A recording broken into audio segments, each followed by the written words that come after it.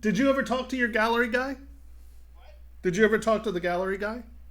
Talk to him tomorrow. Okay. Oh, well, that's convenient. It's not, called today and I forgot. So tomorrow. It happens. I have to call Form Labs too. Oh, look, I'm live. Hey, What's up, hey. dude? Hello. Multiple conversations here, yeah. Yeah. Multitasking. See you, my brother. I expect to see a text from you later. Whoa. Boots rubbed her aching elbow We got to stop the unconscious. book too. All right. Howdy ho. Let's see. Does it say we have people? It says we have 5 people. So check in. Anyone from YouTube, Facebook, and, well, Mixer. I don't know if anyone actually watched. I don't even know what Mixer is. So, yeah. But I guess we're streaming on Mixer. Anyone out there, please tell me if you can hear me, if you can see me, if everything's going okay.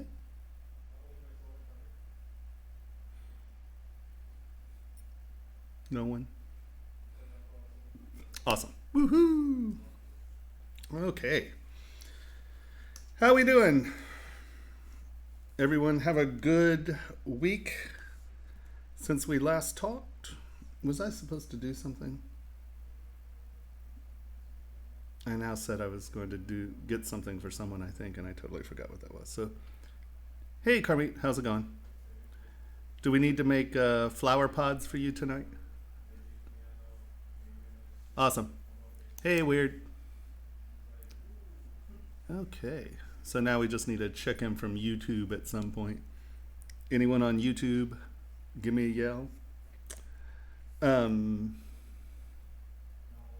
Yeah, you know, Pablo was before me. So it might switch. It might not. Sometimes the programming doesn't change over. I don't know if I'm supposed to do something about that. See this? Uninformed. Wow, there's a mixer. Woohoo! I've never seen a mixer. How you doing, Blah Sanity?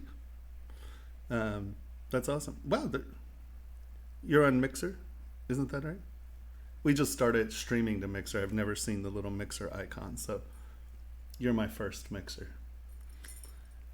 Awesome. We have check-ins from everybody. Everyone can hear me and see me. That's awesome sauce. So, hello, kind and gentle folk. Welcome to another Monday. Any news? Well, I was at the Pixologic Experience Center this weekend in Portland. It was really fun. It's a really neat place. If anyone's in the Portland area, definitely get in there. It's really a cool place. It's completely set up with all of their equipment, but like you can go in and just work during the day and hang out, and it's just a nice place. And I've been doing a couple like sort of introduction to ZBrush classes there, and everything's free. And we really want to do with Form Labs do a 3-dimensional exquisite corpse night. So maybe like a weekend, Friday and Saturday, where we have people making the exquisite corpses and then we print them the next day. Hello, Fam. Hey, Marco. Awesome sauce. There we go. So, yeah. So if anyone's in the Portland area, definitely like subscribe to Welcome Experience Center on your Instagram because, and I think that Facebook and Instagram, and they do all kinds of presentations, and they have a drink and draw where it's beer and you just sit around and draw. And it's a neat community. I like it. It's quite fun. I kind of wish I lived in Portland so I could be there more often. I'm about an hour north of Portland, so it's a little bit of a journey to go down. Hey, hey. So for those of you who are new to the stream, I'm going to sculpt, but really I'm here to answer any questions you have, so I will stop anything I'm doing to work through any of your problems, issues, or things you want to know. So, excuse me, I just hammered my coffee. So, yeah. Great. All right. So, I'm going to start sculpt. Someone one of my business partners was talking about doing psychedelic mushroom buttons, so I might kind of work on that while we're sitting here chatting. But feel free if you want to go through anything, please tell me. Carmeet, if you want to go over your flower buds, just post a picture and we can play with that. Hey Tim. All right, so feel free to interrupt me at any point to work on whatever you'd like to work on, and I'm just going to start fuddling around so you're not just watching a circle. Did anyone do anything entertaining or interesting this week while we were apart from one another? Too much. That should be down here. For those of you joining, do not hesitate to ask any questions you like. We'll go over any issues you have. I'm here for you.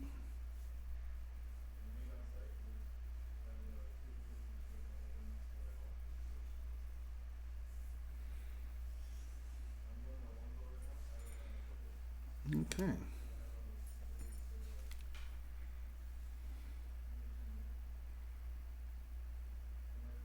Yeah, send me a pic. I'd be happy to do that for you.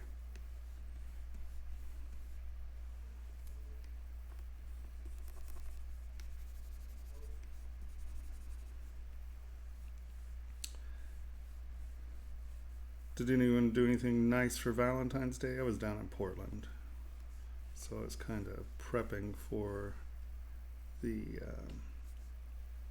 Experience Center thing. And then what? Today was President's Day or something like that. There's always a holiday, right?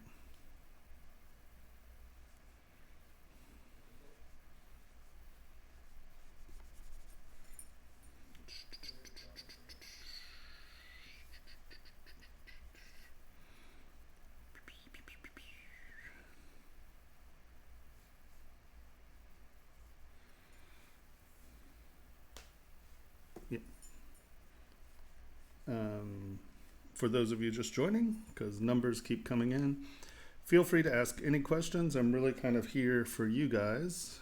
I'm just working on a button for a project that we're working on.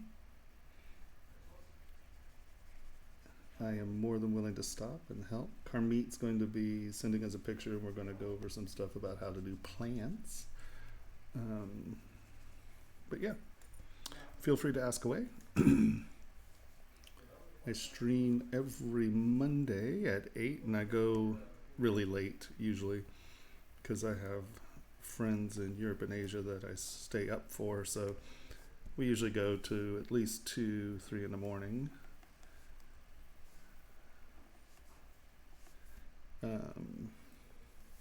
Yep. Yeah. It's cool. I got my foam padding finally, so my little studio in the place I'm house sitting is soundproof, so I can start working on the modules for my oh, you emailed it.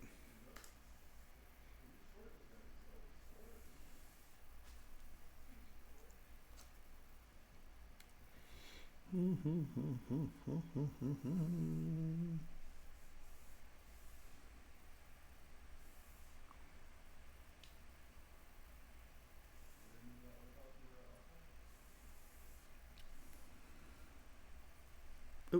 well, whatever. So you're talking about these lines? Or you're just talking about the soft detail?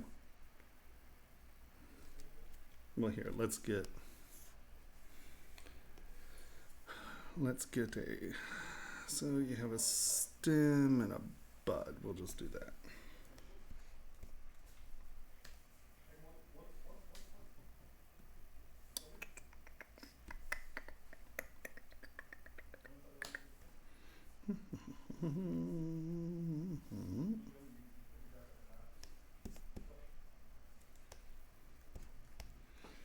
So I'm just going to start with my primitive.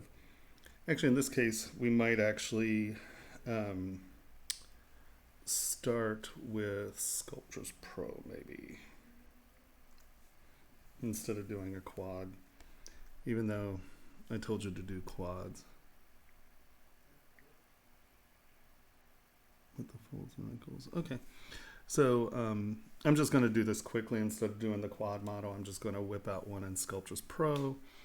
So turn on Snake Hook, turn on Sculptris Pro, because that way I don't have to deal with the geometry stuff. You sort of have your limb,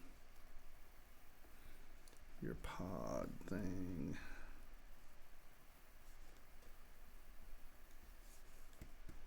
and then your bud.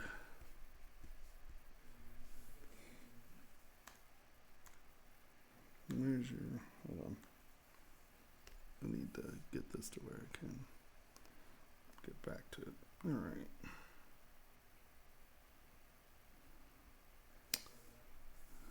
Okay, so we actually just have it's sort of straight.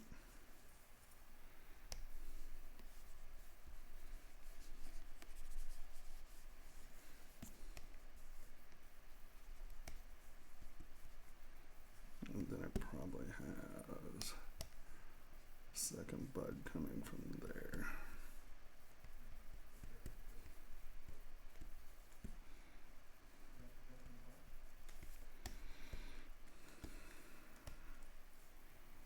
Now I'm going to Z-remesh this.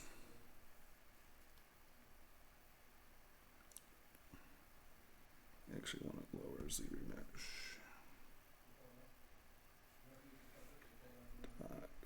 Divide. All right, and we have what? We have this little, I wonder what that is. No, that's just a leaf. It's probably just a leaf. Okay, well, we'll stick to the front side.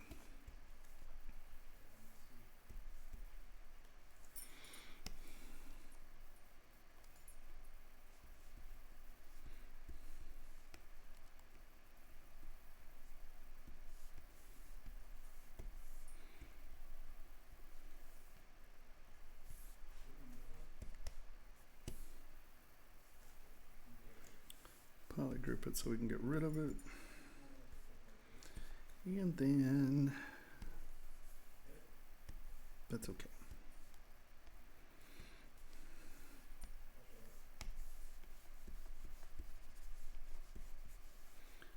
We want to move a little more material to that, so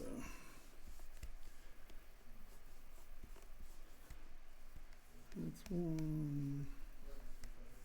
Let's see, you probably have one on this side.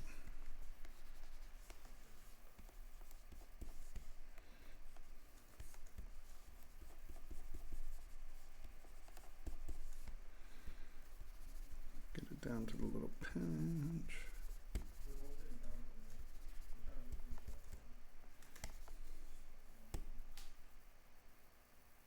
Yeah, no, trust me, I know that. We have that.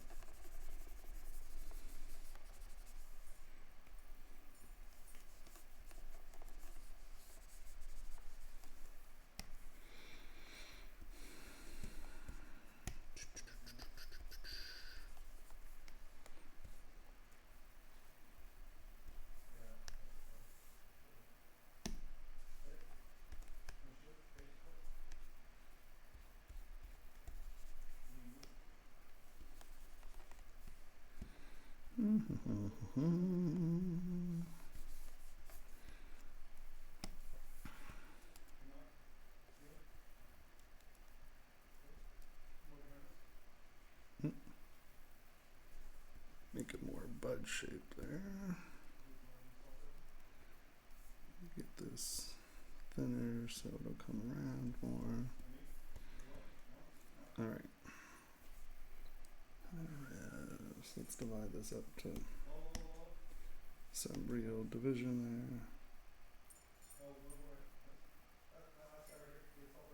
there. All right. Boop. Boop. Okay.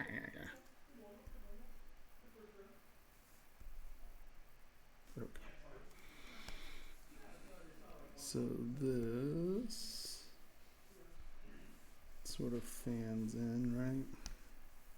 Yeah.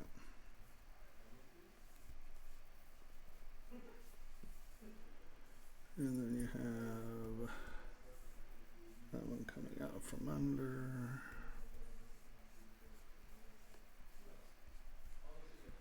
And you probably have one there.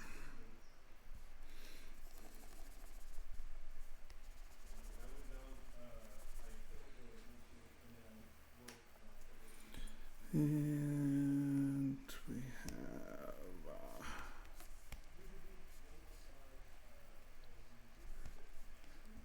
what's going on right there? I have a weird tip.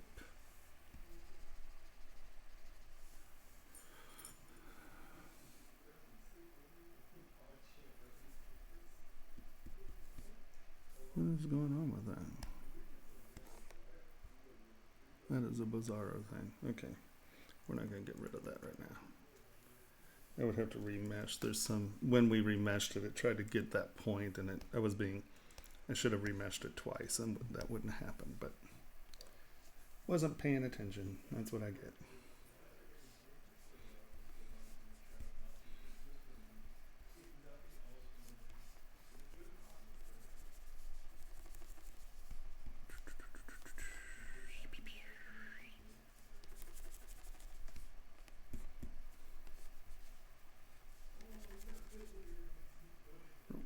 Okay.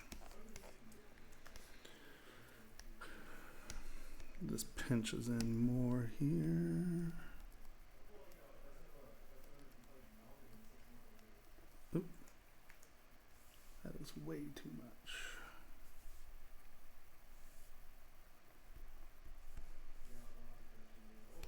And that comes in.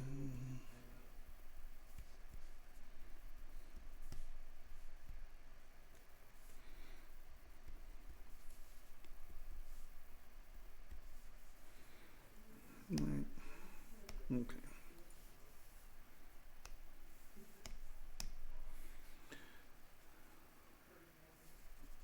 Okay, so the bud's going into the cup. Let's go back to clay tubes and kind of shape these a little.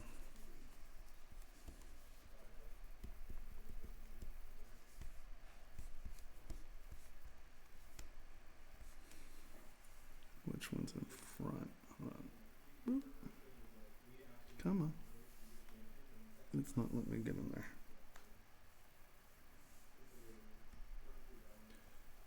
Comes in there. There's a bubble and then it fans. Okay. So.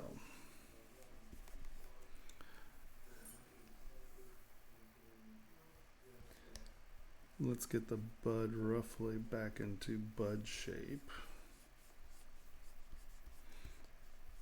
And I'm just destroying that lip. I'm not worried about it because we know where it is.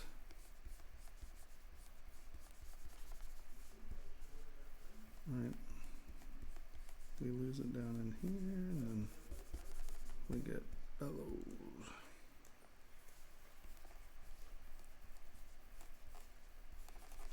For those of you joining us, our friend Carmit has some questions about flower buds, and we're just playing with the model real quick for her.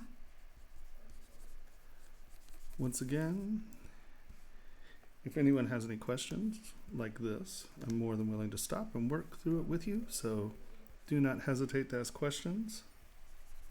That's what we're here for. All right. Sort of a bud shape, and I'm going to use planer to cut that. Planer works really well like when you have a surface that you want to continue back and under. It just continues that line in, so it's nice. So now, here we go.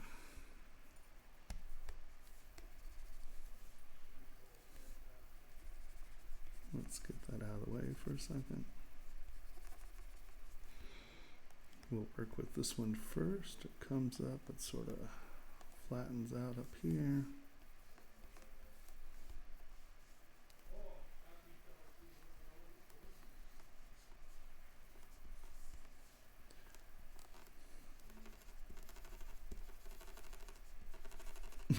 changed my tip on this. My other tip had a wedge, and now this one's being a little squeaky. So the edge of our cup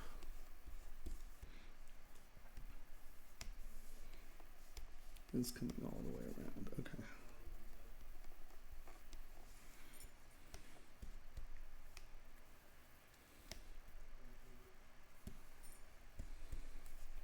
All right. Of course, that's what I'm here for. So that leaf comes around more.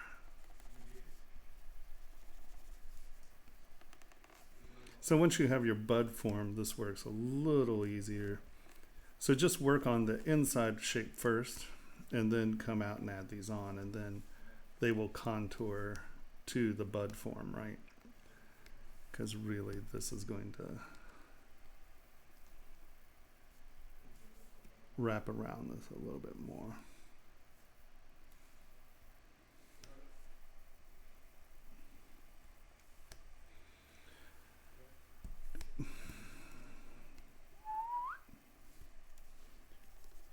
That's too much.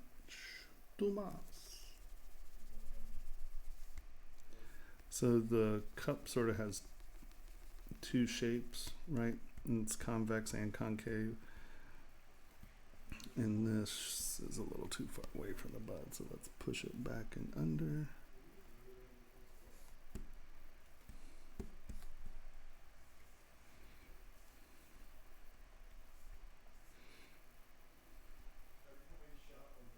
Okay.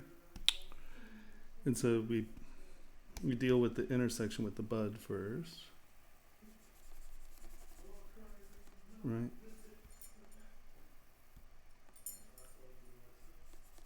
Can you all hear that yabber-headed ding-dong talking in the other room? I'll yell at him and tell him to be quiet. All right.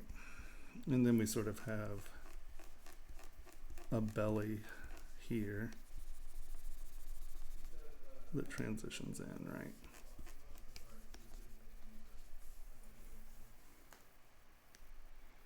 Yeah. See, scoop and belly. So we sort of have that scoop.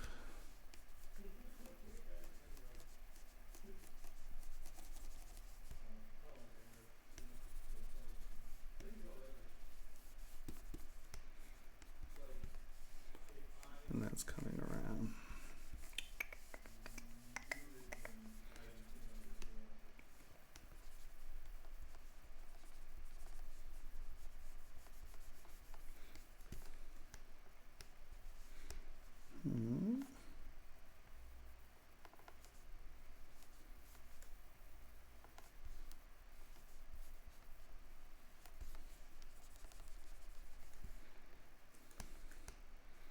And then this leaf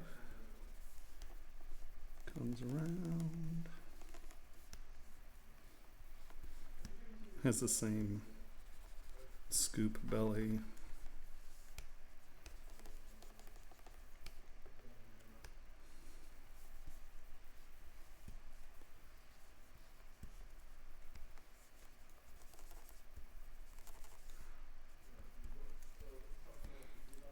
Move that back in.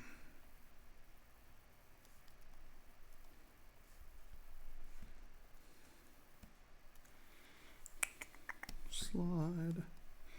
Slide's another way of retaining that, the angle of the bud, and cutting it back under what you're calling the cup, you know, that, because you can see that's coming out a little compared to the surface.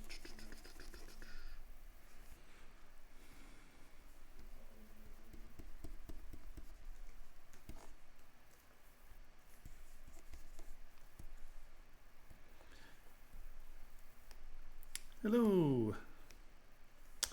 Well, today we are helping Carmit kind of sort out her flower issue. And other than that, we're just getting started.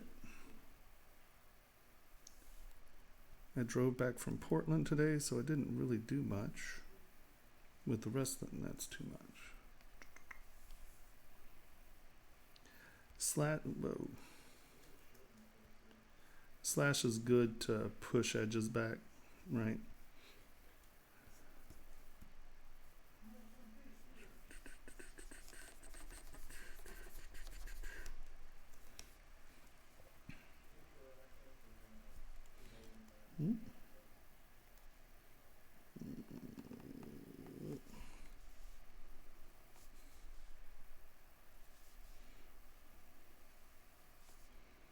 I'm not really drawing lines, and Slash has a very wide profile. So as you can see, I'm not trying to draw a line here, because I'm always saying don't draw detail, you know. But Slash has a unique profile which allows it to kind of separate surfaces, and then if you smooth it, you know, you can get that to go back behind.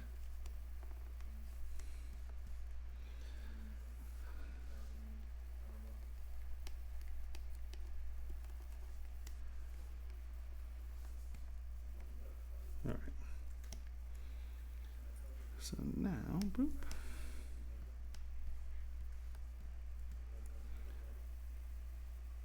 Damn, Carmeet, you're hell on my viewership. I'm just not very compelling doing flowers, I guess.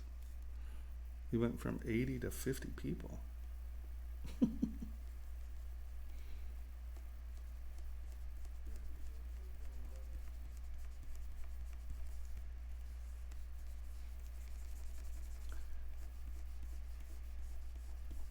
So did anyone have an eventful weekend? A good Valentine's Day?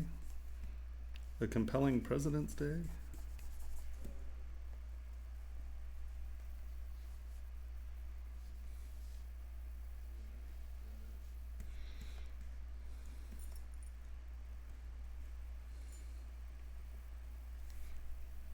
Oh no, I'm totally kidding. I don't care about viewership. Obviously.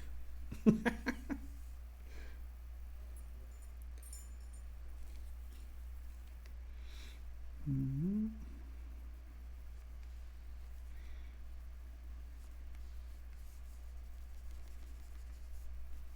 I was just playing with you, Carmeet.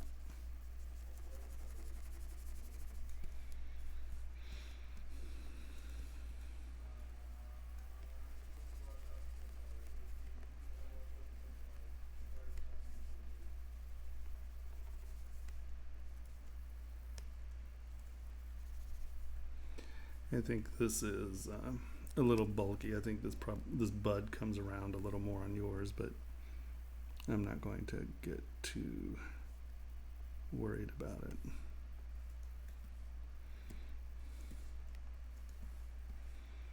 Right, so we sort of have, I think my cup's a little fat. I think all this should pinch in a little more. But you get the idea.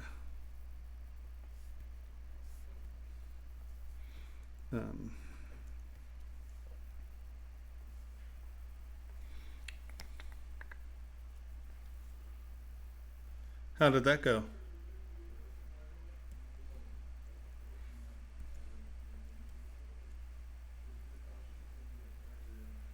Awesome. Getting your deadlines done is always important.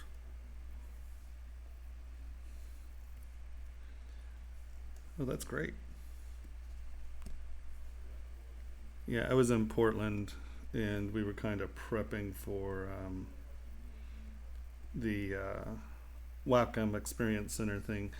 And also Tony and I were working on my education platform a little and doing a little planning. Because speaking of deadlines, I totally porked the pooch on that one. I never realized exactly how much drama it is to make tutorial videos, because all my teaching has always been live. I haven't, I don't do, my classroom stuff hasn't been modularized, right? It's always just assignments. We work through the assignments and then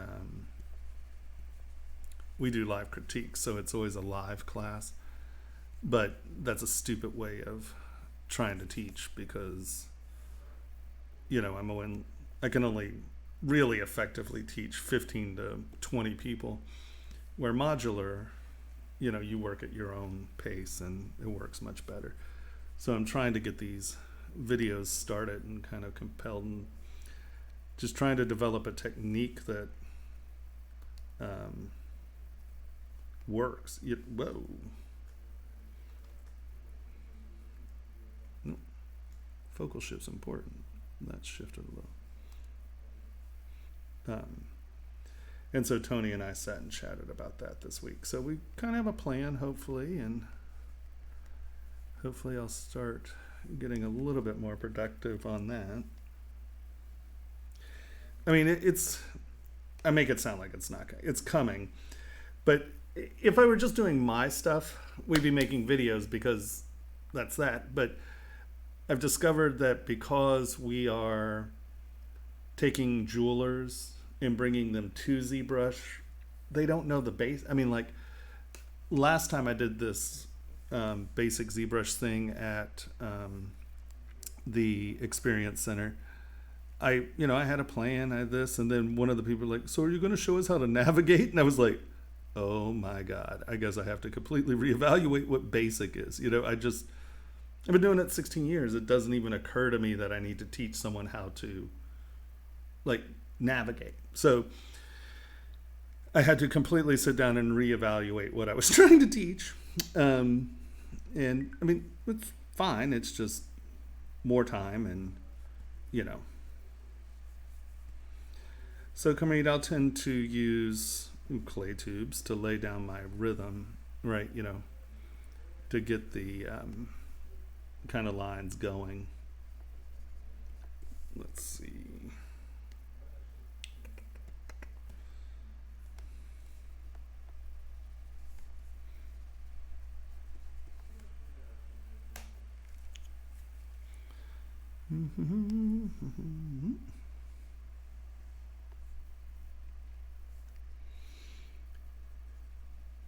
No, but it should be a good. I'm kind of excited about the platform because one of the real keys that we're trying to do is not just have it be classes, but have the forums in it where it becomes like a destination for, just information, where the students are very, share information, are very participatory, and then also trying to figure out how to get an outlet for quality manufacturing at sort of affordable prices. And we have a few plans about it, but we'll see. It's always the same thing. It's funding and all of that. Yeah. Well, it's funny. The first week we did the Experience Center, it didn't occur to me that I had to teach people how to use Cintiqs as well. And we actually had two people using the eraser as the stylus, and we're like, turn it around. It looks like a pen. Use the pointy end. And yeah, I mean, it's not their fault. They don't know. Ignorance is not stupidity. If you don't know what it is, you don't know what it is. It's not anything to be weird about. It's just you got to know that you have to teach people that, and it's like a lot of people won't put their hands on the Cintiq. They kind of do they float as opposed to this. So every time I do one of these live things with people who don't use ZBrush, it's fascinating because I realize what I have to teach, and it's an interesting proposition, to say the least. And then I think that one kind of comes over the top there. And you got to remember the buds are sort of pinching in, right? Oops, too much.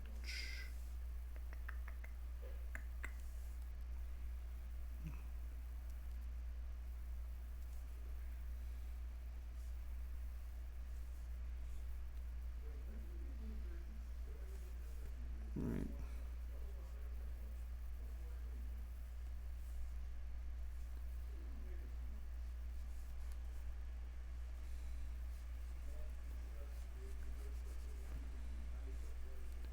And this, once again, why I use clay tubes lightly, because it allows me to set the surface rhythms on whatever I'm working on. And then you can come back in and decide actually what is the division of the, right, like that's going over that, that's going over that, so that's coming behind that. There's something ugly in there that's not allowing me to, what is it? Yep, look at that. Crappus. Oh, backface mask is on my ship. No, it's just ugly. Whenever your surfaces start doing weird things, it's because there are weird things going on. Wait. For smooth, make sure your minimum connection is 1, and that way it'll get all those little points. Why do I have a shell there? What is that about?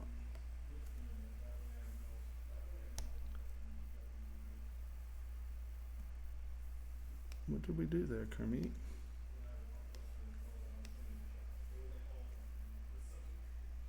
Yep, there's a shell. I have no idea where that shell came from.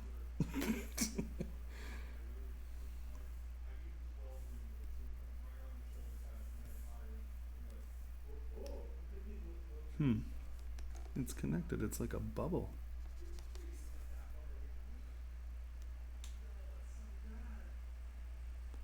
I have no idea what that's from.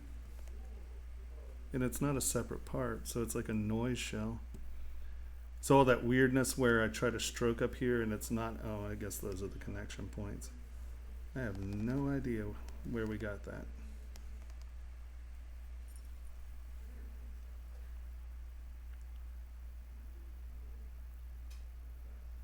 Yeah, I'll tell you, it's fascinating to teach because you start to wrap your head around what's going on. We're going to duplicate this. We are going to Dynamesh this because we have some weird noise shell in. I don't know how to delete lower.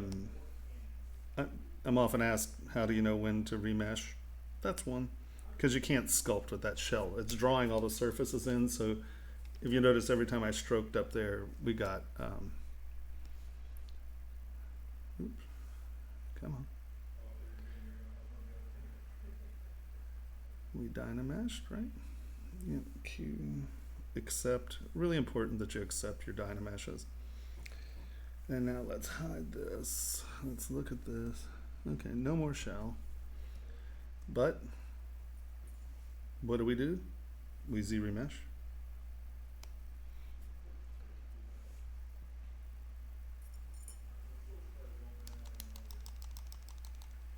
Yeah, this one is. This is 4K. They're really nice. I love the Cintiqs. The new ones are just so nice. It was really funny though because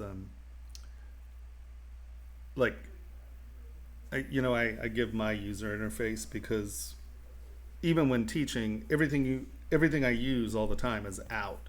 And everyone's like, oh, you should teach with, the base user interface. No, that's stupid. I spent years figuring out what to pull out of the base interface. So it's like, weird. But mine's bigger because this is higher res, right? I can get more stuff in it. And all of the Cintiqs were set at like 200% magnification. So it was like having a screen this big, except with buttons this big.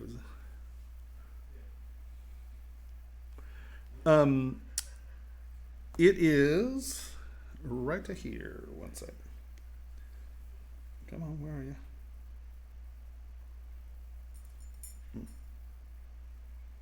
I'll close that window. Give me another window. Oh, it's over there.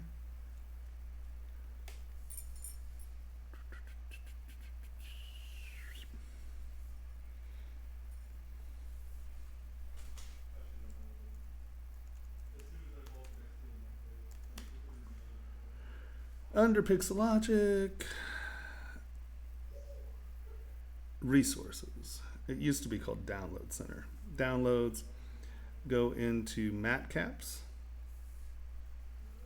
come down to matte, and it's like from the 4th row from the bottom, if I remember. Yep, Mod Dirty Blue 1. That's the material I use. And I find that this is the best material I found for showing what you get when it comes out. Because, you know, a lot of these materials have, so if you have a high contrast material, it looks like there's a lot more detail and that the cuts are deeper and all of that. They're not. Well, if you're coming out of the computer, they're not. And this one is the best that I've found for the purposes of knowing what there is. The gray works, there's a base gray that works pretty well, but I sit and stare at this for like 18 hours a day, and the gray just kills me. The blue is better on the eyes. It's a little more, I don't know, I find that a little bit more compelling. All right, hold on. Let's undo this. Oh no, that's not the one. Undo this. There we go. Now we got this. Divide up. No, not duplicate. Delete. Okay. Divide. Project all.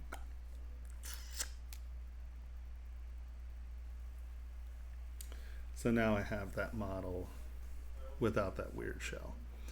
But I will always go back to a quad model. There are times I'll use Dynamesh when I'm working. It's rare because the quad model gives you subdivisions. The subdivision levels allow you to do cool things to your model. So here we are. And so right, we stroke those in, and now we decide. Remember when we kept coming over here and nothing would happen? Now we can figure out which ones are going over and under each other. So that gives us a little bit more control over that. SK twist. Come in here, make it smaller. Okay, that's good.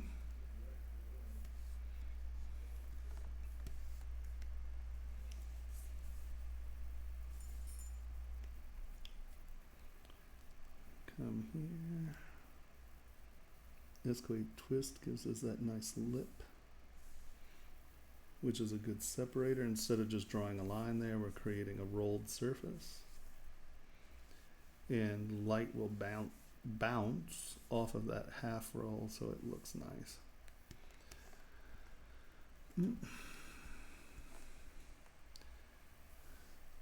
Just smooth that back down a little.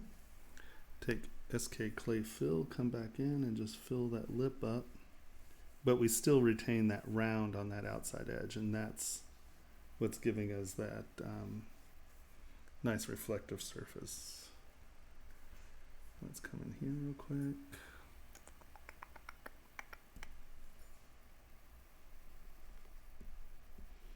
Cut that back in.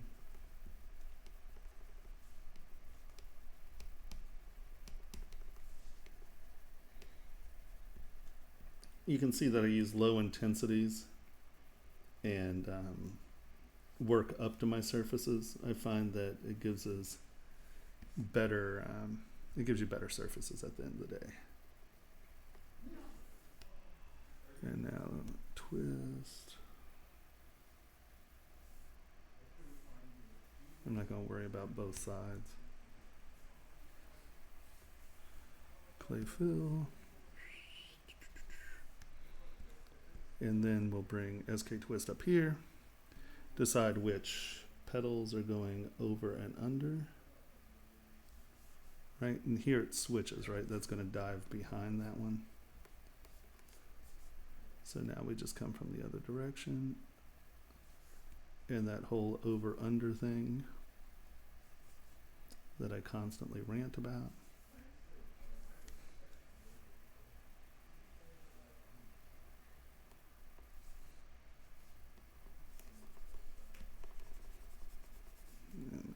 to switch it that side. I want this to actually be over down here.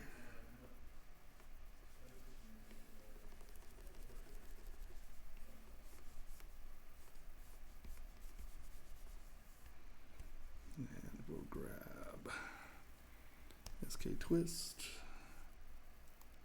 Come this way. Too much.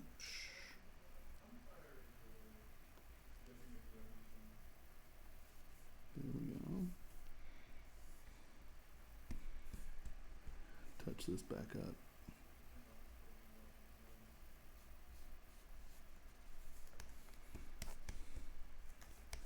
Right, so you already have, you know, the base of your petals going over and under.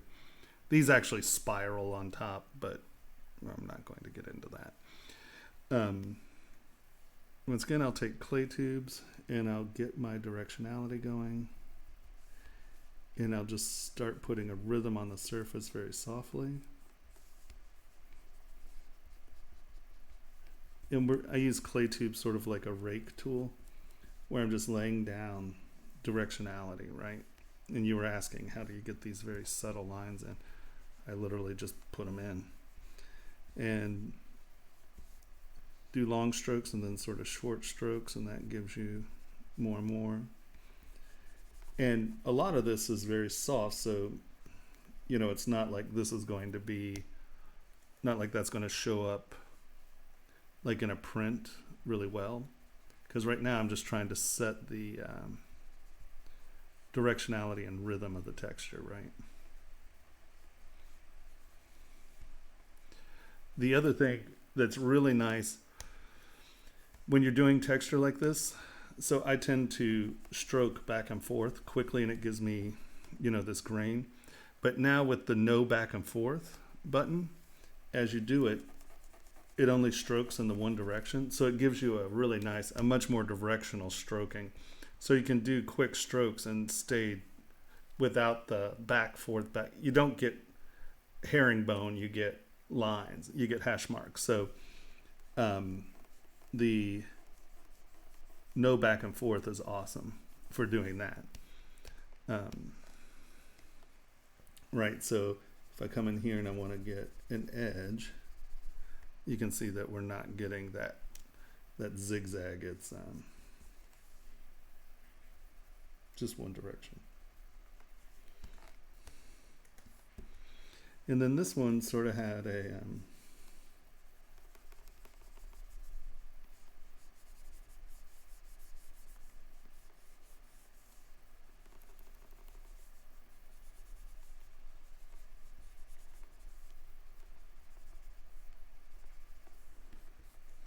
right. And that's probably, in all reality, if that's a stem, there's a hard line there, but once again, I'm not going to go over it. Hola! I would make this deeper. I'm just getting my rhythm of the print in right now, and I'll go over this with a little heavier in a second. But we're going to do that after, because yours also has this like bumpy texture. See how there's this kind of bump stuff? Actually, you know what? We're going to try this for the first time. Let's bring this on. Where's my little thing? Here it is. We're going to bring this over here. And now we're going to make that so. This is a keystroke thing, but because lots of people, when I'm teaching, they want to know Control Alt, so that it shows up here. But it has this cool little drawing tool, right? So I can like draw here. But let's do this. So you can see like this bumpy little texture stuff. Before I throw my grain lines in, we're going to come back and do that. And then we will get the grain lines deeper. Oh, hold on. Escape. There we go. Boop. So I have my form bump brush that I tend to use for this. Make it small, make it fairly high, and why is it? Oh, it's the wrong brush, that's why. make it smaller, and turn lazy mouse off. And remember to stroke in your direction, right?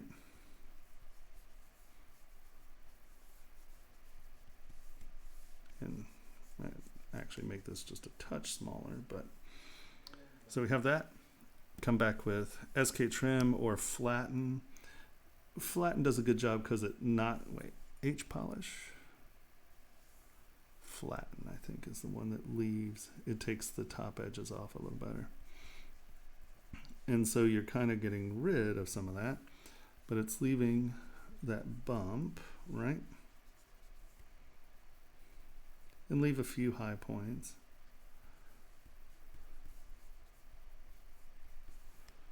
Right. So you kind of get that organic in. Come back in with clay tubes. Turn it up just a hair. And now come back in and carefully get some grooves in there.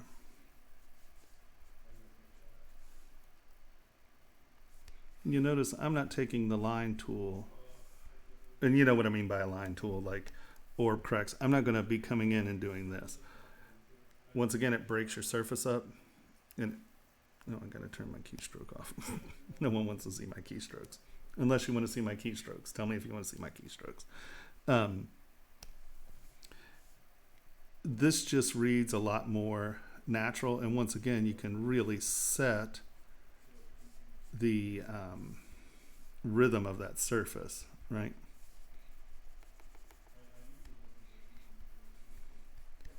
And yes, this will print. If you're printing at 25 microns, it'll definitely show up.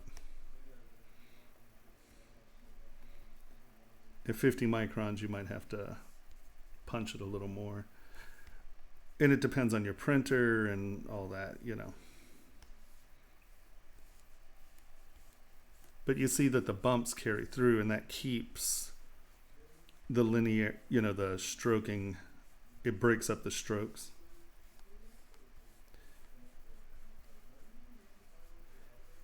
And don't do choppy strokes, you know, get nice long strokes.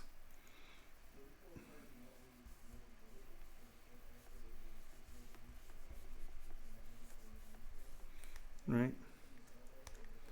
And then you want to see, oh yeah, no, that'll totally print on the Form 3 without a question. All right, we'll turn on keystrokes then. There we go.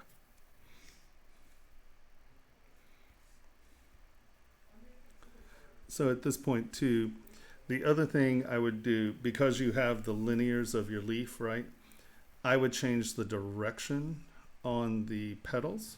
So we have the big directionality on the petals.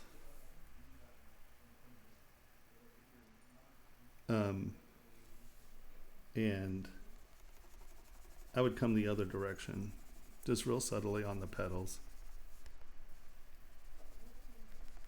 And this is going to punch those. You notice I'm doing them at slightly different angles, right?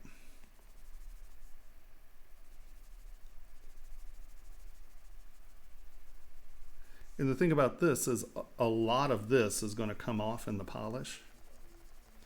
But that's okay because we're just setting a rhythm to the surface. And I come back in and just kind of punch some of these surfaces up so they look like they're you notice I'm not using, when I'm going the direction of the petal, I'm not using real straight lines. There's a little bit of, and that'll make the surface look a little willowy or floppy, I guess. And just come back in, and the other thing is make sure you're using a different, see the size of that brush compared to the size of that stroke. Use the same size stroke on the limb, use a different size stroke on the petal. That's another thing that'll delineate texture, you know, because you want them to kind of read as different textures. So using different brush sizes on your strokes is often a really good way of doing that.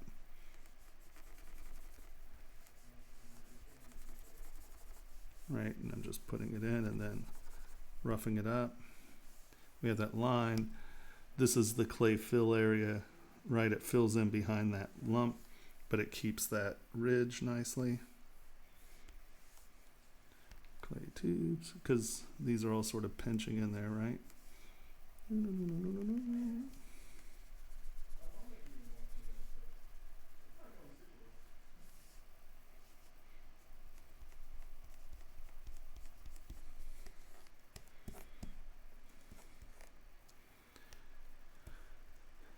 And that's kind of how I'd probably go about that a little. My bud's the weird shape, but did that help? Is that?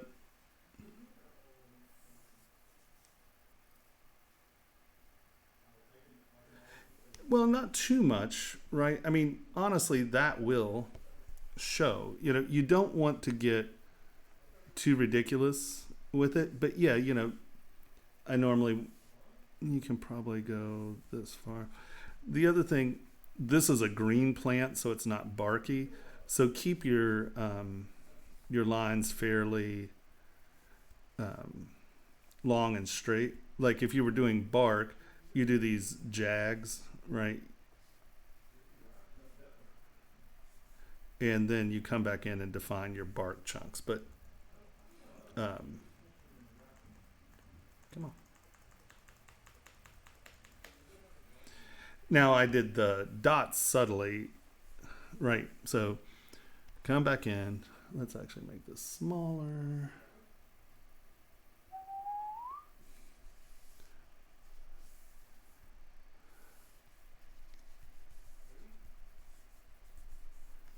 Right.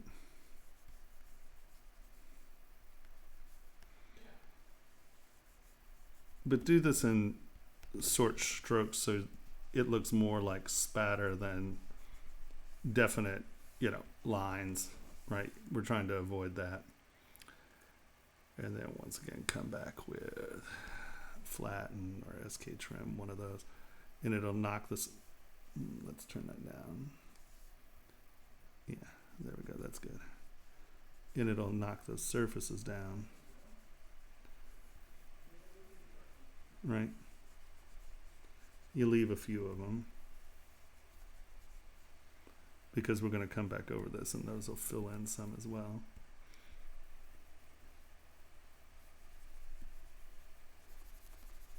You know, I'm kind of starting over on my texture for you. Get your clay tubes, come back in and oops.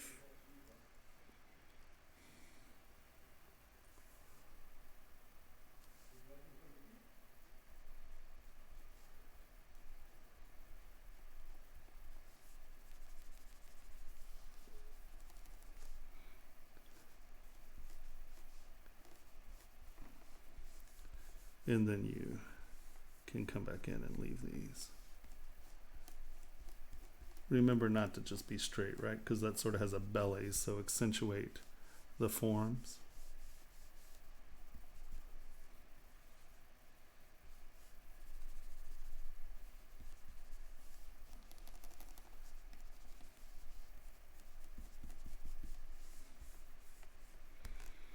Right, and then after a polish, you'll get rid of those high points and you'll keep creasing, you know, that lower creasing. And the thing is, you know, print it once, look at it, and you're going to start to get a feel for what you're printing at. You know, if you're printing at 50 microns, you might have to punch some of it. And that doesn't necessarily mean make it deeper, but make your heights different. It, you know, it depends on how you're setting up your printer, but the purple and 50 microns on the Form 3 is still pretty tight. You know, it'll definitely pick that up.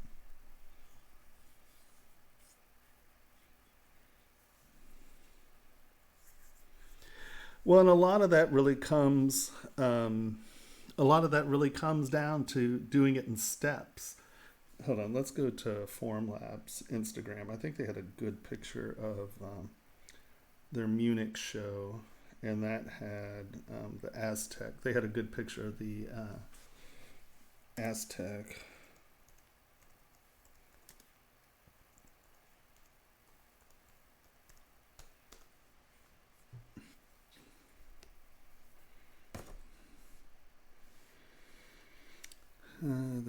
materials.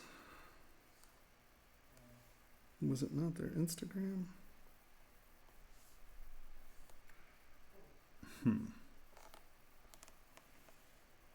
Was it their Facebook?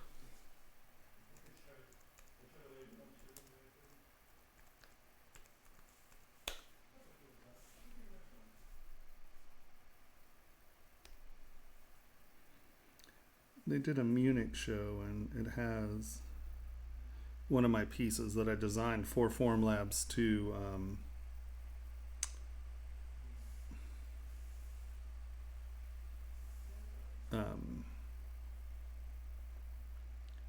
test detail.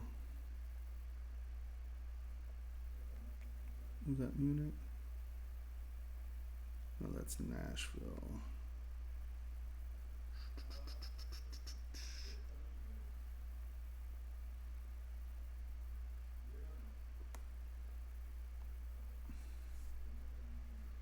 It can't be that bad.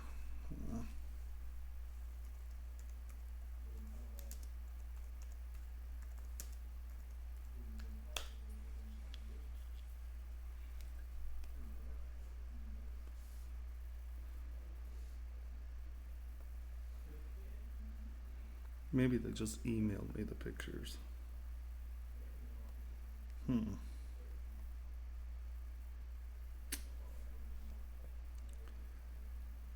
Where do I have those pictures?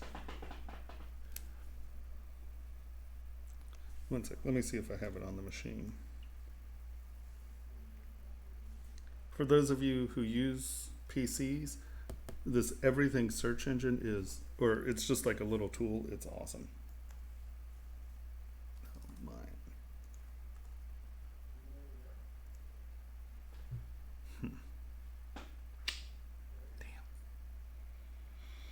You know where? Hold on, let's see. Dropbox.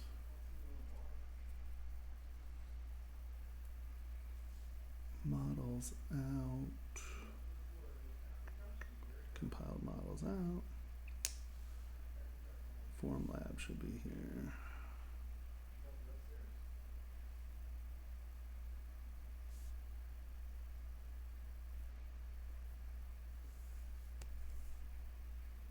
Oh no, that's the form file.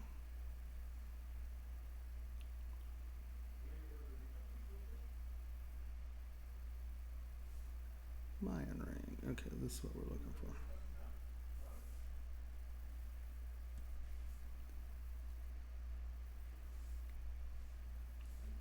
Come on, download it. Here. Boop. Boom. I'll show you. This is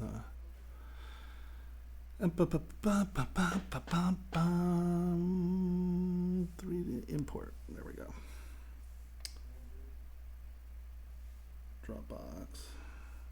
Compiled models out. Models. Mayan ring. Okie dokie. Nope, that's not the one. That's a different Mayan ring. That's a symbol for 0. All right, let's try that again. Import.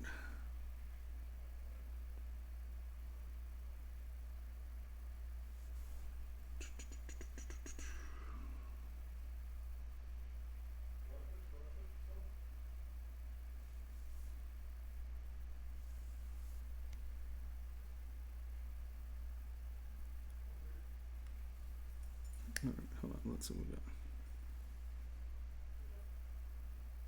That is not this ring. Okay, it's still thinking. Okay, good. All right, what do we have here?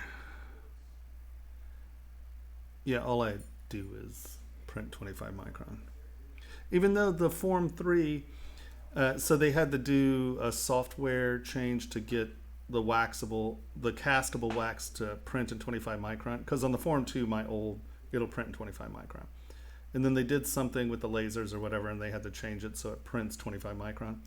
And is this loading? Hello, anybody?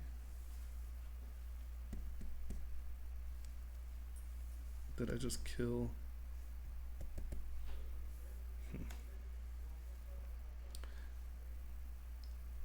Come on, download.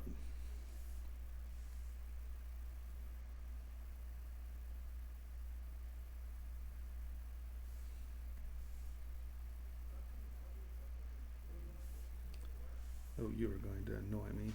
Because these are like online.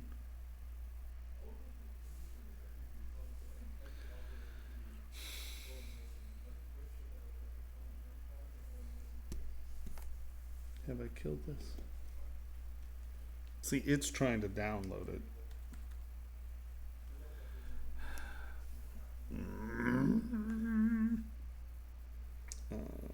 What to do? Where's my... There we go. I know this stream is always, let's watch Tomas blow up his machine regularly.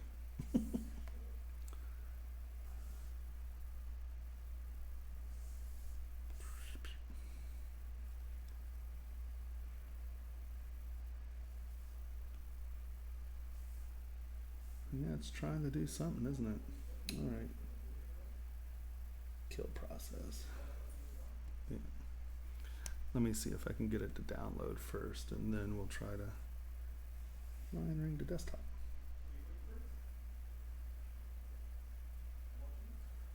No, cancel. Grab this, copy to desktop. Now is that actually an STL that will open?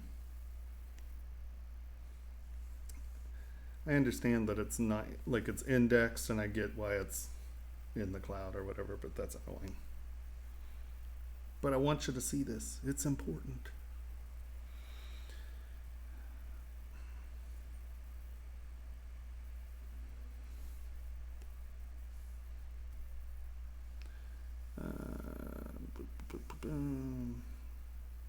Star, edit, Control M.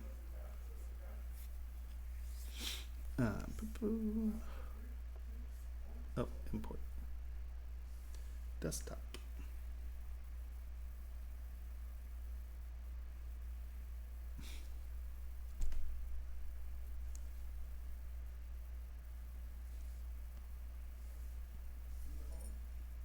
Dropbox making me crazy.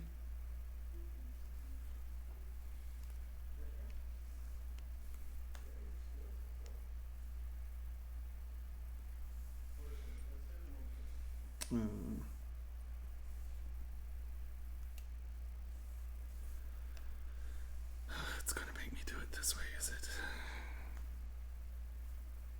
Worth the wait. Sorry.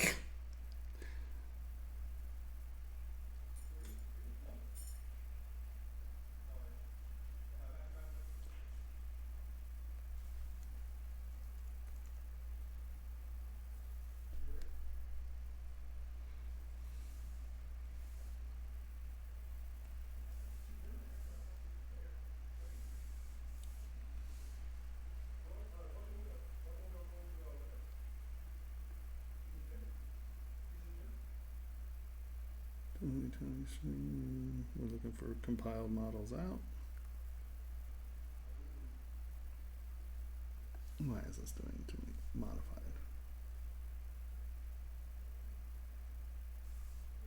Files. My files. Download for shrinking spectral jewelry, Kajabi, Formlabs.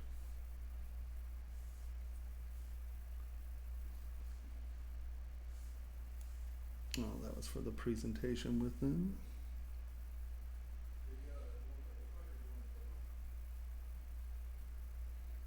You can see I send models to a lot of people. Is this different Formlabs?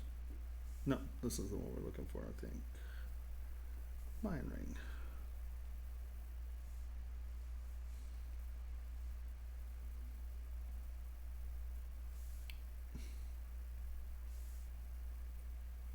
How do I share? Open? Why isn't it just like download?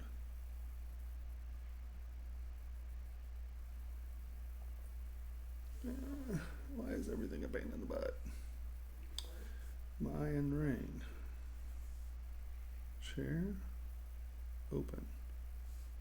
How come download is not an option all of a sudden?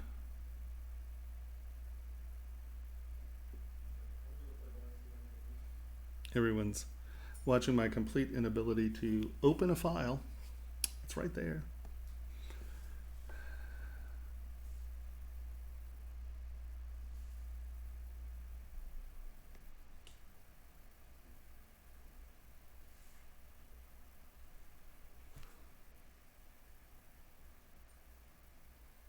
I don't understand. Why can I not? Why is this file not downloading? Anybody have any brilliant ideas here?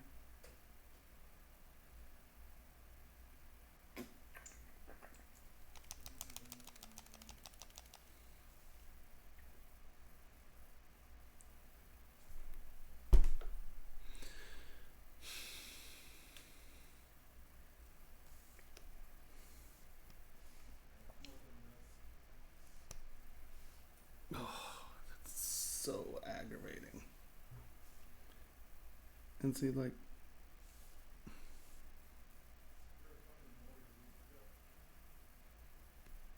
oh, wait, we got a blue dot. Maybe it's downloading. There we go.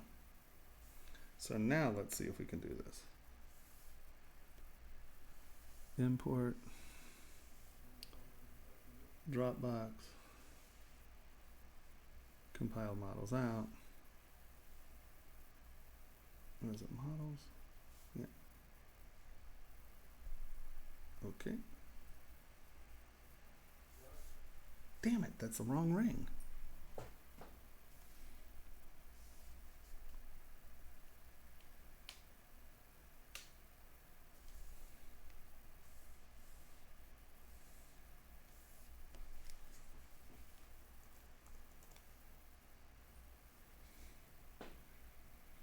$19.19.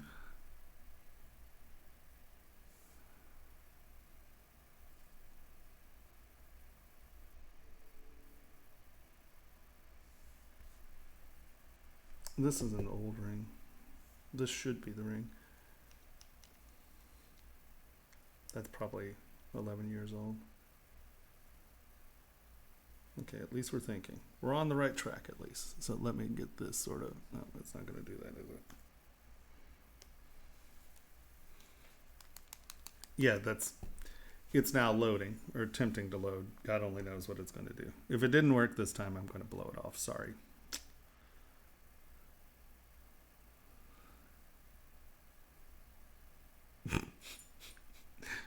This is why I have to do like 10-hour streams, because I spend like at least 4 hours of the stream searching for things.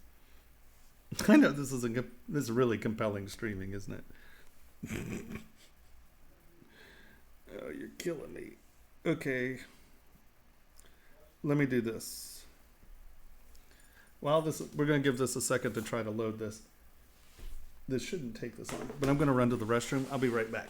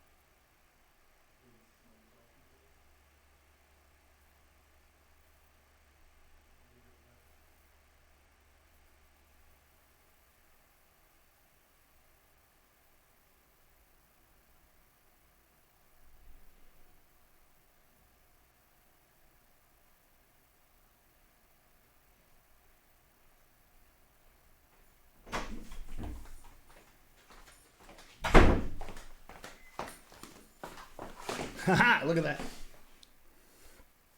That's the right ring. Now, let me squish this down so I can see comments. Come on, you.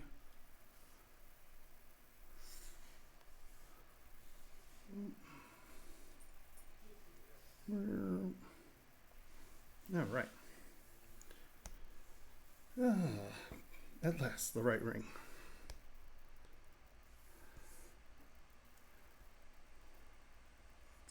Come on. So, on this ring, it looks like, why are you struggling so much? This is only 8 million polys. You're choking out.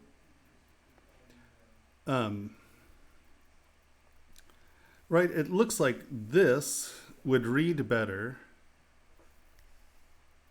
than these guys because they're super small, right? Right, see how flat these are and such.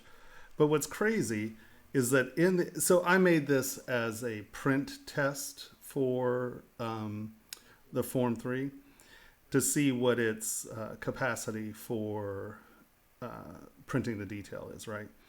And they use this as a sample ring on in their shows. And I wanted to show you the actual part, but I couldn't find the picture. But like this stuff, right? I mean, let's get in and measure this real quick because it's actually pretty amazing. I was actually a little surprised. All right, here we go.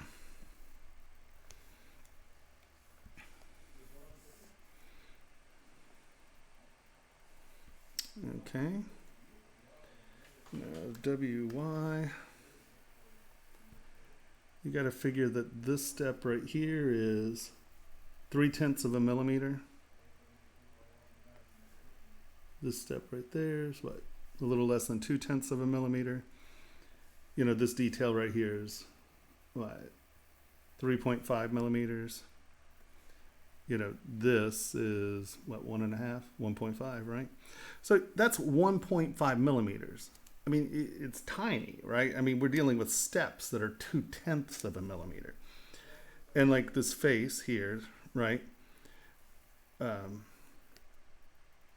So I put this in to see what would happen, right? And come on. Wow, why is that lagging?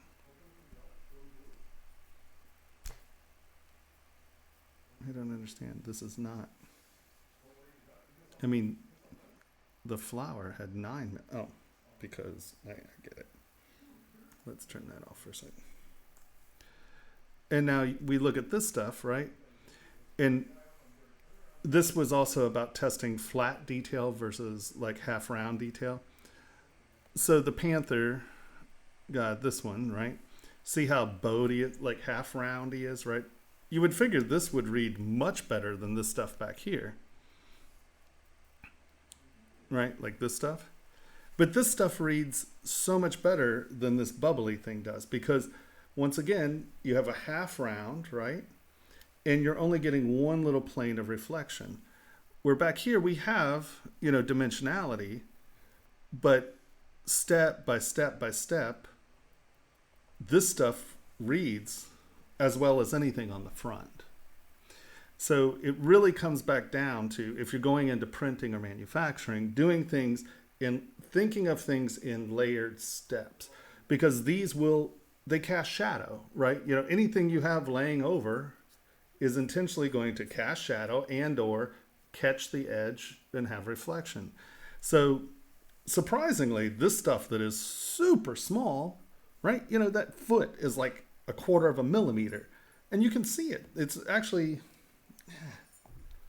do I have, oh, I might have pictures of it on Instagram. One second.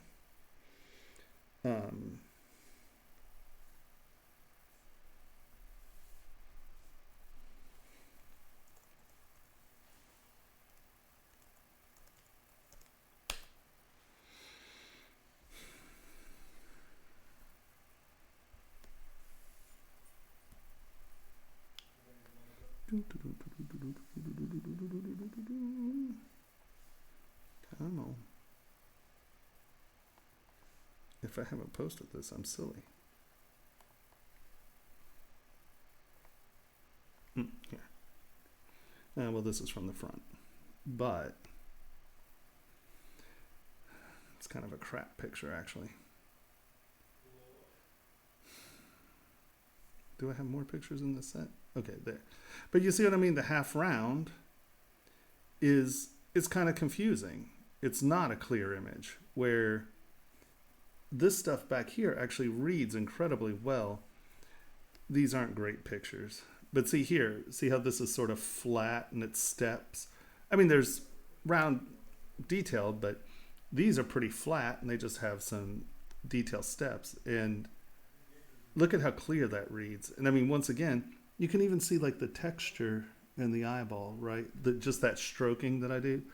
You can see that it stays there. You know, it's pretty damn impressive for a $3,000 printer. It's staggering. I mean, now the SolidScape I expected, but you know, $3,000 and you're getting that kind of, or I guess it's what, 3,500 or whatever. But you know, that is awesome. It's crazy. And it comes down to doing it this way, where you can see they're sort of flat, but they have domes to the surfaces, so they're reflective, but they're not quite this reflective, I think. And once again, I made these bubbly or pillowy to compare detail, right? Because you can see he's not very pillowy, right? He's pretty flat and in steps, but things are going in front of one another very clearly. This reads better than this. It's crazy because, once again, half rounds only reflect the edge of, you're only getting that edge on the round, right? You're getting like the line of reflection on the round, where if it's flat, it's reflecting as a surface. And when you start getting into super small stuff, now, I mean, like if this were an inch, yeah, this will read great. I'm talking about stuff that's like 1 millimeter to 3 millimeters tall and in a reflective material. It winds up that this stuff is much, much better.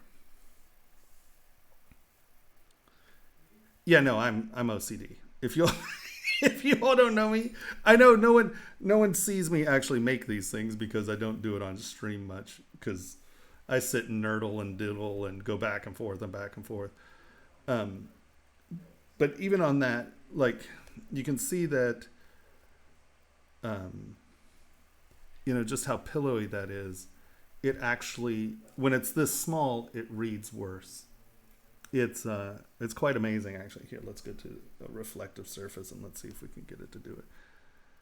Right, you can see how, because it's reflecting, it gets confusing because you get a bright shine there. We're back here. See how clear these are? And these are super small because these are reflective planes sitting at different angles, so they reflect separately. I mean, look at how clear that is, right? And you can see, even when we get back here, this becomes very clear. Where you come back around, this gets noisy and confusing, right? And actually on stream, I got yelled at the other day. They were like, don't you do anything but talk about the damn layers? Well, I do, but, you know, really that's it. That's the key right there is, and, you know, most of this shows, it's absolute madness when you get down to it. Let's see.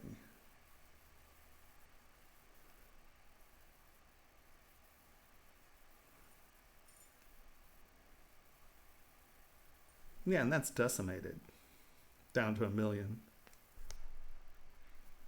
So it retains the detail through decimation. God, their decimation algorithms are so hot. Right? So little flat steps often now, I'm dealing with small stuff. When I'm talking about this, we're dealing, like I said, you know, that character is 1.5 millimeters tall. And just the fact that we get definition and, you know, separation at 1.5 millimeters, it's pretty mind-blowing. Well, once again, it comes down to,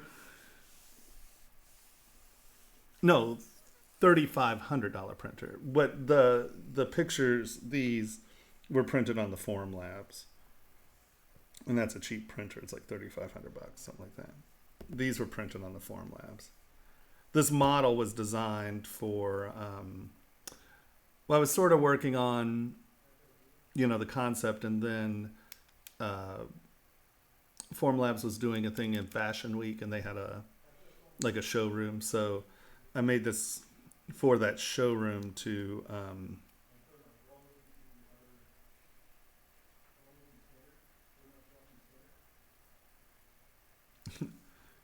big Jesus. I've only been doing this 15 years. Do people buy the rings? Sorry, I don't post pictures of people. I love, he was like, I'm hesitant to buy one because I don't see on your Instagram pictures of people wearing them. I don't have time to keep up with people. I swear to God, social media, it just shoot me in the face. I suck at it. Yeah, it's so funny. Just the capacity of what ZBrush can do. This was made 14 years ago. That's 2006.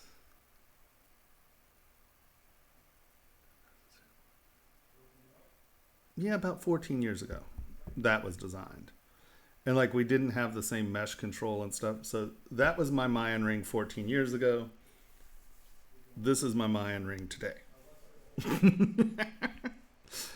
Oh, ZBrush can do so much more. It's so awesome. Thank you. So, who was it? Was it ZBrush fan? Yeah, ZBrush fan. Really, the key is just, and this is why I use clay tubes and why I keep pushing clay tubes and I keep telling everyone to use clay tubes. And that is,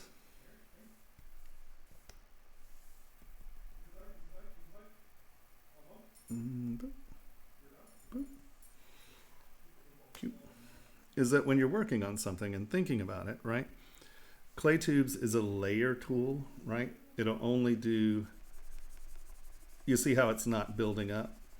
And that's really the difference between clay tubes and clay buildup, is clay buildup, when you do this, builds up, right?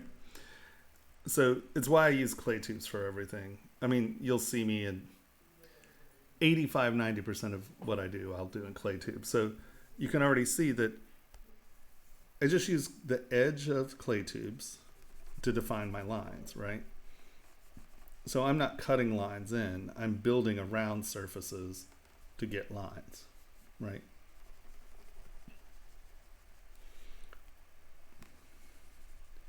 And so I'll build things up in layers. And so that's how I'm getting the layers is, I know this is 3, so that's going to be in front of that one, right? And so it really is just going through and building things up, and then that's way too much. What is that? 49. Oh, we crashed. I work down in below 10 so I can creep up to my edges, and then my focal shifts a little better. There we go. Then you kind of cut it back, right? But that's how I work in layers. Is you just, clay tubes, you can build your lines up. Fill in behind, cut it back, blah, blah, blah.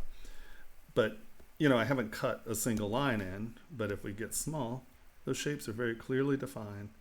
They work, they reflect at different directions. Thus, I'm retaining form and line without cutting into my model. Maybe that helped.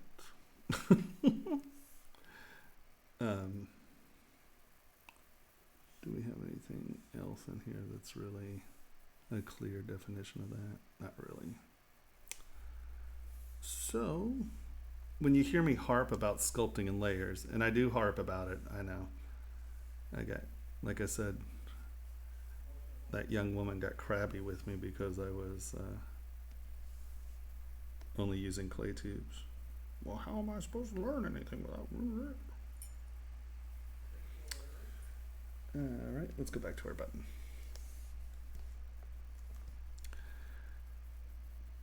If anyone has any questions, please ask away. I'm more than willing to stop what I'm doing for you. These streams are for you. Definitely not for me to be productive.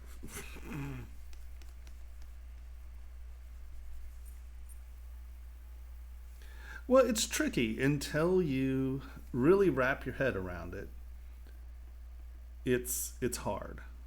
You know, it's in some ways it's a little counterintuitive because you think, oh, the deeper I dig lines in, the clearer it's going to be, and that's just not true.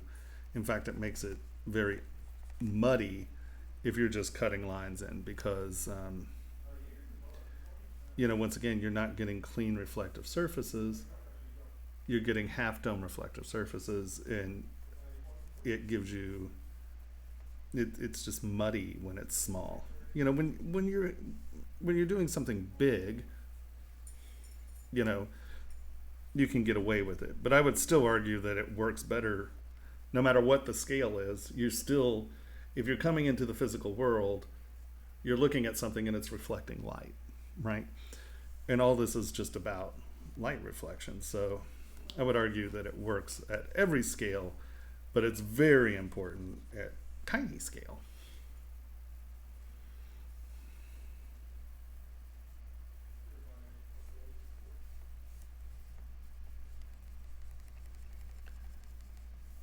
So if anyone has any questions or anything they'd like to ask and or talk about, yell away, I'm here. My business partner was talking about making sort of psychedelic mushroom buttons for jeans, so I'm gonna futz around with that a little.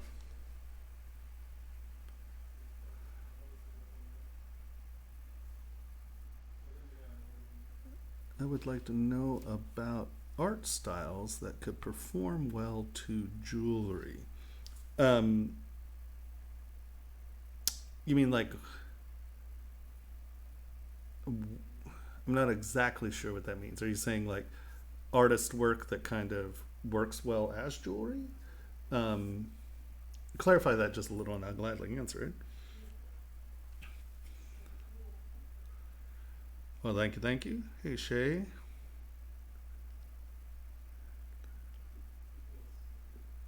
Turn this in.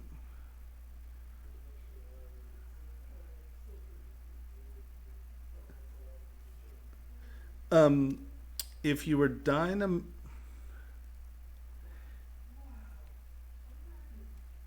were are you Dynameshing through Gizmo? Or were you using the old Dynamesh menu over here? Because they do different things a little now. Well, okay, so you ask me this all the time. The only, like, you know, with your piece, right? Because I just wanted to move stuff around really quickly, right? I Dynameshed it because I knew that I was going to use Sculptress Pro to move things around, and I knew I wanted to use snake hook, right? So I quickly used Dynamesh because it was a super organic thing. Anytime I'm going to, here, let's go back up to the Dynamesh, right? This is the Dynameshed one. Nope, that's quad. That's the Dynamesh one. So like, let's say we're doing this, right? Normally I would probably block this up as a quad. You know, I'd do my stretch out and just get my quads quickly. Because some of this mess, if I had done it with a quad, right? Hold on. Duplicate. We'll turn this on. W. Polycube.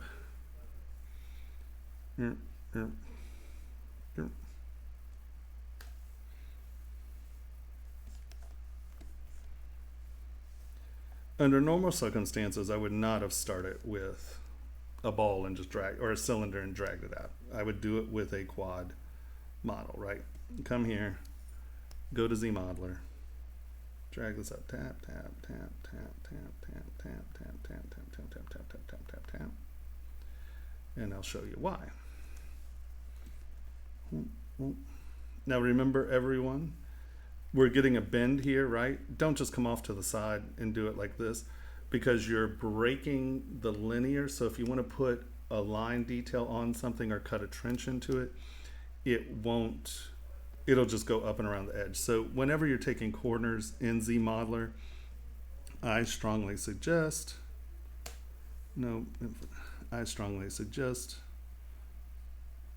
doing a corner, hold on, let's turn transparency, as such, where you're taking the corner and going around.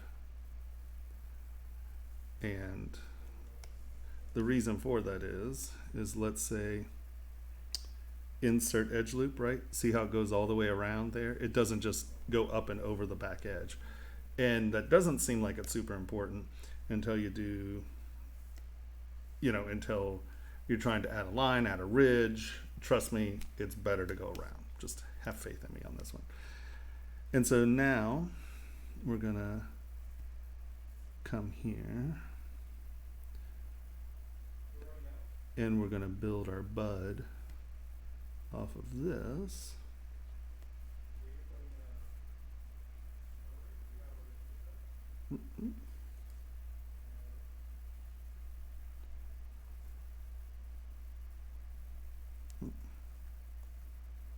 Stop that. Right. And try to keep your squares roughly the same size. So when you start dividing, you're not loading geometry.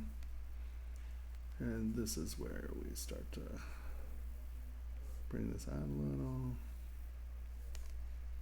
One more. Inset. Q mesh. Boom.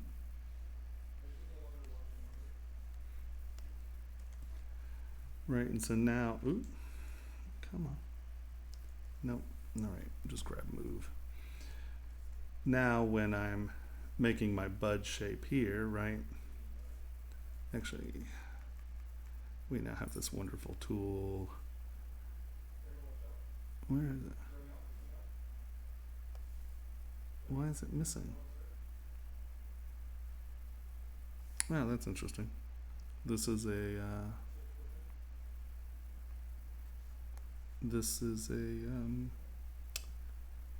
weird interface.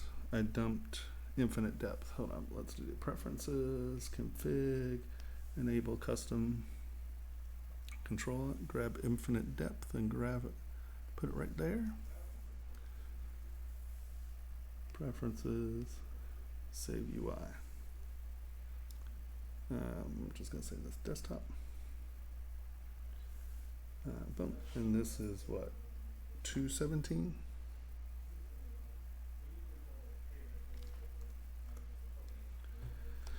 All right, preferences, store config. Okay, so now it's nice. We have this infinite depth. So now I can come here and it's going to move. Oh, you're always okay. Top. So we have to go Y, infinite Y, and now I can come in, make my bud shape.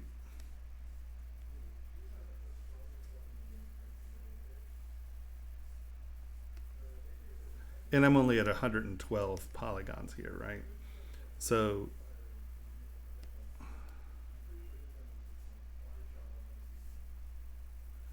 I can get my form pretty quick.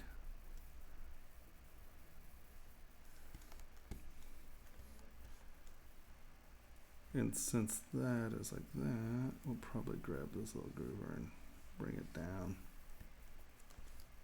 And now divide it. Boom, boom, boom, boom, boom. And then start sculpting, right?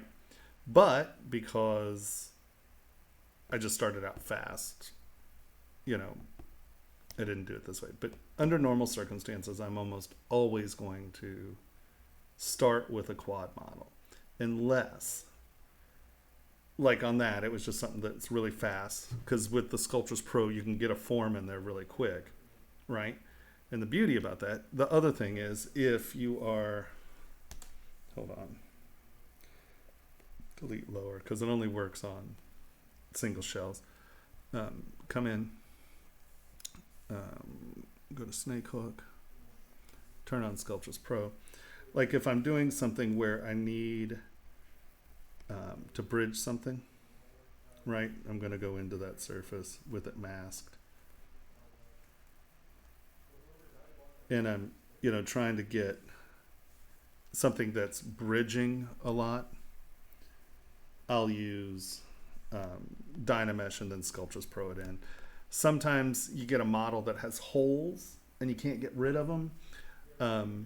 Dynamesh it, and then, but almost always, unless it's the last thing I'm doing, trying to fix holes, I will almost always from there.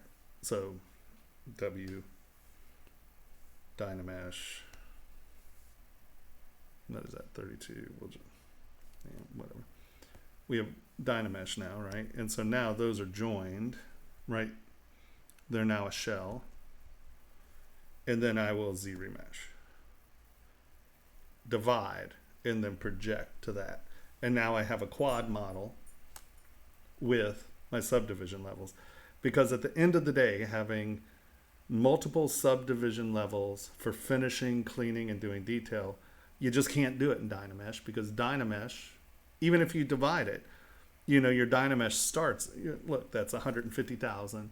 So you divide it, that's what? 600,000. You divide it again, now you're in the 4 millions. You only have 3 subdivision levels.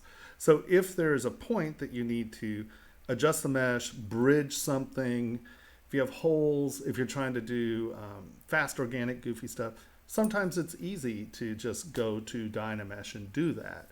But I will always return to a quad, right? I'll return to a low ZRemesh, subdivide it up, and project it to it.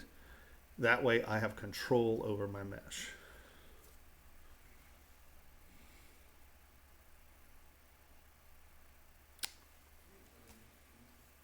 I kept Dynameshing. You mean this button? Well, I mean, you mean this button.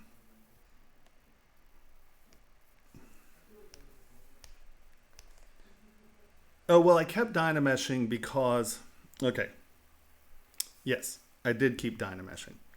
So the history tools only work on something that has one shell. So I got to a point where the sculpture was good, right? And then I wanted to go in and really tune it up. But since the history tools only work with something that is one subdivision, I Dynameshed it high. I did all the stuff that I wanted to use. So here's when you, good point.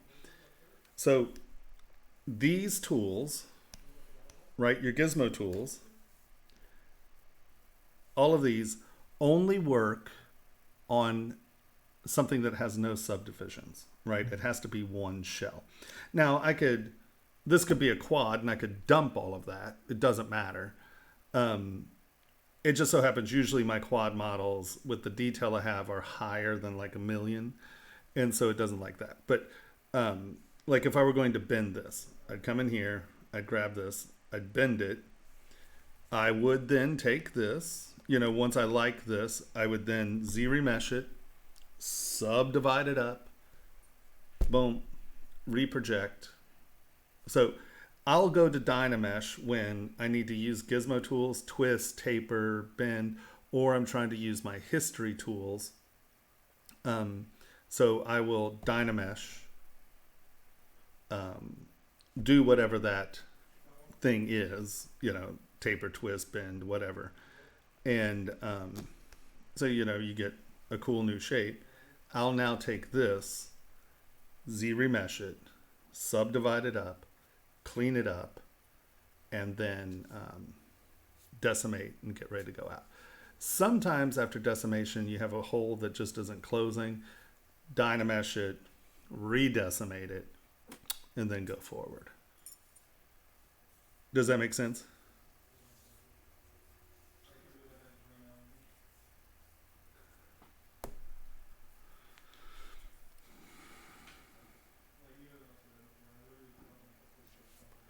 All right.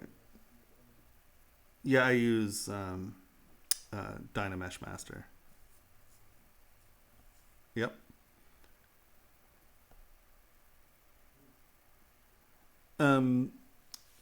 Yeah, that works. You know, because really Dynamesh at a million polys will retain most things. But the only time I ever try to lower my resolution is, or lower my mesh count is when I'm done. And then I'll decimate it, and then reapply the sharp detail with the history brush. Right? Do you remember was doing that?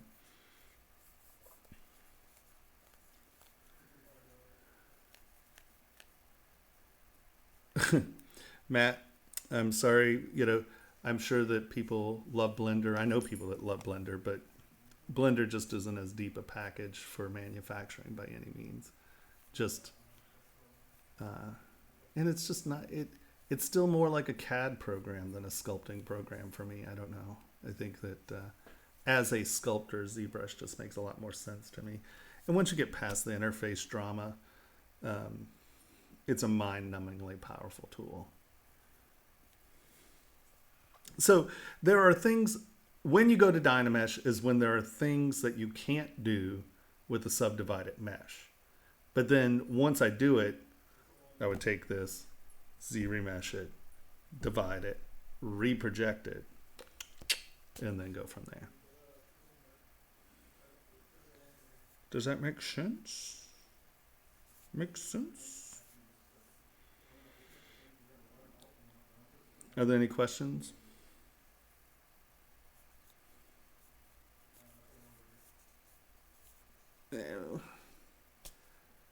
I've got a car that works. Why would I ever change my car? Also, ZBrush changes its program for me. They build features that I want. And I can't imagine Blender ever getting as deep as ZBrush is. I mean, if you're a CAD user, the interface makes more sense, so a lot of people have an easier transition into Blender, but Blender is by no means, it just doesn't have the tools. I mean, it has some new tools, and it has some new jewelry tools, which are pretty cool, but it doesn't have the mesh control. You don't have the same decimation algorithms. I can't do 150 million poly model in Blender. It doesn't work for me, But like I said, I mean, if you're making plain stuff and you don't need the detail, then yeah, sure. And you're used to CAD. It's very much, it's still a CAD program in my book.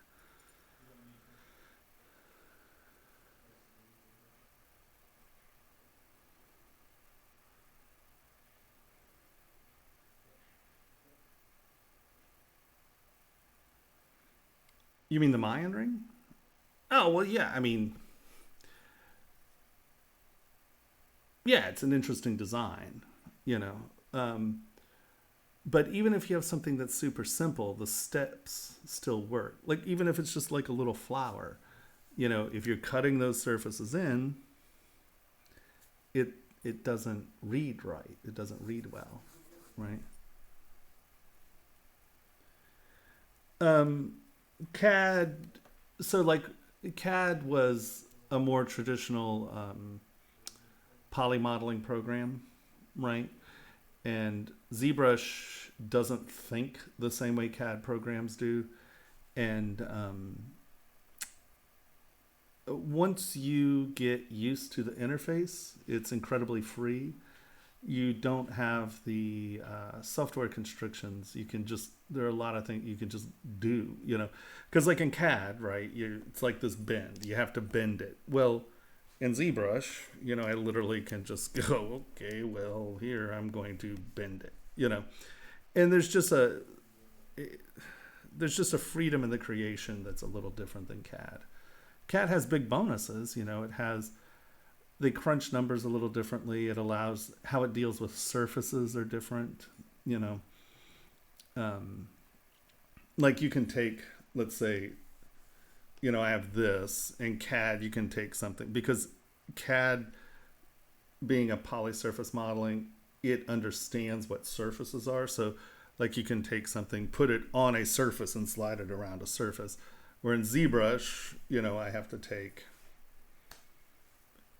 hold on, let's,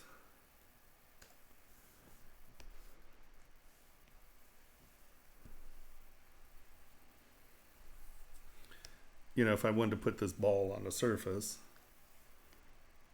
you know, I literally have to come in, figure out where it is, move it around, and get it onto the surface. Where most polysurface programs, you can say, oh, snap to surface, and it'll snap to the surface. So, because it thinks differently about the models.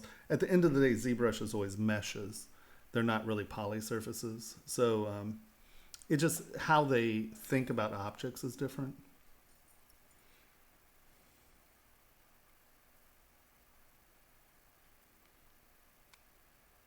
No, I've played with Blender. I mean, I'm not saying that you can't use Blender and make lovely things. I'm saying Blender does not provide the tools I need to be able to generate things like the Mayan head. That's what I'm saying. And I mean, you can be a robust Blender defender. That's great. I mean, I'm not saying Blender sucks. I'm saying I'm not going to relearn how to use a different program when this program works incredibly well for me. And if there are features and stuff that I want in it, I talk to ZBrush, and 9 times out of 10, I get it. So, I mean, being able to interact with the development of a program makes that a much more useful program to me, if that makes sense. I have no emotional attachment to saying Blender sucks or anything. I don't care. I mean, use whatever you want, dude. I know people use Cinema 3D or Maya or whatever. I'm not going to learn those programs either. You know, I mean, it's just what you do. I mean, it's fine. You can use Blender. I'm not, you know, do what you need to do, brother.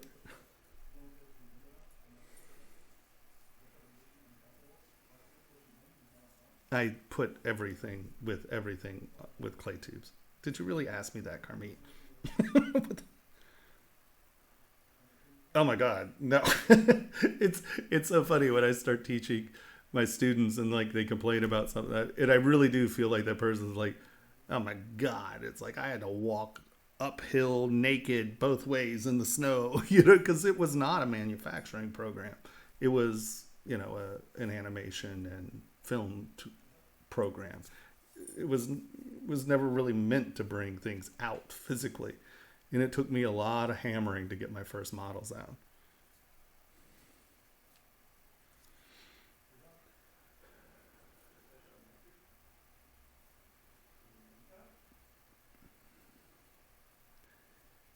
Yeah, well, I mean, I'll send you, I mean, like any Blender user, I'll send you the model of this thing I was working on, and it's not different subdivision levels, but one shell is 85 million polys. If you can open that in Blender, I'd be very impressed. I don't think Blender is designed to do that. And that is because it is a poly surface program. It takes everything into consideration, where ZBrush and its pixels, right? Ulfer is brilliant. And basically ZBrush does not process anything it doesn't see. So it's not viewing this as a solid object. It's viewing this as a surface that you're looking at. And so it can handle far larger models because it's not processing it as a bunch of surfaces that it has to keep track of. It's more like a camera. It's only processing what it's looking at, right? Where a polysurface model, it doesn't matter if I'm only looking at this. It's always thinking about this. So, it's almost like point cloud analysis as opposed to surface analysis. So it's much more efficient processing polygons.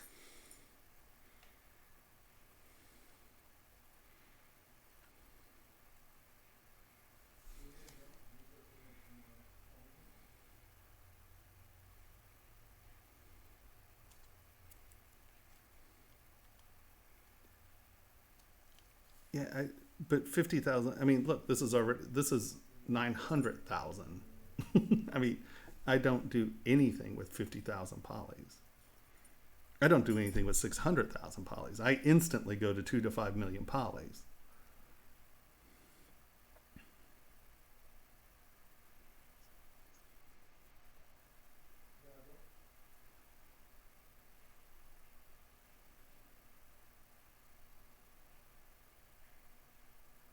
Okay. But I mean, that's still only 150,000 polys. Well, open it. Let's see, you know. Great. Congratulations. I mean, I mean, I don't know. Great. It's a good tool. I mean, I'm not saying Blender sucks. You have to use ZBrush. I'm saying ZBrush is the tool I use. You know, I mean, there are people who use horsehair brushes or sable brushes. For what I do, horsehair brushes aren't going to cut it, right?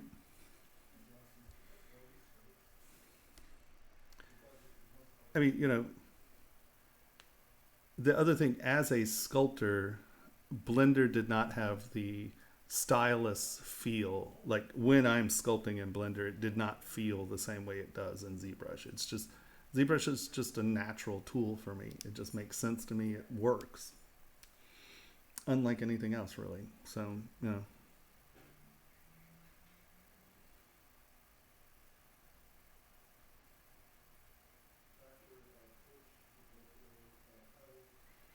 Yeah, I mean, well, especially, I mean, like the stuff I'm talking about, layers and things like that, that's applicable to everything. I mean, what I'm trying to teach you stuff is like there are tools that I use, you know, that, you know, I mean, okay, here, let's do this. Okay, I'm going to take this, I'm going to hold down control, I'm going to do this. I'm marking this as my history state. Duplicate. So now I've decimated this down. Hold on, let me put some really fine detail in here real quick. Oh, let's go back. We'll have to change our history state.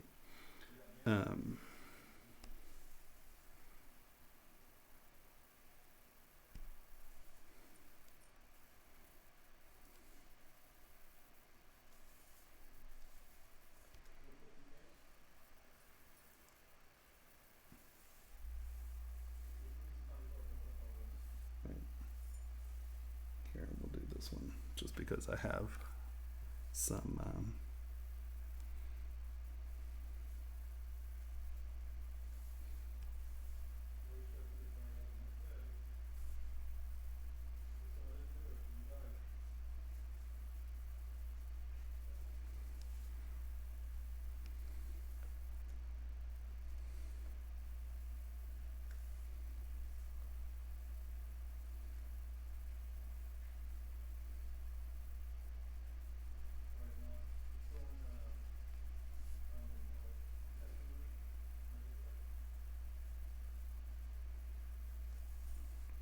not enough.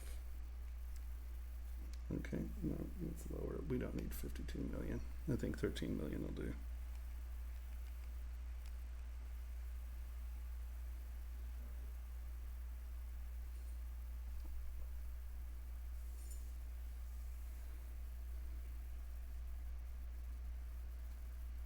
No, the fact that Blender's great is great. I mean, you know, but end of the day, you know, for the most part,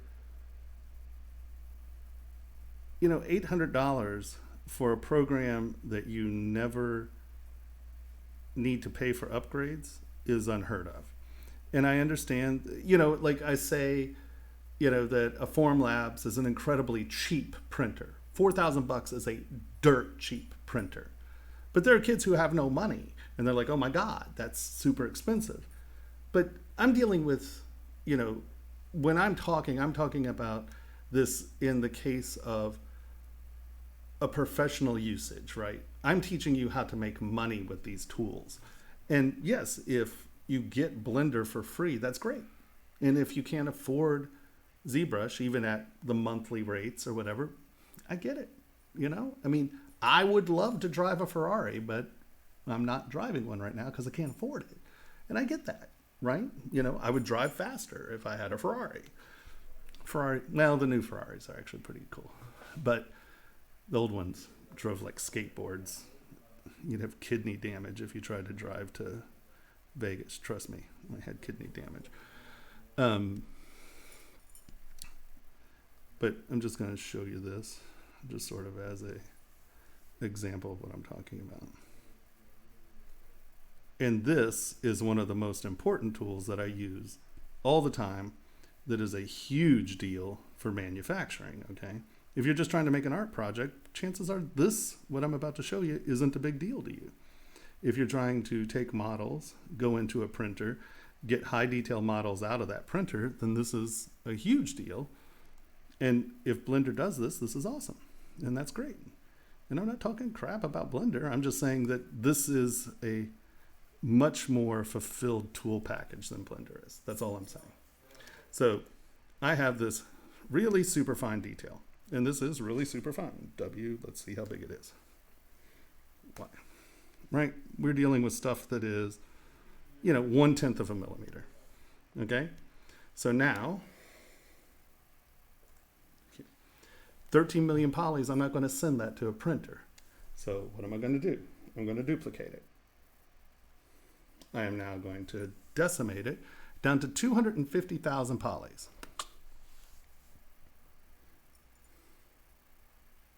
Oh, you're going, see you, Carmit. Ciao, Bella.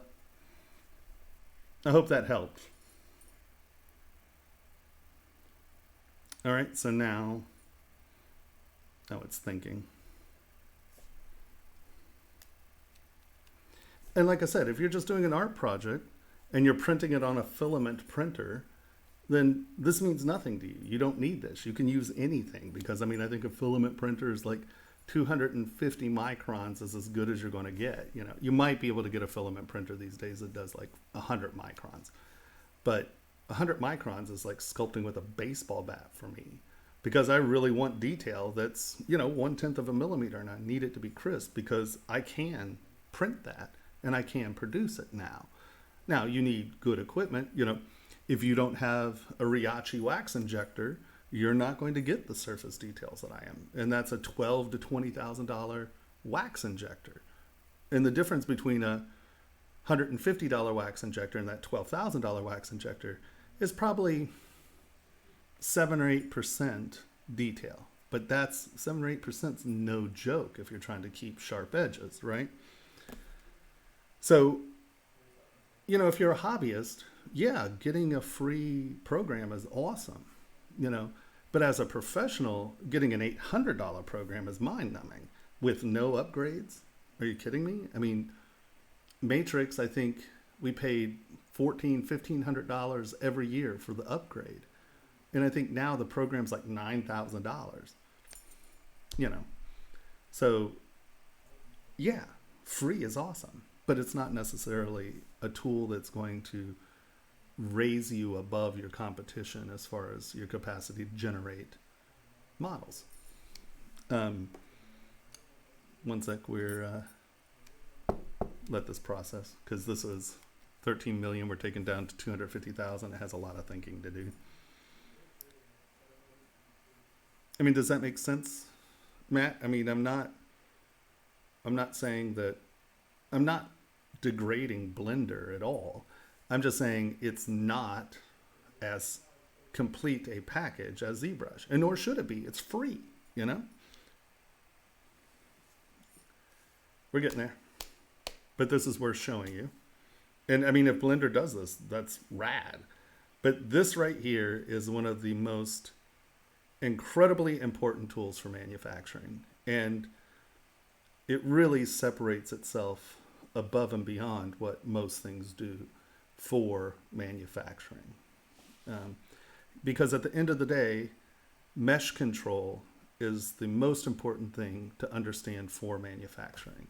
Because you need a model if you're sculpting high detail. Now, if you're just doing bridal and Tiffany, Tiffany style bridal, there's no detail. There's no surface detail.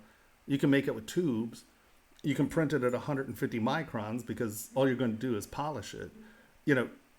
Fine, you don't need these tools. Don't need them. There's no reason to have them, But if you're trying to do high detailed organic modeling, and that's what I do, that's what I'm known for, there's nothing else out there that does this.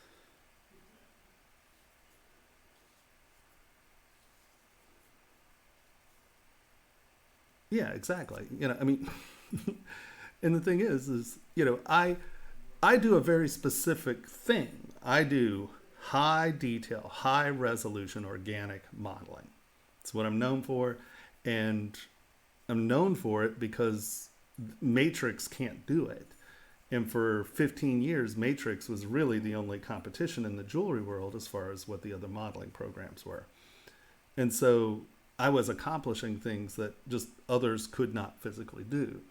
And also, I bought an insanely expensive computer at the time, and I had more processing power than anyone. So I could do 150 million poly models where most people couldn't open a 5 million poly model. So it allowed me to make bigger models, work them, and process them.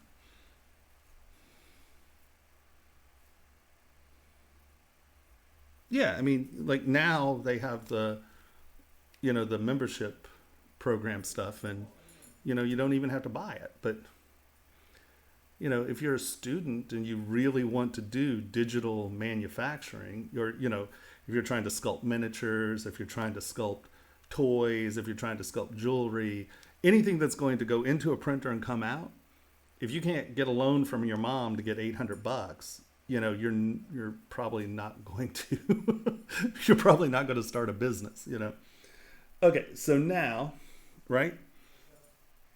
This is the resolution I get at 250,000 polys. I mean, look at this. Let's turn these off. This is 13 million polys. Look at this decimation algorithm. Just the decimation algorithm to begin with. Let's go in and look, right? Our edges here. I smooth that so it's a little blurry, but we come here. That alone is just mind-numbing. I mean, I just went from 13 million to 250,000 polys, and it kept most of this. And this is actually even a little too good than what I was looking for because there's no detail in the rest of this. So if you look, all the detail went to this area. So this was even kind of a bad example because this actually did too good a job. But that's super funny. Is there even a dramatic difference? Okay, that's 13 million. That's 250,000. Well, you can see a little tessellation around the edges here or whatever. So I'll still do that. So look right here. See how we have some muddiness there? Damn, it's almost too good to even deal with. But the beauty is I've marked this, well, we'll do it anyway. Right? This is marked. This is our original, 13 million. Hold down Control and hit this little orange thing right here. Hold down Control, hit the, oh, did I hit it again? Okay. That's my history state. Come down here, and I will take my history brush. I will turn Dynamesh or Sculptris Pro on. I will make this small, and now I will come in. Oh, symmetry's on. I turn symmetry on. Oh, I hit Z, not X. Okay. I can come in here and with Sculptris Pro apply the geometry I need. I don't know if you can see it's cleaning those edges up.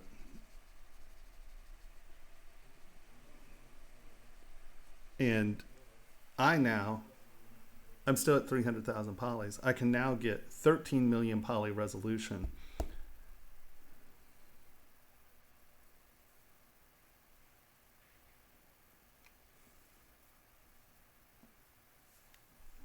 Here. Actually, let's do it on this one because this one has other stuff. Let me divide this up. Divide. Divide. Okay, so we're at 23 million polys. And I'm going to get in here.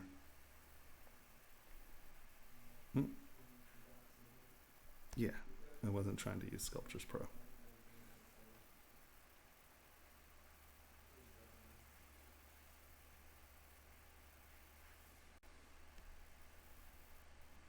Right? And so I'm going to take my little brush again. I'm going to change my focal shift to be very sharp. So we have little sharp edges, right? Okay. Hold on. Sadly, this is not a quad model.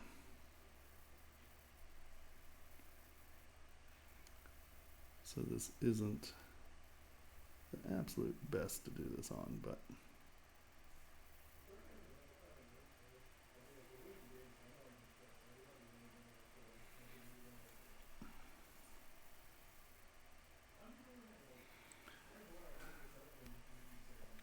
sorry, this was a mesh, not a quad, so it we're getting a lot of residue, but you'll still get an idea. So I'm gonna draw these tiny lines here. Let's kick up our intensity, make our brush a little bigger. I'm gonna draw some tiny lines.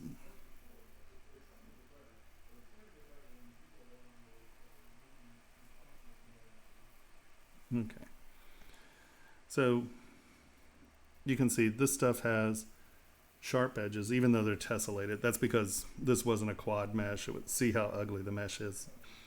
So this is a crap mesh to begin with, but this will give us what we need to do. It's fine. Do some soft ones. And now we'll go here. Let's decimate this down to 75.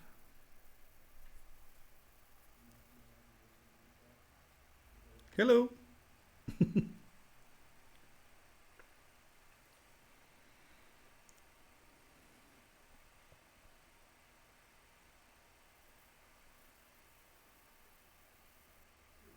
Right, so I've decimated this down to 75,000. You can see we've retained most of our geometry. And if you're printing at 50 microns, a lot of this, like this stuff isn't really going to show. But we really wanted that area to be detailed, right? So we're back here. Did I make sure? Yeah. So we hold down Control, tap this. This is now our history state. I come back in here. I turn on the history brush. I go to Sculptris Pro. I'm going to make this just a little bigger so I can see we'll work towards it. So I'm going to come in here and I'm going to apply the detail where it's needed. Right? And you can see that, okay, well I still need more resolution, so I'm going to make my brush smaller and I'm going to come in here and I'm going to make these edges sharper. Right?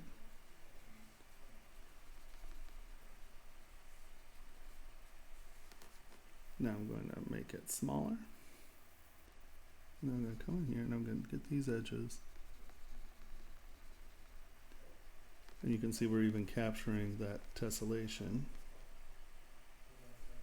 Let's get these little lines in. Right?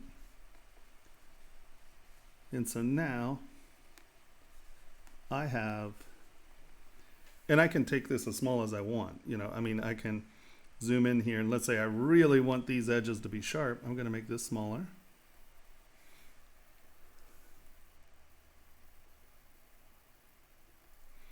And I'm going to come in here and you can see I'm getting all of that crap mesh tessellation. It's coming in, it's super sharp.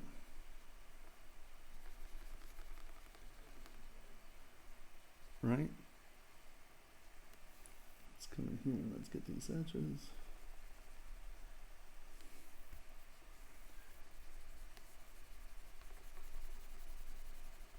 And so now I have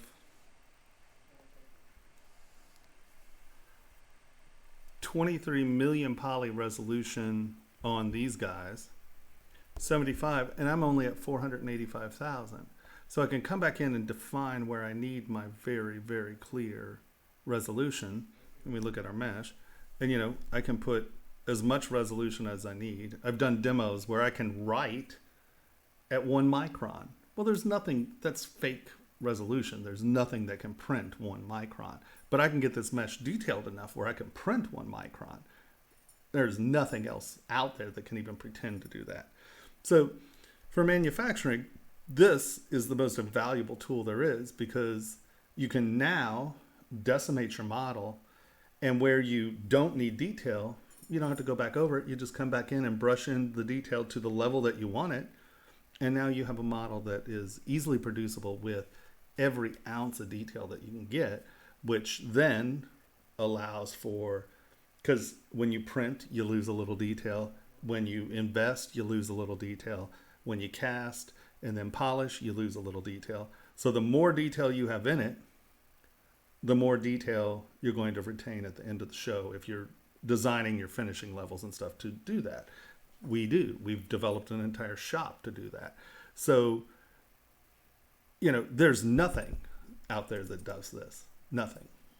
And so for me, just not having this tool in another program makes it a no-go, because this is the ultimate mesh finishing tool for high detailed organic modeling. I'm not saying Blender sucks. I'm just saying I know it doesn't do that. And if it doesn't do that, it's not my working tool, well,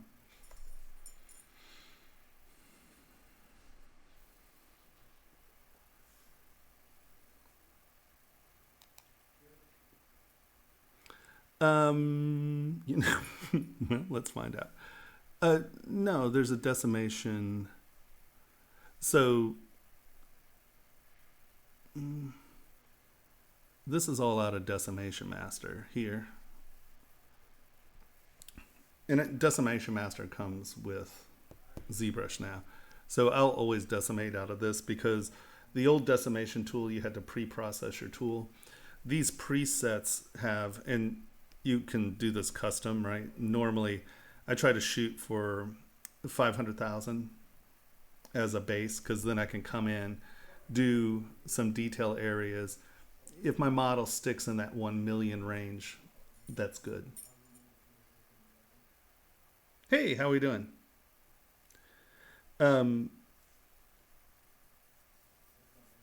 I've been doing this for 16 years or so. I was the first person to ever get a jewelry model out of ZBrush and actually manufactured. And I've been dragging dragging ZBrush into the manufacturing world since then. Luckily, much bigger players like Gentle Giant want it to happen. So there's a lot of clout. That's not mine for sure. So about 16 years. If you haven't seen the stream before, feel free to ask any questions. I'm really here doing questions and answer. I piddle around on models, but I'm not really here to achieve anything. It's really much more answering questions, getting techniques, seeing if I can help out. Now, I'm a manufacturer, so if you have questions about UVs and things, I don't use those things. All right, let's see. Game industry, yeah, as far as the cinema, like the game industry or the cinema, I'm sorry. I know that everyone uses Maya. I think the gaming industry uses, is it 3D Studio Max or 4D Cinema? I don't know. I know a lot of professionals use Maya, but I'm a manufacturer. I use ZBrush and then a printer. I don't use other programs for the most part.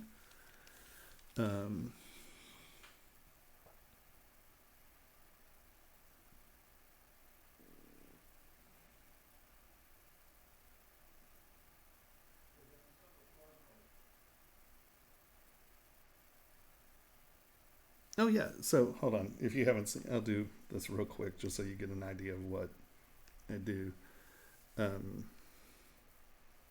So I do, everything goes to manufacturing with me. That's the whole point. And so for furniture and stuff, even this is standard lost wax. Print it, make a mold, pour wax, burn it out, cast it. They're slowly coming up with some resins that are, let's do ArtStation. That's better pictures.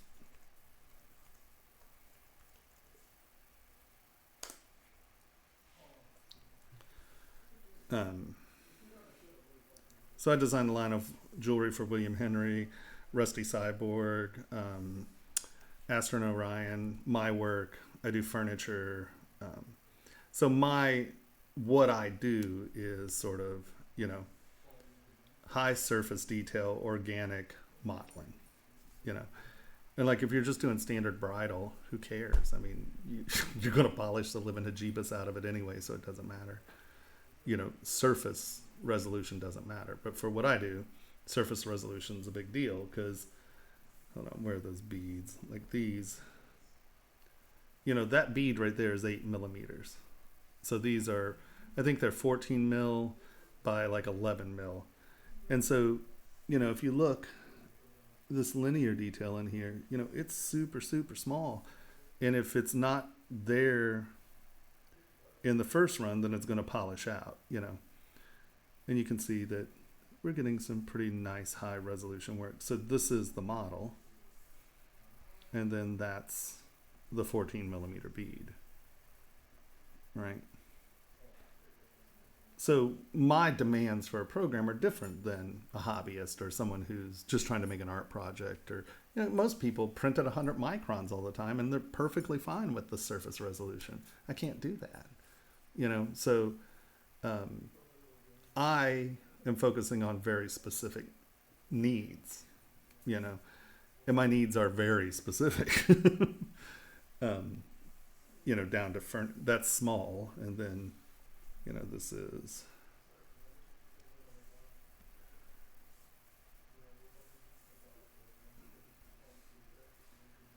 and that's a bronze table. It's sort of my homage to Noguchi. It's the Noguchi table.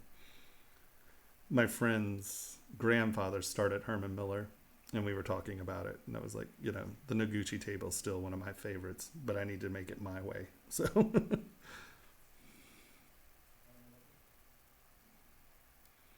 yeah, I mean, what's so funny, you got really defensive about it. I'm not talking crap about Blender. I mean, you know, and now Blender has some jewelry tools that are really good, you know. I mean, yeah, it's great.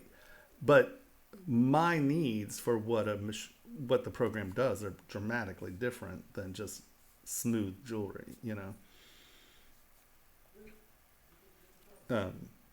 Yeah, I mean, you know, I'm sure plenty of people use Blender and make absolutely beautiful things, but to say that Blender is as complete a package and as deep a package as ZBrush, I think that's probably a little insane, you know.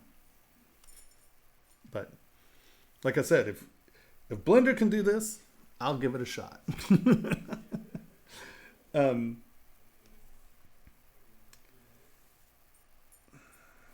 Delete. Does anyone have any questions about any of that?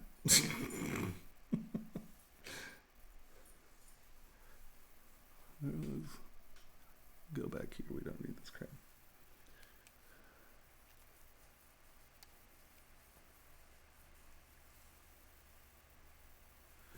Yeah, you know, I mean, so at the time my girlfriend was at UCLA, and I'm a physical sculptor. I started, you know, with the clay tube, and then in the film industry I went to foam. But, you know, I'm a classically trained sculptor, and I was for 20 years before I ever discovered ZBrush. Actually, longer than that probably. And then I saw ZBrush and I was like, oh my God, that's the future, you know, and it is, you know, because let's face it, rapid prototyping is how things are going to be generated, and, you know, the capacity to develop product that then can be printed or milled and manufactured, you can't beat it, you know. And if Leonardo, Michelangelo, or Henry Moore had these tools, they would have used them without a question. I assure you, not one of them, Rodin, would have used this in a heartbeat and got a big printer and used it, you know. So, you know, the whole traditionalism thing and all that, that's just holding on to the past, sadly, you know. I mean, once again, if you're a hobbyist and that's what you do, or if you're a fine artist and, you know, you have a niche and you're doing it, that's great. But if you're trying to make money and create repeatable product, there's nothing that can beat it, you know. So I was like, okay, I'm going to learn this program. And I sat down and I didn't work for almost 2 years. And I just, I was like, damn it, I'm going to get this. And, I just really focused on it and got it to do what I needed it to do.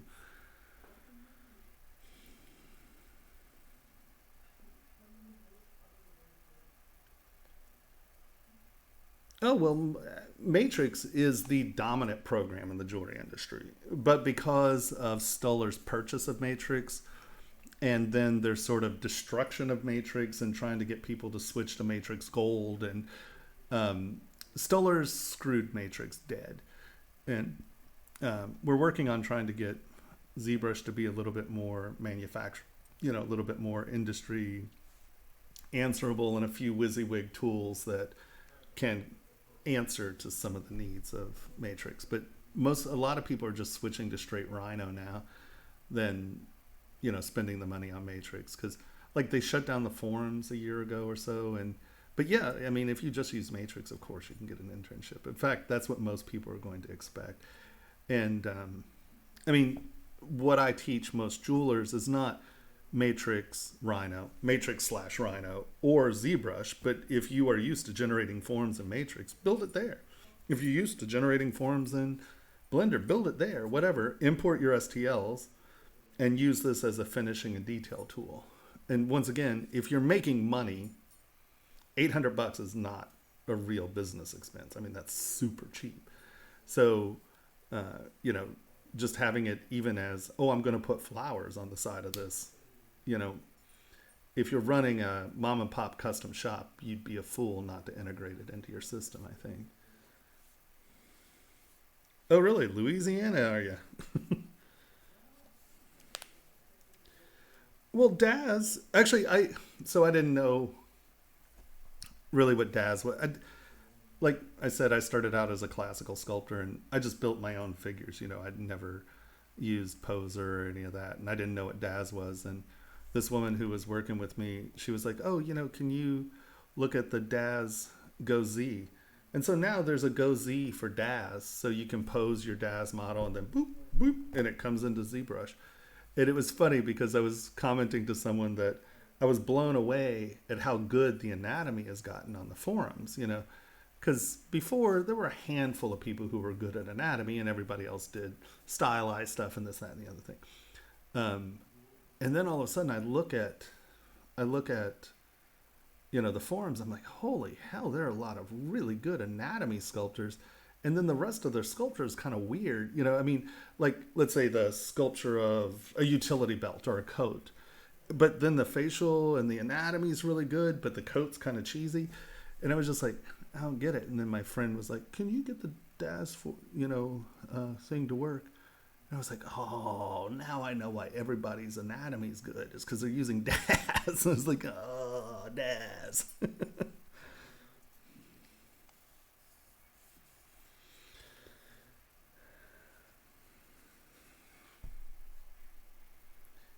Any that actually use Matrix that I can learn for, try to get a job at? Sorry, no, I'm here for the questions. Don't. Honestly, if you look at, I think JCK has a job board, MJSA has a job board. There are tons of jewelry forums, but anyone who's saying they're doing custom jewelry, CAD, and printing, 98% of those people are using Matrix, or Rhino, so I think any form of job search, within the context of jewelry, once again, Matrix is still the predominant piece of software. If you just do a Google search, look for, CAD designer, and they'll call it a CAD designer. CAD designer for jewelry shop, CAD designer for mom and pop. That's 90% is going to be Matrix. Well, that's it, Ian. I mean, everything's a tool. Like I said, there are people who paint it with horsehair brushes. I did watercolor, so I use sable brushes. Horsehair wouldn't do me any good. It's just a tool. It's not this emotional battle either or. I just think that for what I do, there is nothing out there that even comes close to comparing to what the bundle of ZBrush is. And that's also because ZBrush is an incredibly responsive development team. You know, I called Joseph or Paul or Solomon, and I'm like, hey guys, you know, because like Kitco metal prices, right? You know, it's like only a jeweler's going to need Kitco. But I was like, how hard would this be to do? And Joseph wrote it over a weekend, and now we have a shell analysis with, you know, pricing, and you know, so I don't think if I call Blender, they're going to make a Kitco plugin with me. You know, I have a relationship with ZBrush now, so you know, it's hard when you've wedged yourself into the company and they're your friends and this and that. You know, they provide everything I need, you know, for the most part. And if they don't, honestly, they're working on it. And that's what's crazy about the culture of ZBrush is that Ulfer, you know, it's one man's brainchild, Ulfer. And it's important to him for artists to be able to create. And that's why they've kept the price down. You know, they could charge a lot more for this program because a lot of the people who are their purchasers are, you know, major companies. They can afford more. They don't charge upgrades. You know, he wants, the ethos of the company is really to get us working with the program. And they try to fulfill all of our needs. And there are very, very few programs that I can say that'll do that. Hey, how are we doing, VFX? Right now, I stream every Monday at 8 o'clock until God only knows, the wee hours of the morning usually. But I will start streaming on my side again. I'm house sitting where there's no internet, so I have to drive 30 minutes to come up here to stream. But as soon as I get...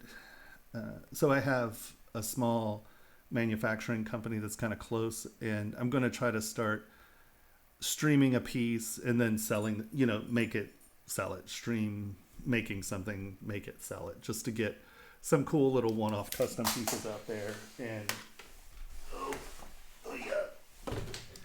and to kind of, you know, develop a social media, because I've sucked at social media. Like, you know, my Instagram is just about to get 3,000 people. My Twitch, I think I have like 100 people because I don't stream much, you know. But it's coming.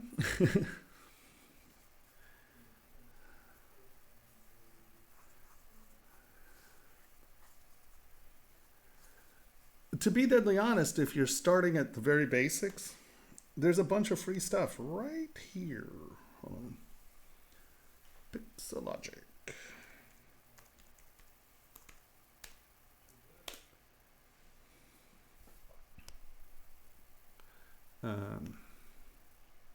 So this is ZBrush Classroom. It's right off of Pixologic site. And all of these are different, like getting started, right? And these are all videos on just how to get started. And what you have to understand, these are made by Joseph Drust, Solomon Blair, Paul Galbraith. Like most of these are made by people who are the developers. So they're really good at making clean, concise videos. And there are hundreds of these. So there's sort of an architecture of education within the ZBrush community. You have this, and you can see it's beginner, intermediate, advanced, and you know, they just keep going and going and going. I mean, like, so there is tons of this stuff. The next sort of arm of the group is ZBrush Live, right? So every night of the week, there's someone streaming on Pixologic, but you can always go back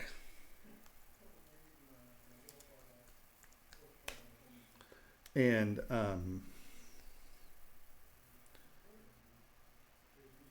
you can look at the presenters who kind of, you know, Shane, stylized modeling. You know, you can see that there are tons of different people and they do different things. And look, there are 193 pages of just the ZBrush Live videos. And this is the streaming. these are great. And once again, if you hit the artist that you like and you start asking questions, you can get a lot of information here.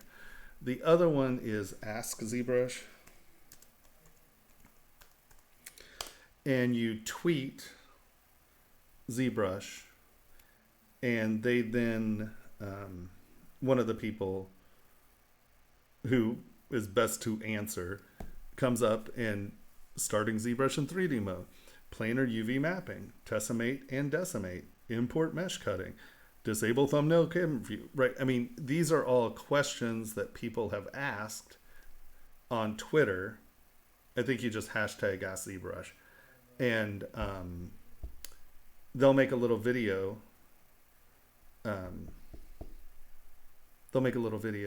And you can get your video answered here. So if there's specific questions, this is another excellent way of doing it.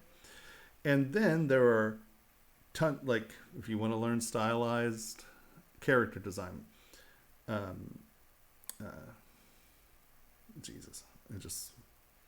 Shane Olson, he has a thing. I have a site for jewelry education, and so there are lots of people who are also doing specific education things. So there's a ton of information out there, but ZBrush has a lot of it there, and a lot of people don't use it. They don't know it's there, so they don't. So I would say these are the best places to start, honestly.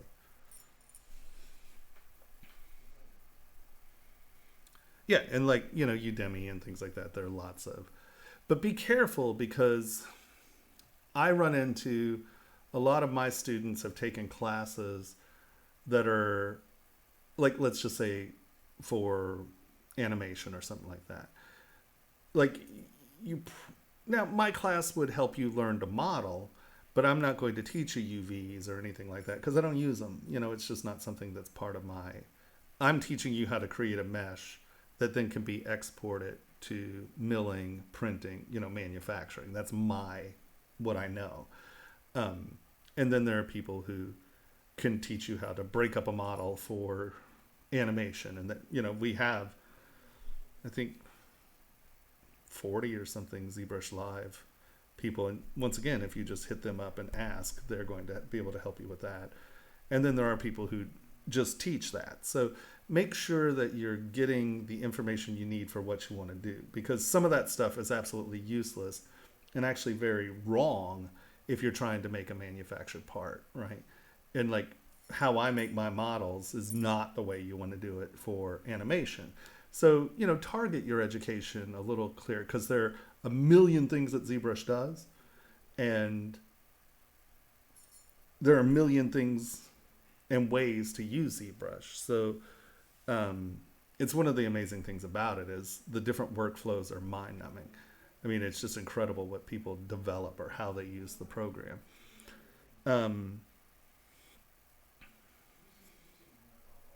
So does that, look at people who do what you want to do. But for very, very beginning, if you're just starting to learn, ZBrush Classroom is a fantastic way, because Joseph and Paul and Solomon their videos are very concise, they're to the point, they're very clear, they're very good at making tutorials. I'm trying to make tutorials right now, and it makes me want to throw myself off a cliff, because it's it's hard to make a good video that's clear. So I would say start with ZBrush Classroom. It's free. There's a ton of information there, and that'll get you up and going until you can develop your own workflow and figure out what you needed to do.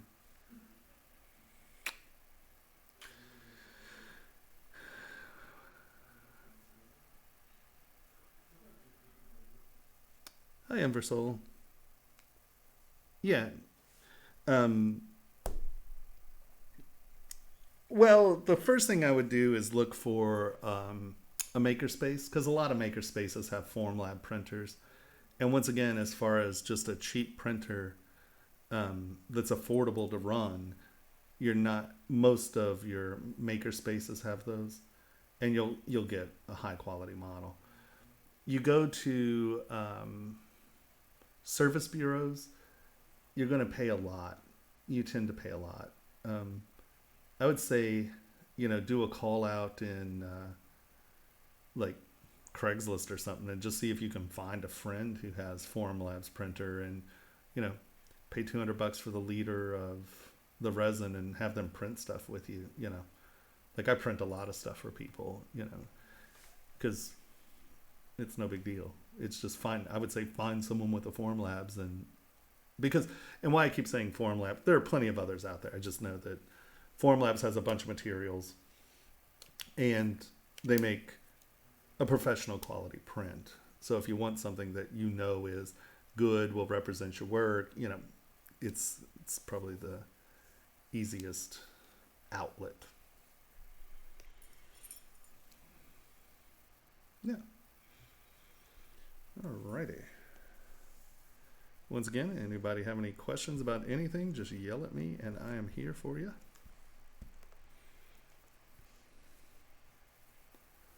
Let's go back here a little. We don't need that crap yet.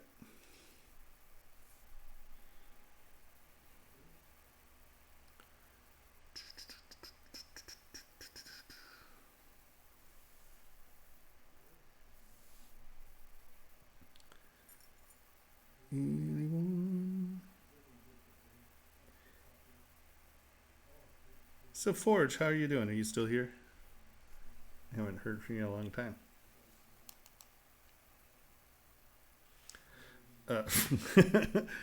Being insane, I think I don't have, it's the only thing I've ever done ever since I was a little kid. I've sculpted. I mean, in 1978 I started selling my sculpture at like the little farmers market. I made or it was not a farmers market, but like a weekend. There's a lake in Reston, Virginia. There was this lake, and they had shops in this big area, and they'd have like a little market on Saturdays. And so I used to use Primo clay from Italy, and it was different colors, and I made like these little guys, and I'd put them in Babel jars, so they were like little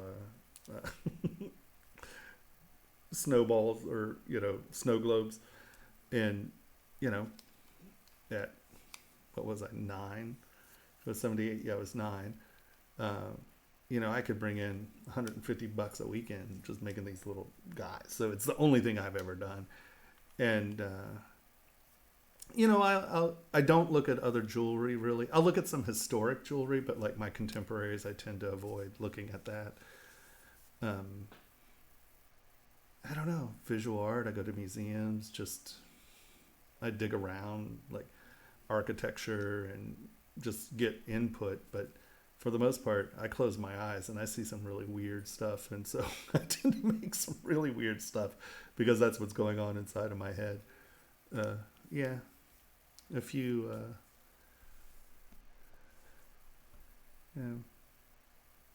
psychotropes. Let's see.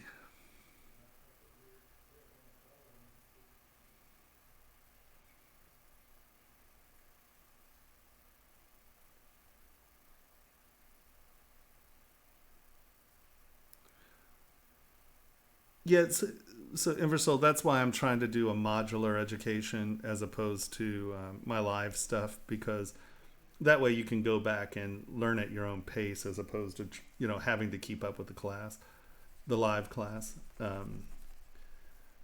But I will tell you that making good, concise, clear educational videos is tricky. I'm not the best at it. I do. Because I've been doing it so long my way, I assume people know things, and it's been made very clear to me that that's a bad process. Actually, I haven't worked on it too much. I had to work on a presentation, and then I had a couple jobs that I had to get done. So it has not progressed too much, but I promise that it will progress soon, because that's the people that I want to cast it as a test. They're still at Tucson, so I haven't been able to move forward with a lot of that stuff just yet, but it's coming. I'm patient.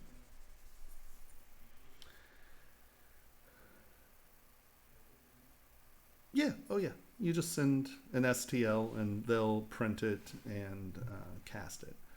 For the most part, that's what most people would prefer, because they will print, whatever they're printing, they know the burnout schedules and all of that to that material. Because that's the problem with a lot of the SLAs, the SLA printers, is that resin is not wax. And you have to know burnout schedules and stuff for resins, because resins have some fundamental issues with them. And because there's a lot of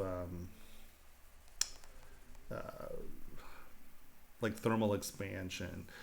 If you UV it, if you cure your resin, often you're trapping uncured resin in the mold so it doesn't gas off as it's sitting.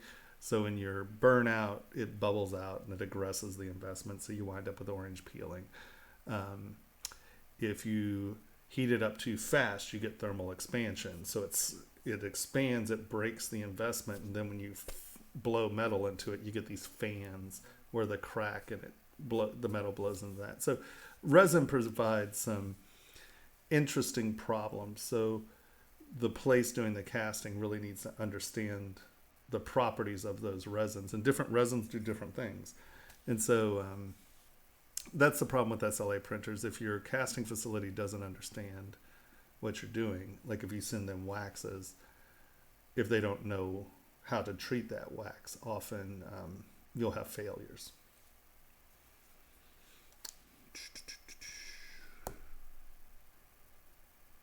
Well, it's a mushroom. Most mushrooms are phallic.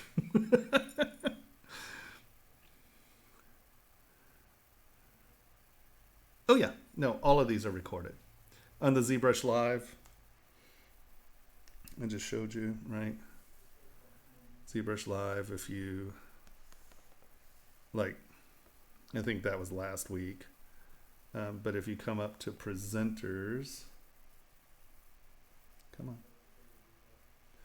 And then you find me, past broadcasts. And this should be, yeah. And see, they have links to a lot of the past broadcasts. And you can do this with, obviously, all the presenters. So if you really want to learn about, and a lot of the other streamers, they really work on something and they work through it and they show you how it goes. I tend to answer a lot of questions, so I actually don't get a lot done in my streams as far as that goes. So I think that it's an opportunity for you guys to really ask questions, and we can work through those questions and spend as much time as we want on them. So that's sort of my philosophy about streaming with Pixologic. So it's a little different. My stream is a little less nice things finished at the end of it.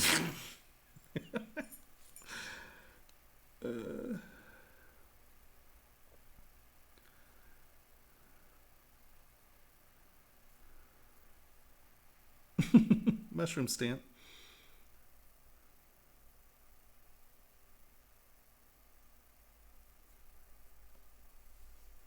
Well, sometimes, you got to figure my streams tend to run, 6 to 9 hours, and I don't know what they do to record or whatever. It's not always up by the next day, but it's up within a day or two for the most part.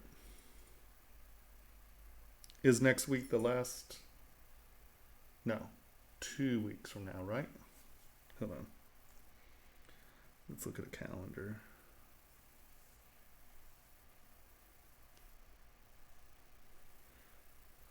No, I don't want to add an account. I just want... Stop. Oh, wow. I guess next week is the last Monday of the month. Holy cow, another month's gone. That's really depressing. Yeah, next week's Crit Week. Let's see. Really? Isn't that wild? That's really thoroughly depressing.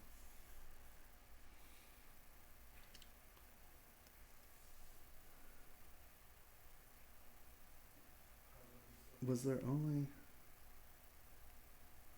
Nope, there were 4 Mondays. Look what I know. Yeah, see, there are 5 Mondays in March. I'm not used to. Yes, next week is crit week. Yeah, I'll tell you what, man. Time goes by so quickly now, and especially since I'm really myopic right now. I'm like working at home and I don't interact. So, I mean, I can have a week. Like, this is the only thing that keeps me on a schedule. Like, I go home, I'll do something, and then the next thing I know, it's Friday, and I'm like, what? Holy Hannah, it's I have to admit, it's really thoroughly disorienting and depressing.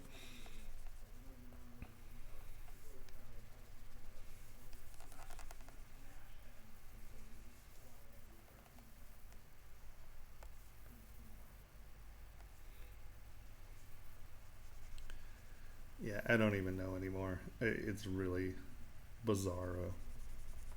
I mean, it's so funny because you always hear about, oh, when you get older, time travels faster. No, it does, like insanely. It's madness. I started a project and it like wasted a year of my life. I'm like, holy Hannah.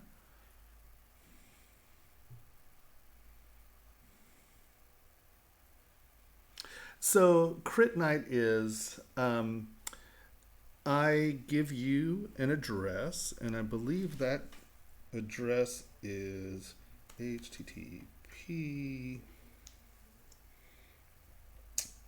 / ZBRU dot sh / TSW. I think that's the link. Well, let's check. Yep. Okay. So what you do is you go to that link and you upload an STL, an OBJ, or a ZTL. Z projects or the ZPR file. The problem is it deletes everything else, and I prefer to have everything there so we can go back and look at other models and things like that. You upload your model, and we just go over it, talk about it, work on it, and I find, gosh, excuse me, I find that it's a very good way of looking at your model through someone else's eyes. How I was taught, critiques were a very big part of our education at CalArts, and I really do believe that, I can tell you, like if it's a drawing or, if it's just a picture, we can discuss it. But if I actually draw the line and change it or, give it a layer or whatever, you can, if you're seeing the changes on your model, I think they sink in better. So, yeah, that's what Crit Week is. Let's go. Dun, dun, dun, dun. There she is. And then straight to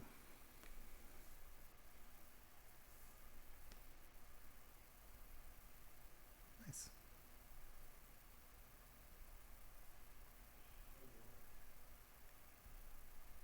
I like the square and round settings. Very cool, very cool. That's interesting. You hit that on a countertop once, it's going to fold. Oh, that was a bracelet, wasn't it? Nice. Very good.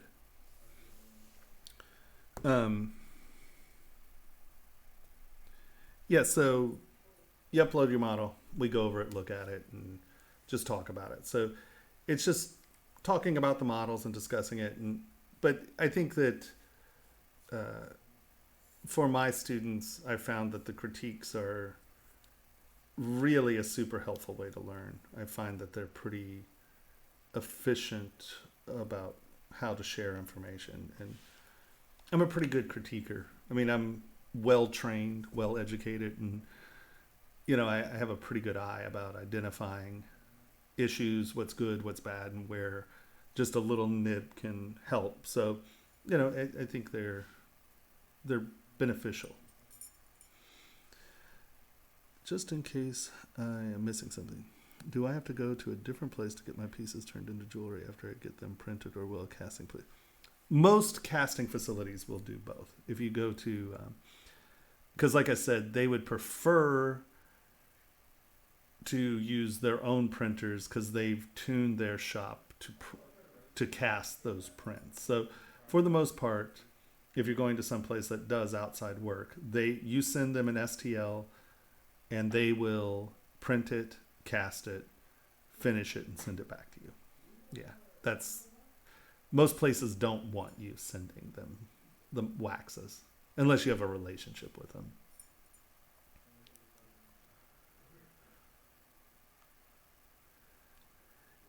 Yeah, Casting House is fantastic. The only issue with Casting House is, in a lot of ways, they don't want the small one-off business. They're just so busy that it's hard to get that. They're the best in the country, but they're also pricey, especially if you're doing one-off pieces. Carrera in New York is a very good casting facility. They do beautiful work. And they're not quite as busy as Casting House, so they have their pricing's a little bit better. But don't get me wrong, Casting House is like, if Casting House didn't exist, I wouldn't be a jeweler. They adopted me very early and been casting my work for a long time. So I'm a big pro Casting House. But if you send them a piece and they don't know you, and you also have to have a business license to work with them, they're just such a high quantity place. Just having small one-off pieces becomes a little trickier to deal with them.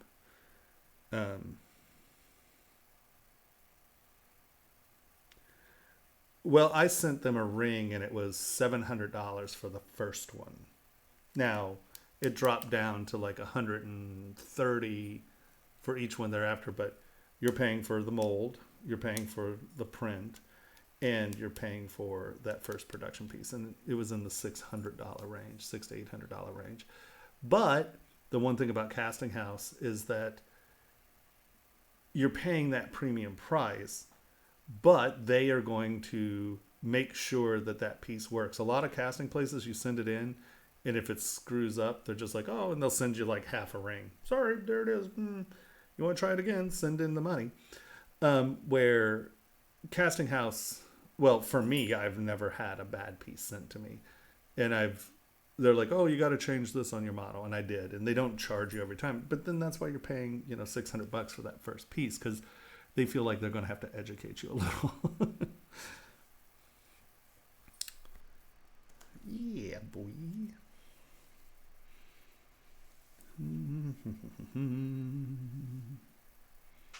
What's up, Chugglenut? Nothing much, man. It looks like a piece that you would do for Dag or something. Much love. Well, it's. He was like, "Can we make a psychedelic mushroom button?" I'm like, "Yeah, we can." Is that what you're doing it now? Yeah, not for Mike, for Edward. Oh, okay.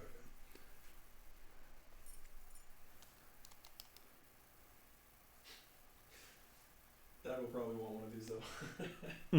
Without a doubt. He'll definitely want one. I'm taking like a 5 real quick. Anyone comment your sick backdrop? No, actually, no one has commented on the backdrop yet. Oh my god, it's so good though. What do you mean? They commented on my little crappy one, but they don't say anything about yours. I know. Yeah, I'm just a better artist, actually. He's talking about my drawing on my dry erase boards. You have wings and horns and a halo. You put a dry erase board behind me. It's a crime not to draw silly stuff on it. Oh, heck yeah. So next week will be a different theme on the dry erase board. They didn't have very good selection of dry erase markers though, so I'm going to have to go to Office Depot and buy multiple color dry erase markers, or it's going to get really boring in here. What time do you want to come in tomorrow? Or not tomorrow, sorry, next week. Because we can get this done. Whenever. Yeah. We'll come like an hour or two early so we can get the thing. Depends on the printer. That's so like the Solus printer, I think, is an incredibly good printer as far as its resolution goes. But at 25 microns, the print bed is about that big. So so that's useless to me because I print big things. My skull rings are big. Everything I do is kind of big. If you're doing bridal, you can get, 6 rings in there, I guess, if they're little thinny things. But Formlabs has a 5, it's like 5.25 or something like that. And the Form 3 is like 5.5 by 5.5 by almost 7, I think. So it's a big build platform, whatever it is. It's large. If you get the Formlabs L or large, that is, I think it's like 9 by 13 by 11 or something like that. That's the big problem with most printers is their build platforms are usually like that big. And that's the problem. If you're going to start doing bigger stuff, you do it in a lot of little parts. Doesn't that make it like super fragile? Or is everything already just super brittle when it comes out no matter what? Depends on the material. Yeah. Yeah. No, I mean, they have some, like, Formlabs tough. You can hit with a hammer. I mean, it's tough. It's weird. If you 3D blue, print a green. hammer and you hit it with a hammer, It'd be a hammer. yeah, it'd be great. I like the visual image of that.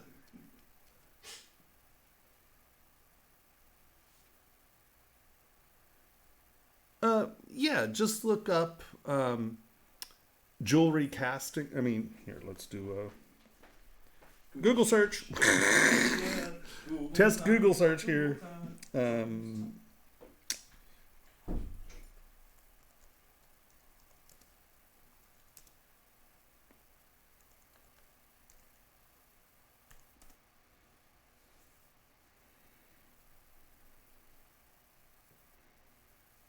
Well, so the third one is casting house. Let's see. Let's do jewelry service. What's the word for it? It's not service provider. It has service in it. You're a jewelry.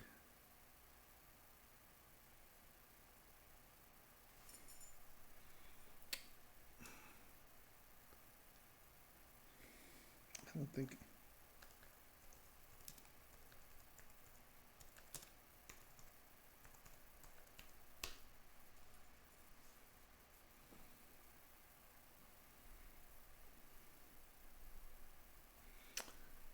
But you notice casting house.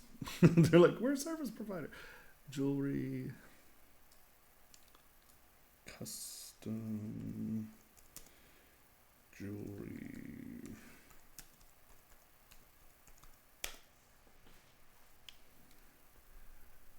Yeah, there's Carrera. Harry Winston. Harry Winston is not going to do your casting. Carrera Casting, that's in New York. That's the one I was telling. See, no minimums on orders. They have a small shop idea. Professional silver casting services, jewelry casting services. Do you need Custom a new copy yet? Oh, sorry. What? Do you need a new copy? Why are you going to make one? Yeah. Make me coffee. Now, beyond. Oh, you didn't bring the whip this time. Thanks, boss. I didn't even bring a belt. So, here, hold on. How do I get my jewelry models cast?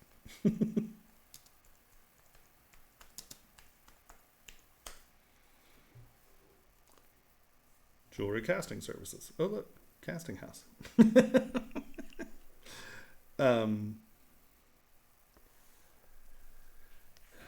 Local casting services.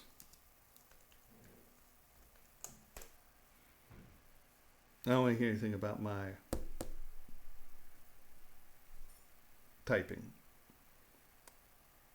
So that might be a good search. Local jewelry casting services.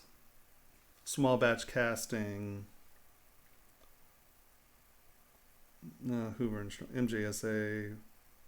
See guide to serve. See MJSA sources guide. Yeah, that looks like that came up with more Yeah, see, 10 best casting in New York, 10 best casting in LA. And, you know, since you're sending models, you can have them done anywhere. They'll just mail it to you. So, jewelry casting services looks like the Google search that came up with the most.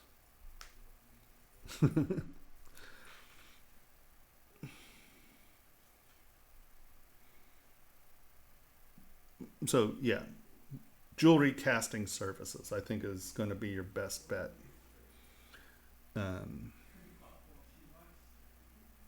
Yeah, so here's another example. It's my art station here. So this is the Noguchi table. So this is the model. And then that's the printed part. You can see right here, right? You can see this break line right here. So this is the size of the printer that they use, right? So that was cast in 2 parts like that. And then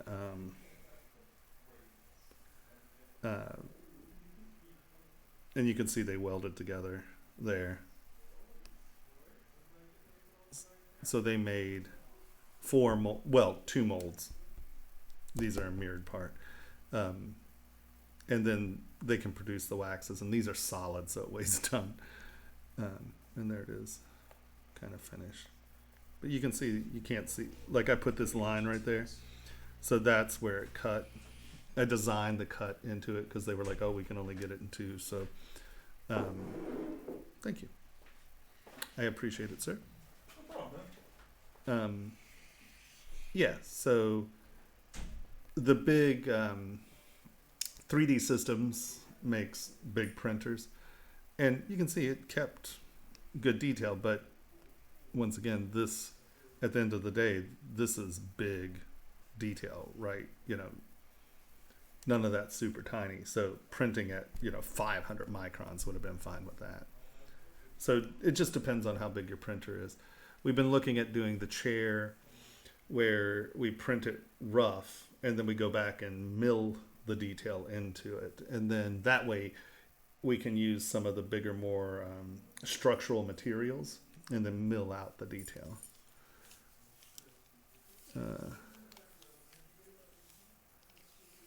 Carrera is a great shop too. They're Apex quality. They do really good work, and they're nice. They're a good group of people.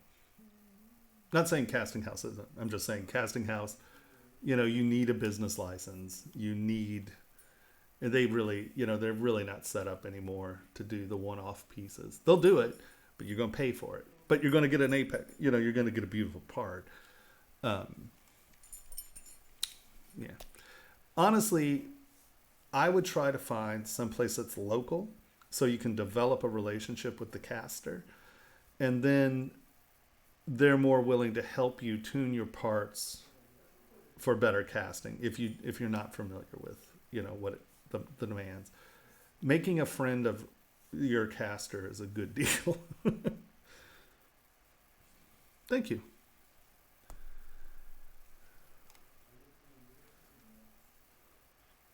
How do I know it will functionally work with glass? What work with glass? You mean the table? Is that what you're talking about? Well, the table just has silicone pads on it. You just set it on. Is that what you're talking about?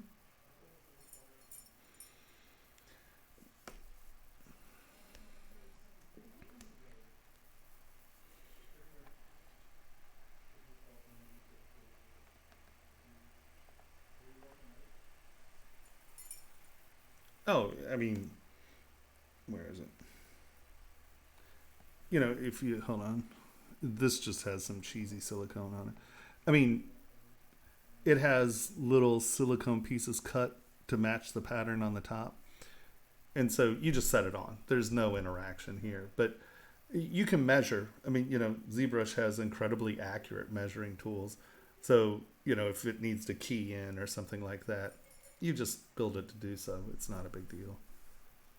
But as far as the table goes, yeah, it's just a piece of glass sitting on top of the 2 parts. It's just like the Noguchi table.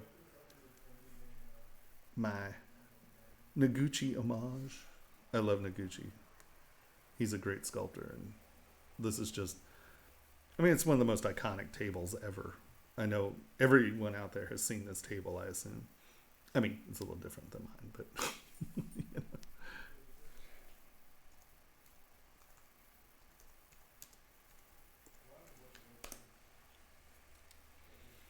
Right.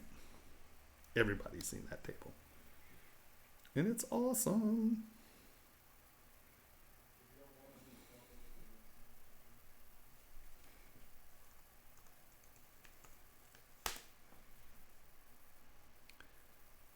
He is a really interesting, good sculptor. His concept, his use of form is really nice. He used texture really well. I like Mr. Noguchi quite a bit. You know, that's just neat. He just had a really good sense of positive and negative space.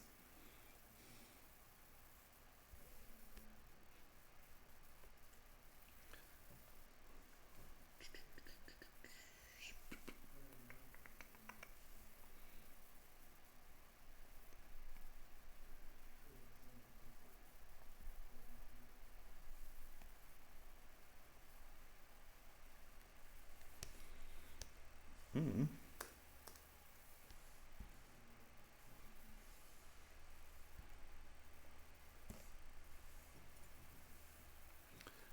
If anybody has any questions about anything, do not hesitate to ask. That's why I'm here. You see people coming and going in the site. So if I sound repetitive, it's because I see the number of viewers change. So if you're just sitting here watching me sculpt, I can't imagine that this is the most compelling thing in the world.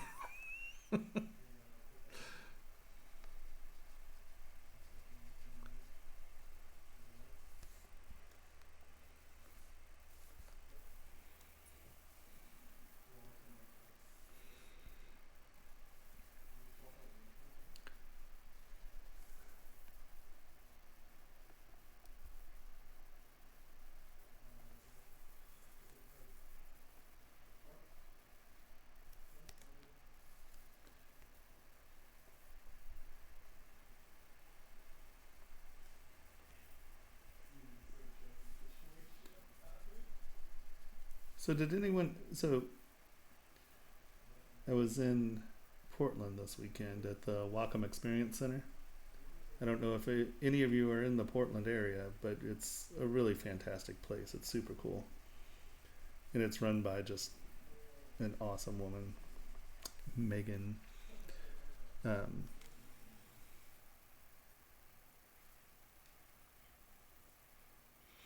I have 1.9 terabytes of models. So I have models that have never seen the light of day because I'm OCD and all I do is work. Literally, I sit in my chair 18 hours a day and sculpt. And often when I'm working on a project, you can kind of get not overwhelmed, but saturated with whatever project you're working on. So I tend to, even when I'm not working, like I'll say, okay, I'm going to sculpt mushrooms today. And I'll sculpt, I'll do a little image of mushrooms and sculpt, 10 to 30 different mushrooms. Flowers. Oh, I'm going to do orchids today. And I just build up libraries of models. So I have a lot of models no one's ever seen. My friend Shinya, I've promised him that if I die early, he gets all my models. Figure someone should monetize my work at some point. There are models that I definitely want to work on, and since I got yelled at and I have to do my Instagram now, one of the things I want to do is stream on my own site. I mean, I'll do it here as well, without a doubt, but for the most part, this gets squirrely. I mean, I don't work on one thing very long on the Pixologic stream. But I want to start streaming making some pieces and then on Instagram selling them, where you can get like just the one-off like little custom piece and just sort of build a culture of like just getting some work out there that I normally wouldn't. I wouldn't put in a string or wouldn't put in a line necessarily, and just play around with shapes and forms and see how they go, and get responses from that kind of work. And so there are models that I have for that. Right now I'm working with a fashion designer. That's what this is for, actually. Working with a fashion designer. And so I have models that I have planned with that. But really, so much of my focus over the last few years has been education more than product. So I make a lot of stuff that, just because I'm OCD and have to make stuff that really has nothing to do with being manufactured. And so that's what I'm hopefully going to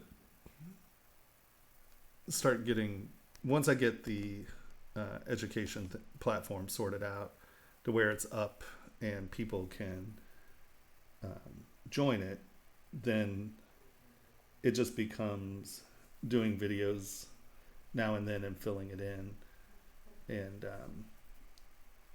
so I'm kind of in a Tomas needs to make videos mode as opposed to Tomas needs to make product mode. So it's been an interesting, like I decided last year at the ZBrush Summit that I was going to do the modular thing, and then it was super funny. I decided to do it, and I've spent over a year trying to figure out what videos to make. And I was talking to Shane, and Shane was like, no, dude, just make some videos, get them up and out. And then you can, once you start getting income, you can actually buy people who make videos. And I'm like, what? And so it's tragic. I'm working on it. I swear I'm working on it. But hopefully I'll have, since I realized that I didn't have to have good videos. And when I say good, I mean like incredibly well-produced videos where people just want the information to begin with, and then we can snazz it up. I'm now making videos just for that purpose, because I mean, ZBrush is getting some momentum in the jewelry industry, and it's nice. So, I kind of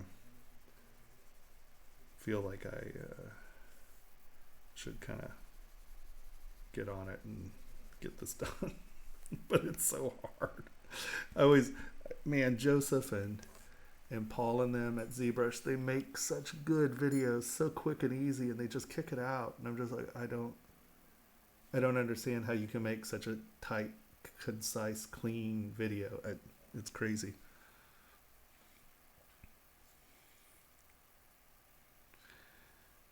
Oh no, I mean, I'm working on it. I know, everybody, yeah, Tomas, you've been saying that for a year. I am working on it.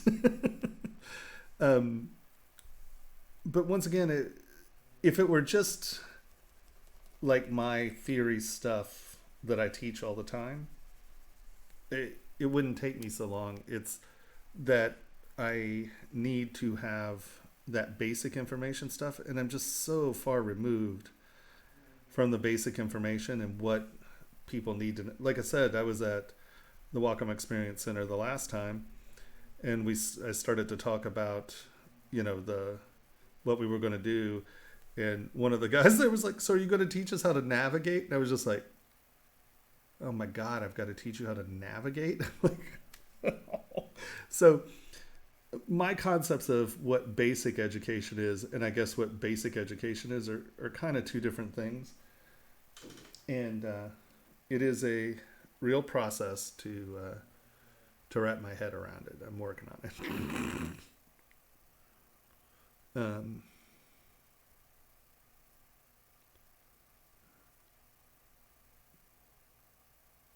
Yes, Instagram /TS Wittelsbach. everything's TS Wittelsbach. Facebook's TS Wittelsbach. Everything's TS Wittelsbach. If you want to put yourself on the mailing list for the education thing, that is ZBrush Jewelry Workshops. Yeah, you can put your little thing in there. My other business partner was the one who was doing some of the organization for that. So her email was the one that, like, it's not my name and login. And I have to get a new name and login. I can't log in right now because I was going to send an email, keeping people updated. And I realized I couldn't log into my own site. So that's coming soon too.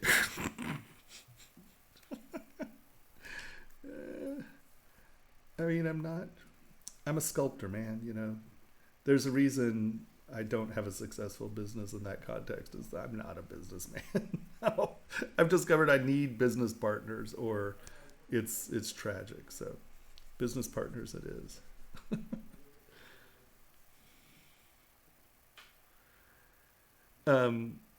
So Portland, are you in the Portland area? Have you ever been to the Wacom Experience Center?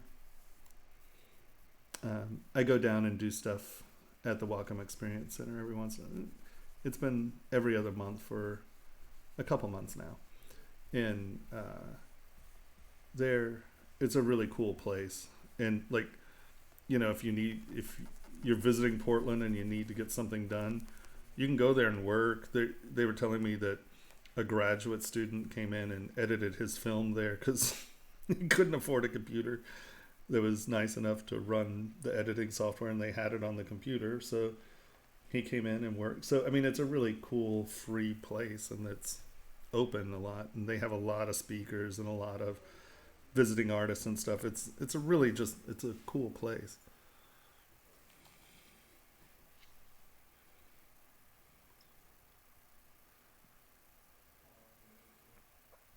Could coach someone through learning ZBrush to teach you how to teach ZBrush. Well, I mean, I think I know how to teach ZBrush. I just don't know how to. I don't know. Well, let me rephrase that. I'm coming to grips what it means to teach the basics, right? So and also I've been learning how to make videos and like what process works best, and do I script it? Do I talk through it? There's just, if you don't make educational videos, it takes a little time to figure out how to do it. And because I've been teaching for years. I've been teaching for about 6 years, but I teach live. So it's sort of like this. The critique next week is really, in a lot of ways, how I teach, right?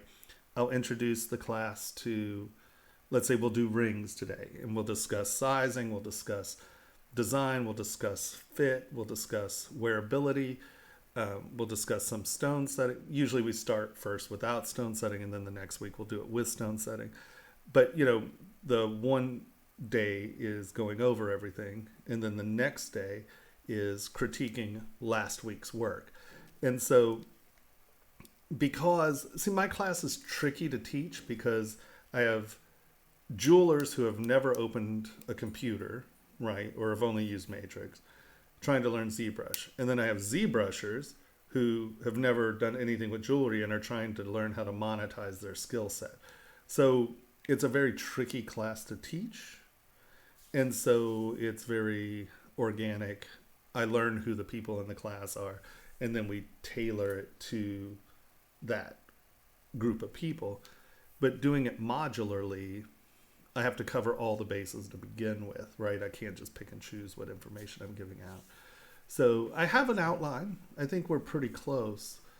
And then I've been, like I said, trying to figure out the best process of generating the video, whether I script everything out, read it, So that's been a learning experience. So, it's been me, and I'm OCD, right? So I need to know what I'm doing, or I get weirded out about it. So, it's been an arduous journey.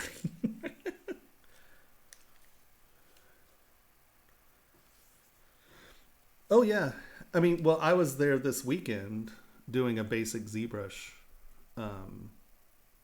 a basic ZBrush sort of little workshop. I presented on Saturday and we worked some, and then on Sunday we did some other stuff. Um, if you sign up for their Instagram or their Facebook, Wacom Experience Center, they post everything they do. They have a calendar and stuff, and like we are going to get Form Labs, and we're going to do a thing for ZBrush for printing, and then I want to start maybe once a month or once every other month doing exquisite corpses with ZBrush. And we go in, and let's say on Friday night we drink, they have like a drink and draw thing where they have beer and just water and stuff, and then everyone just sits around and draws. So I want to do that with, drink an exquisite corpse, where what exquisite corpses are, the surrealist game, where I produce little plates, which are the intersection, right? So, basically they were always figures, right? So you have the neck seam, then you have the waist seam, and then you have like below the knee seam. So it's four different body parts, and I can develop a top and bottom template, and then you just sculpt anything in between them, but they'll all key together. And then like the next day we'll print a bunch of them, and then you can just stack them together and make all the different little figures. It's really fun. It's really entertaining. So you should join us for Exquisite Corpse Night. I really enjoy it. I did it with my students a lot, and it's a lot of fun. When I was streaming on my site, we did Exquisite Corpse Night. I guess we could do it one night on Pixologic. I'll have to convince a few people to join us. If I find that a lot of people are really shy about trying things at first, but once it's really funny, because the thing is it's hysterical,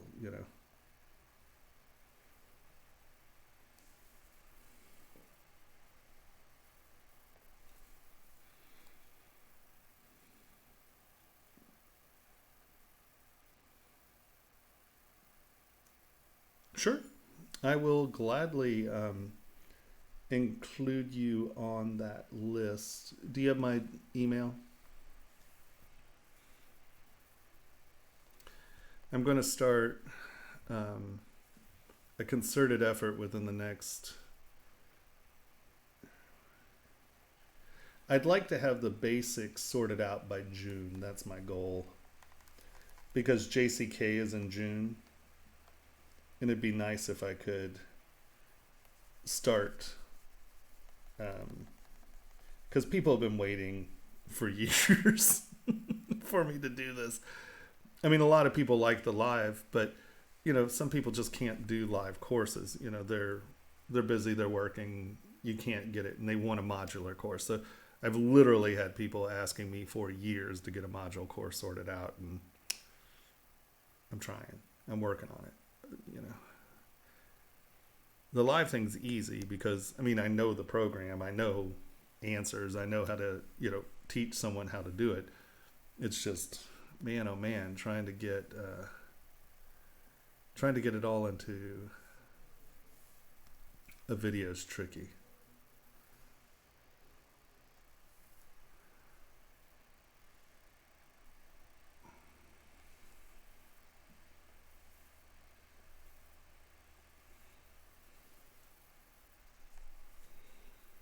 It's tricky.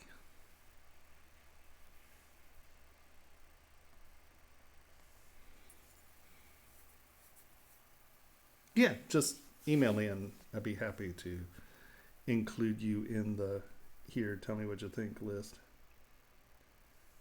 Because it's funny, I find that, so many people have different,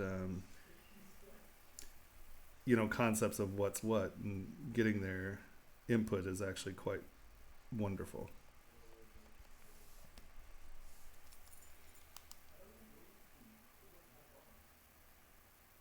Oh, that is this program right here, Sword Soft Mouse Track. I found it, and it was, what I like about this one is that you can do mouse clips and stuff like that, but it has this little thing where you can switch it into drawing mode. So like if I'm talking, I can go, oh, look right here, this needs work, or oh, here, the, you know. So when I'm doing critiques, it allows me to make it very clear what we're talking about. So it's a cool little tool. And then see here, you can turn off keystrokes. That's the pointer. So when you, no, is that the mouse one? Oh no, that's a zoom. Oh, that's a zoom. I don't know. I use it for two things. It had a bunch of features.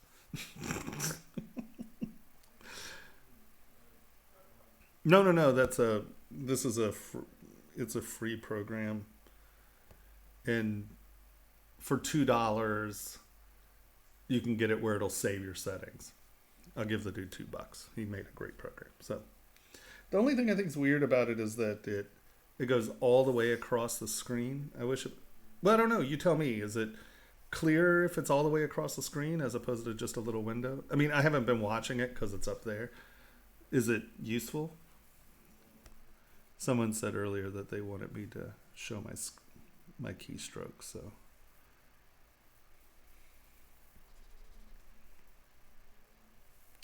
I take all kinds of input. Tell me what's going on.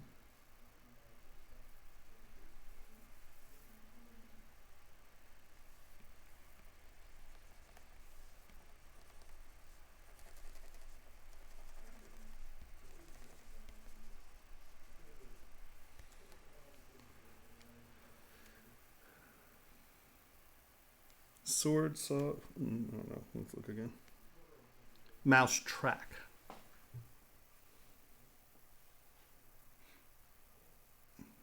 I guess it does a bunch of stuff. I don't know.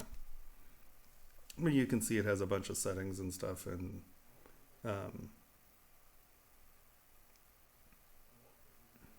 oh, I guess you can assign hotkeys to. You can change the font.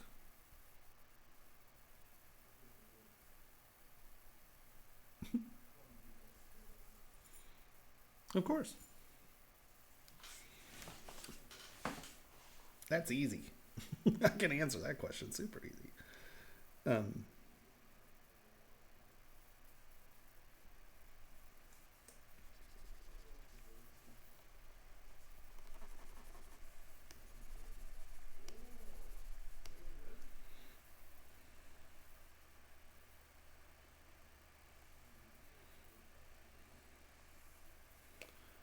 There we go.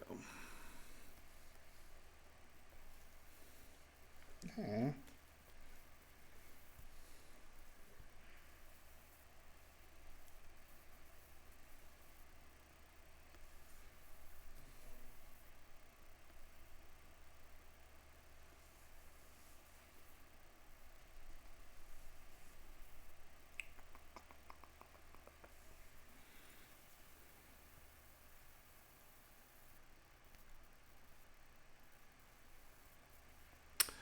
Oh, yeah. I mean, yeah, of course. The only problem with that is if you really start making money, they will come after you. I know you can call it, what do they call it? Satire or something like that. But I made a Grover tank commander. He was pretty cool.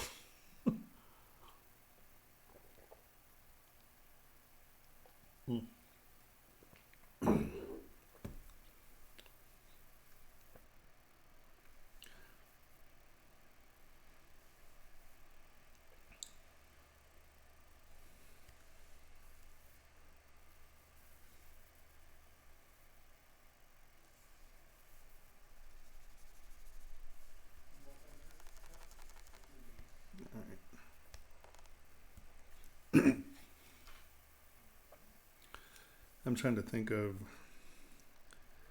obvious ones that I have that I could show, but sadly on this machine I don't have a lot of stuff readily available.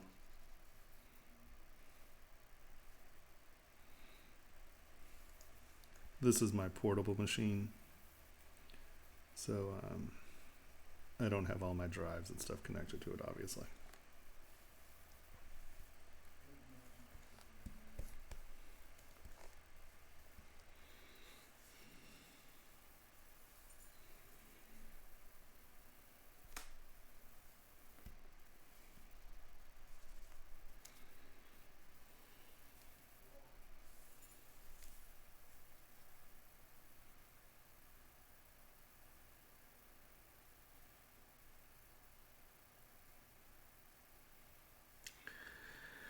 Well, is it something that you're making for yourself? Like, is it something that you're making for someone else that they are then going to sell? Is it something that you're making? There's a big old fingerprint right there. My pricing schedule is a little extreme for some people, but I would say the easiest way to determine price is find something that you think is comparable to your work, or look at. So like if you're making joint dolls that are stylized, like Ashley Wood does that, or 3A Toys, or so they're selling things anywhere between $125 and $300 for a figure. They're about, they're 1/6 scale. If you're doing little stayed stash, just statuary, look at Rockstar, look at a roadshow, look at other figures and just price things comparably,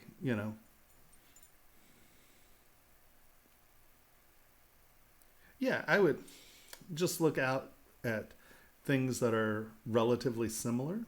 And I didn't do something that I wanted to do. I got into talking and forgot to do it. Come on, get back. There we go. Come on. There it is. Boop, boop, boop. And then X.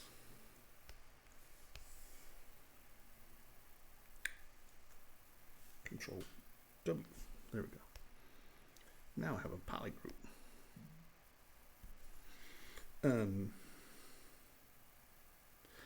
Well, and it also depends on, what you can get it manufactured for. There's a place up here in Seattle. Oh, crap. Don't. That makes figures. And they have a pretty low minimum. Now, if you're just printing one out, just your material cost. But, you got to figure that a lot of, like small figures are anywhere between, $90 and $300, Are you hand painting it? How many hours are you putting into it? Jewelry's different than figure work because jewelry, there's a perceived value in metal. And depending on what your market is, there are price ranges that, people want to see things in. And so you're sort of like, if you're doing luxury wear, right? If you're doing high-end work, it's the same thing as making cheap jewelry, right? If it's made out of silver, it's $14 in silver. But if you're selling something on Etsy, you might sell that for $40. But if you're trying to sell to a luxury market, my skull rings are anywhere between $300 and $700 for a sterling silver ring. Because you're not just buying the materials, you're buying my time and energy, right? So, yeah, it's tricky. Like if I'm doing work for someone else, either you're going to pay me. I don't do hourly work. I do day work, so I charge $1,800 a day, and that's whether I work 30 minutes or I work 23.9 hours. My day rate, because often I work a little too quick that I wouldn't make any money, so hourly rate just kills me. And a lot of people balk at that rate, and but it's like I was doing these things and I told him my rate, and it was a friend of a friend, and so I was like, all right, what's your budget? And he was like, well, $2,800. I was like, all right, I'll do it. And I gave him all 11 models in the one day, and he was like, I was like, yeah, see if you took my day rate. So, you know, it depends. Yeah.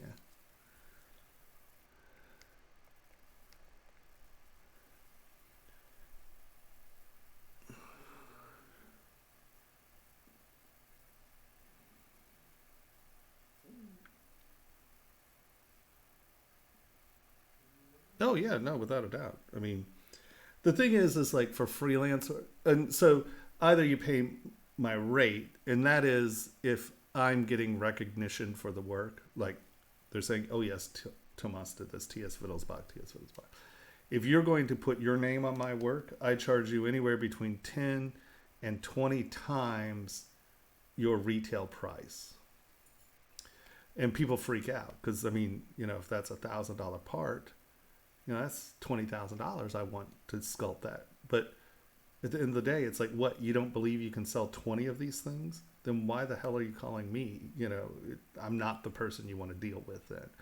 So, you know, and you want my work and you want to claim it as your own. You're going to pay for that, you know? So it really depends.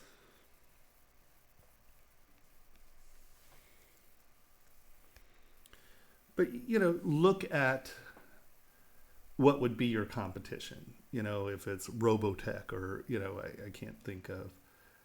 I'll tell you, what was the name of this company? If you want to see some beautiful characters, my friend Dave sent me.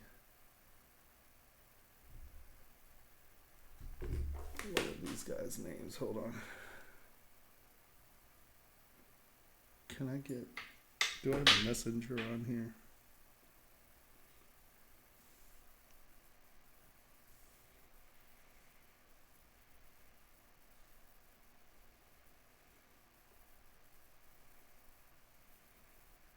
I don't, but I do have Facebook. One sec. I just want you want to see some figures.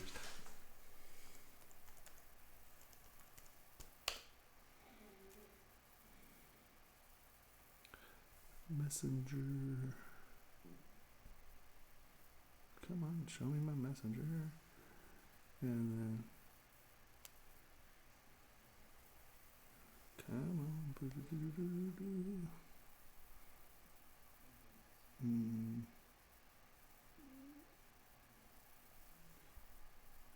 Yeah, these guys are outrageous. Look at this work.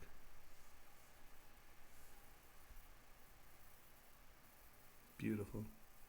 Look at this hair. Hold on. Look at that. Ah, that's gorgeous. And it just goes on and on and on.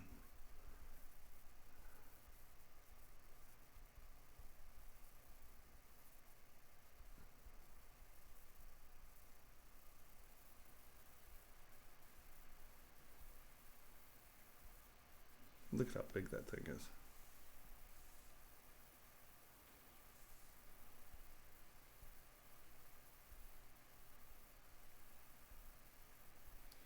I really wonder though if they're going from body scans, because some of the portraits are excellent, and now most celebrities will do scans because their portrait work is dead on.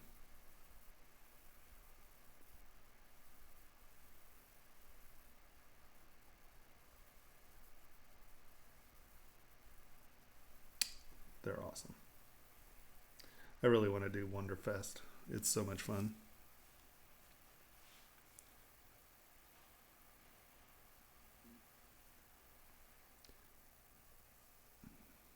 Yeah, I agree. You know. Well, the problem is we live in a immediate culture of instantaneous gratification, and most people, you know, everything it's disposable, and people don't understand what it takes to make stuff anymore. I fight with people all the time. They're like, well, my cousin could make that. You want to bet? It's like, well, get your cousin in here and start doing it. If your cousin could do it, I I might want to hire your cousin, you know. People are ridiculous.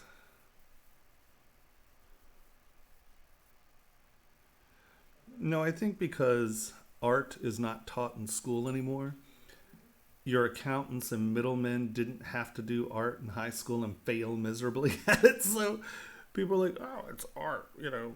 And with so many programs now that are WYSIWYG, you know, you can, like DAZ, you know, I mean, you can have all the work done before you and you just pose it. And if you're not using DAZ, you know, and you're actually out there doing your own anatomy and stuff, you know, you're being compared to something that's a pre-made model, and, you know, it's frustrating. It is. It can get very demoralizing sometimes, where you're just like, but you're cheating, you know. It's like you're not actually doing that, but you're not. I mean, you know, you're just using the tools at hand. Hallelujah, you know. But trying to get people to understand that, you know, it takes a lot of work and yeah, people don't care. They just want it. They want it cheap. And what drives me nuts is, you know, I had a blowout with a lawyer who I did quite a bit of work for, and then he flipped it on me. I was like, well, you know, you should give this to me because I'm, you know, rich people are going to see it, blah, blah, blah, blah, blah. And I was like, we agreed on a price. And he was like, oh, well, you know, you should feel lucky, you know, this will look good in your portfolio. I was like, if I came to you and said, oh, you know, you should do your legal work for me because it'll look good in your portfolio, you'd laugh. But people expect artists to like be thankful for getting work. Oh, don't get me started. I'll go on a rant.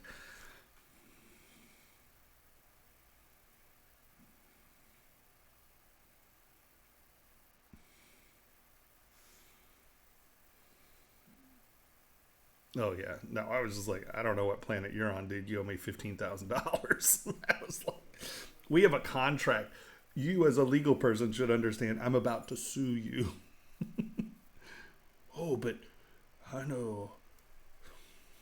I can't even remember who it was. It was like, well, so what? You know, I mean, are you signing a contract guaranteeing me that that person's going to buy and, you know, on their Instagram with 3 million people? That's the influencers and all that crap. It's just like, we live in a ridiculous world.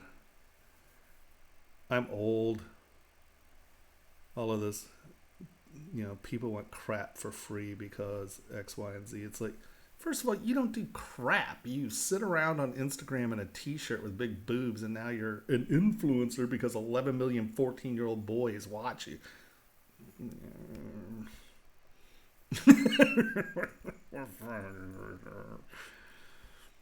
I better not say that too loud, or I'm going to offend an influencer and they'll blackmail me or something. I find, I don't know. I think our culture is dying quickly. Rome is burning, my friends. Rome is burning.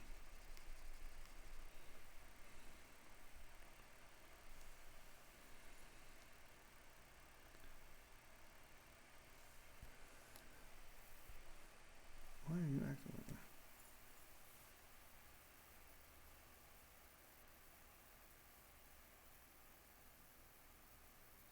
Yeah, I'm a horrible salesperson because I get crabby and no one wants. When I get crabby, I can be a horrible person. I just,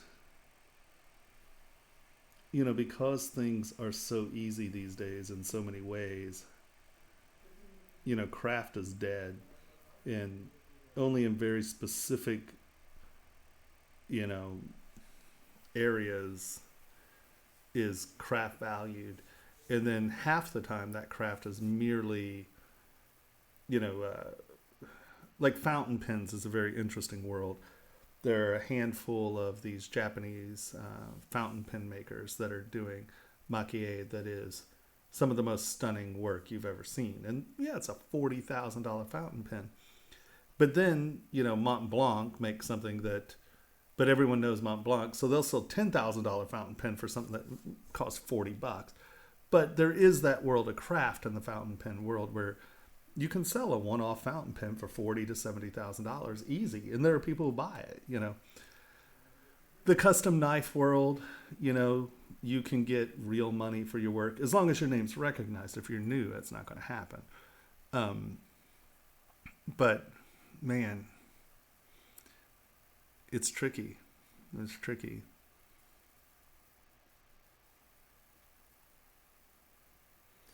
Yeah. I'm not even going to go off on millennials or anything like that. It's just, I think that, I think social media has destroyed society. And I'm not that old codger who doesn't understand it or whatever. I really think that echo chamber culture has destroyed our society. And it's crazy to me.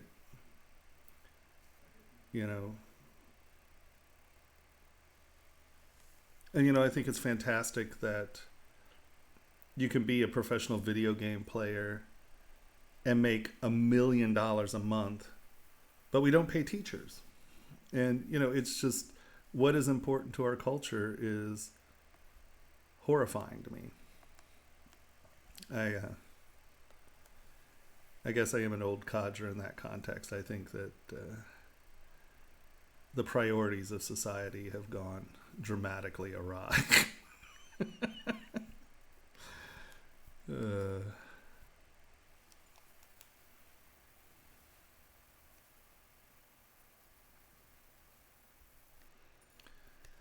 Yeah, the most powerful people on the planet are like the 5 people who write the algorithms for Facebook.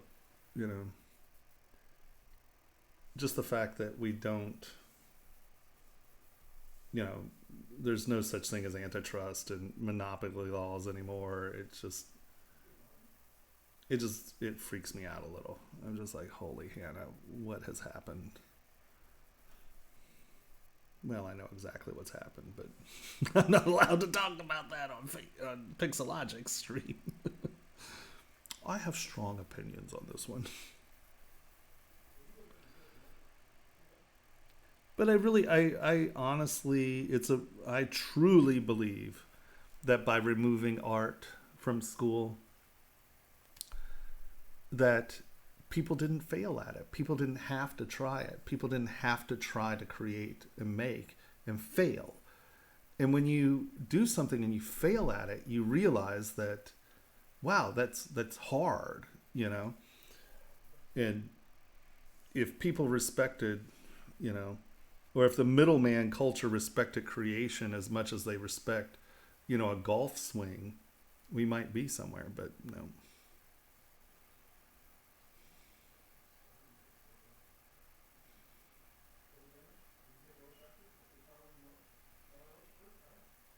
Right? Am I lagging horribly?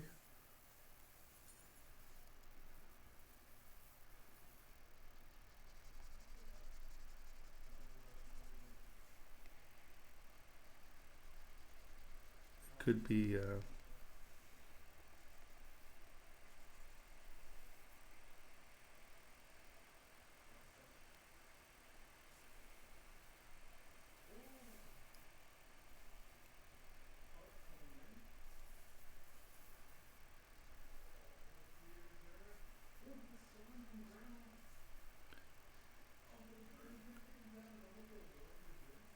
once again, it's just sort of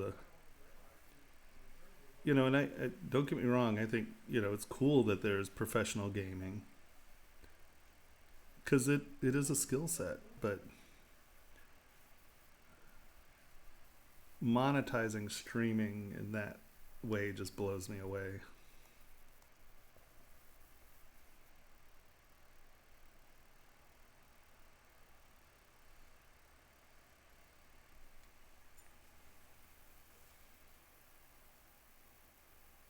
Oh, it's probably because I'm doing radial symmetry. It thinks it's slow.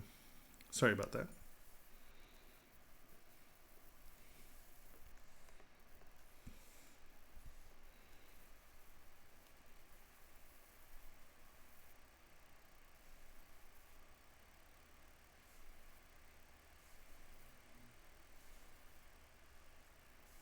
Was it lagging earlier when I was sculpting?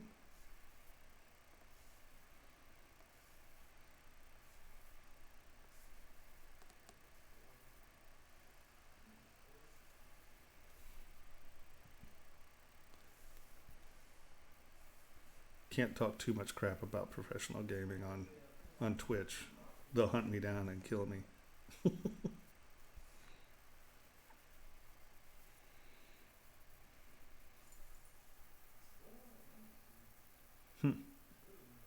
That's weird. It must have something to do with this model isn't super high res. It shouldn't lag because of the radial symmetry, but it might.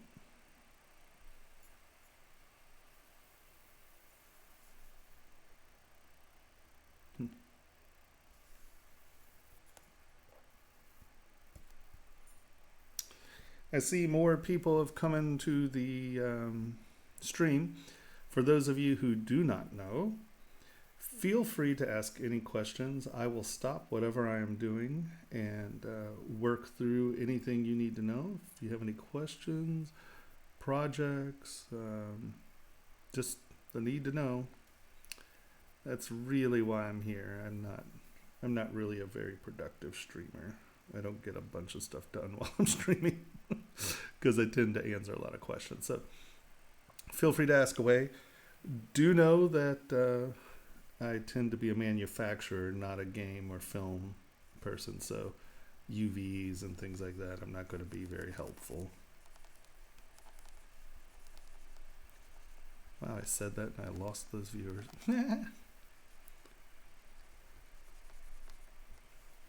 I find people who stream sculpting characters, you know, animals, people, tend to retain much more viewership because if you look in, you can associate with those objects. And me doing the sort of abstract stuff, if you just checked into the stream and you're looking, you're like, what is he doing?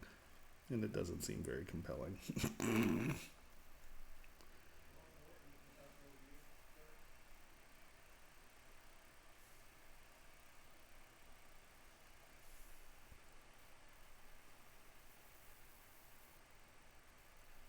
The silhouette box? You mean this up here? Why not? Silhouette box is awesome. I mean, not for this. The silhouette of this is round, so you're not getting much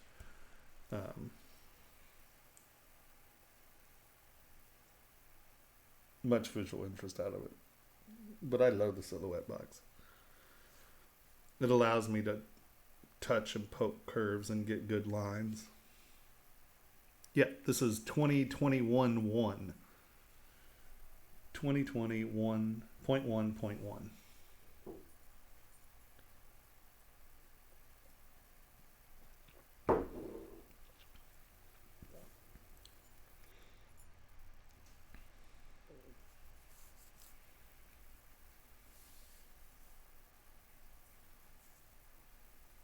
Yeah, Pablo went before me.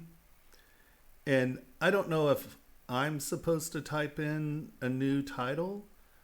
Normally it just switches, but the last couple times it hasn't switched. So yes, I am not Pablo, and it's not mech design. I guess that's why people look in and go, that's not a mech. And it's...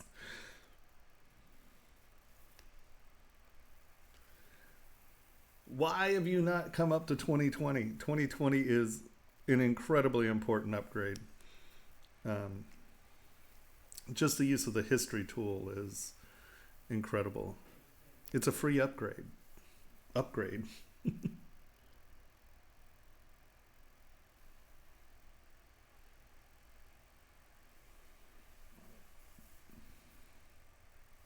Too much. No, that's not the one I want to be using anyway. That's not what I want to be using.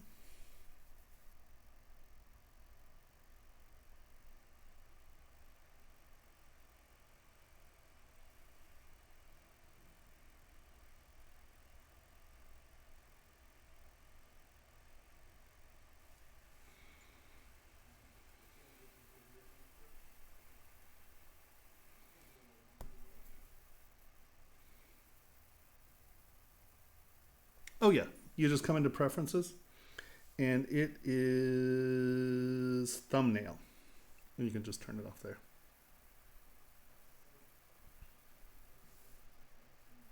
You can turn it off. But why? Of course.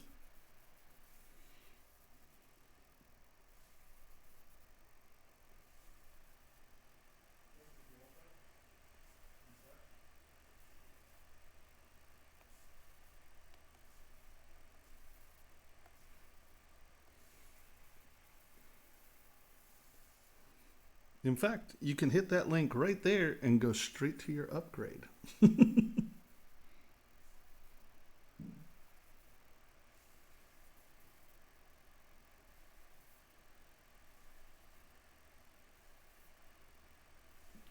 No, I would argue this is an important upgrade.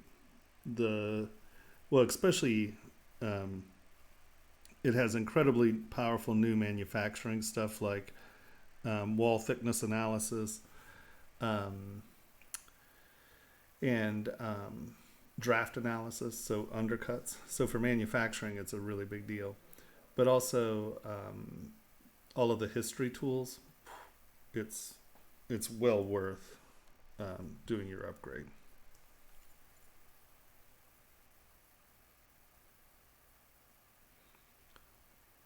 Well, I mean, upgrading doesn't add more stuff to your menu. Would add more stuff to my menu because I use it, so I pull it out so I can use it. But I mean, it's not like it's a big menu change. But just if anything, just the history tool and the is worth every second of that. Oh, wait a minute.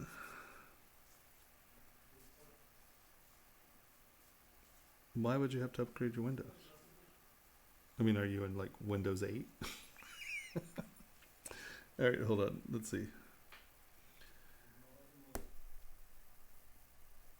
Things went too quick. So where are we? Beautiful. I have stuff that's not useful for that.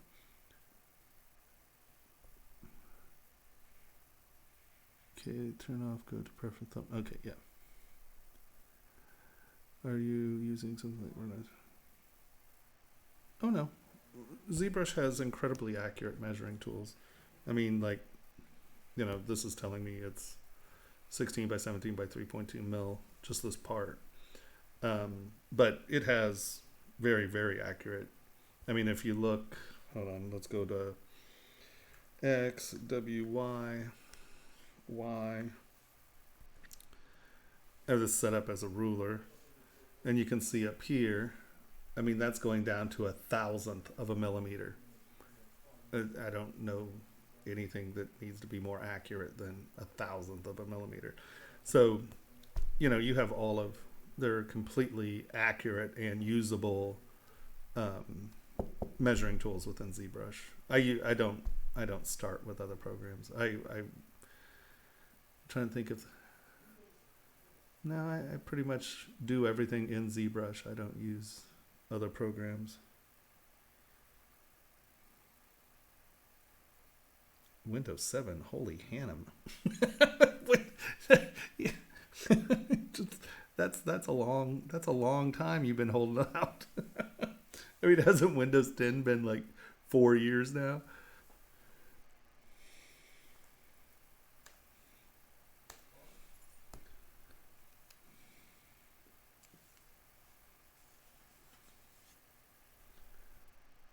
How do I come up with honestly, my brain is wackadoodle. I see a lot of weird stuff in my head, and for the most part, it's just crap in my head,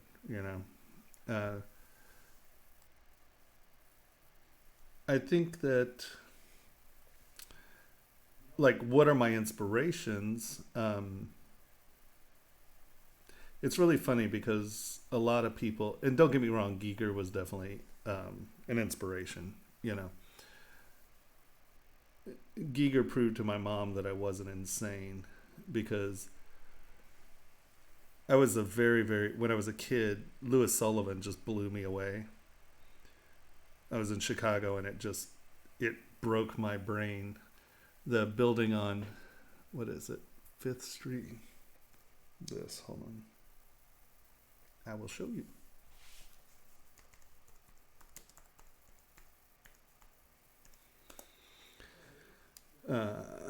Images. This building.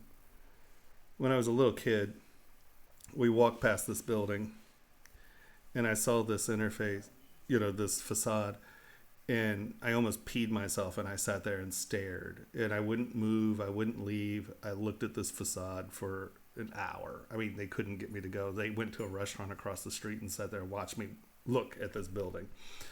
And it sort of changed how I viewed things and like what I was sculpting. And then, being a child of the 70s, I was born in the 60s, but I was cognizant in the 70s. And so like Ray Harryhausen was like one of my idols, going to see the Sinbad movies and all that crap. So I started doing this kind of organic work with bones and stuff. And oh, wow, guess who that work looks like? A lot like Giger. And so, but really my inspiration was like a lot of the Art Nouveau architecture. And then Mobius and Giger. And of course, Alien was like, I had a big problem with Star Wars. I thought Luke was a whiny turd. And I just, I liked Darth Vader. I could roll with Darth Vader. But like Luke made me insane. Because if I'd behaved that way, I would have been beat. No, you're not allowed to act like a whiny turd like that all the time. You're some hickabilly ding dong, and you're in this room with a bunch of generals, and you're like, well, that's not how we did it. And when I was in the Khyber Pass, we shot mugrats at 3,000. You shut up. Yeah, I was never a big Luke fan. Up to the last movie, I was never a Luke fan. He whined throughout that entire, they're like, oh, it was a hero. No, it wasn't. It was a whiny turd journey. And so when Alien came out the next year, I was like, oh, that's the answer. And then my mom got me the Omni magazine and then the Penthouse magazine that had all the Giger stuff in it. And she was like, nope, you're not insane. And so Giger did come in eventually. But, it came out of Louis Sullivan and Ray Harryhausen. And then, like, when Heavy Metal magazine came out and all of that, I was really a big fan of that. And that's that in architecture, And I remember seeing the Lalique rooster.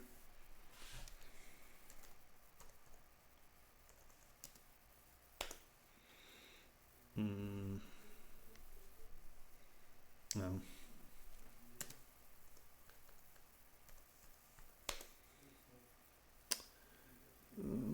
Where is it? Oh, here. I remember seeing this when I was a kid. And the thing that's so amazing about this piece, I hope this is a big picture. One second. What blew me away as a kid, come on, where is it? Where's the cock? Really? There it is. Really? There's not a bigger picture? Well, you can't see it in this picture, but the enameling in here and the skin texture is really quite horrible. It looks like chicken skin. It's sort of this opalescent, fleshy tone. And let's see. Isn't there search for Google image? Will this give us all sizes? They've got to have a big one in here somewhere.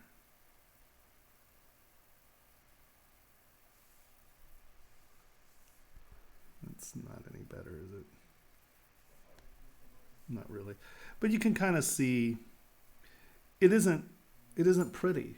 It's chicken skin. And I was just fascinated by it because the enameling is opalescent. Everything's very beautiful. And then this was there, and it's just this weirdo chicken with a moth wing thing. And this was just really almost like dead flesh, you know, but it was beautiful, you know, at the same time. And this piece fascinated me. And this is one of the pieces that actually made me want to be a sculptor when I was a little kid. I was just like, oh, that's the coolest thing I've ever seen. And the rest of the Lot Lake Museum, of course. I mean, like the,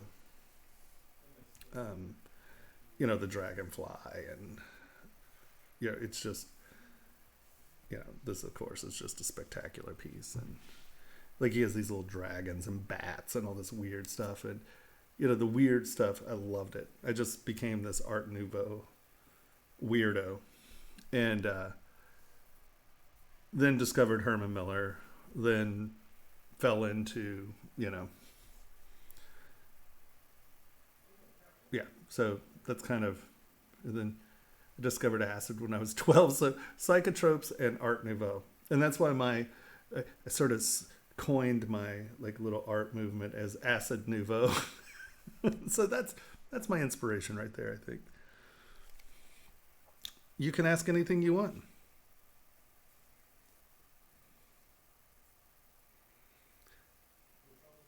SVG images. Okay, now I'm gonna be ignorant. It sounds very familiar, and I know that it's in here somewhere. What's an SVG image? Actually, yeah, new SVG. Oh, so yeah. So that's the like an Illustrator. You export SVGs. Yeah, you can import SVGs. So see right here, new SVG, edit SVG. You just load it in, and then it'll loft the lines, right? So if you have, you know, a circle with a hole, it'll bring it out and it'll loft it. The one thing you have to be careful though is a lot of Illustrator users, when they make their, because Illustrator, like let's say you're making a shape, right? You don't have to close the shape, because like if you're doing something black on white and you start here and you come over here, a lot of people don't close the shape. They leave them open because they're too lazy to reach over and close the shape. Make sure your shapes are closed, but yes, SVGs work great. It's so funny. I'm like, I know SVG from somewhere. I did a bunch of college jewelry, like pendants, and we took all of their Illustrator files, and I just lofted everything, and it was a great source. So yeah, it's SVGs work really well.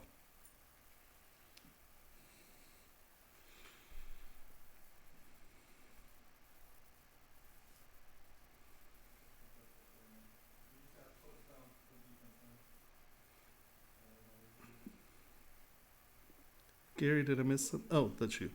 For moving subtools by precise measurements, this helps.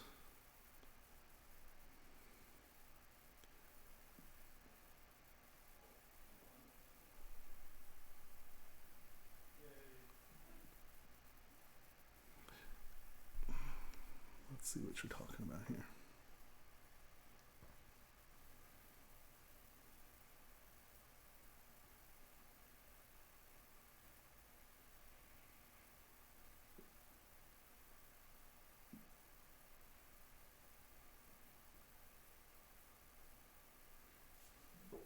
I don't know that I've ever seen this. 2016 is old.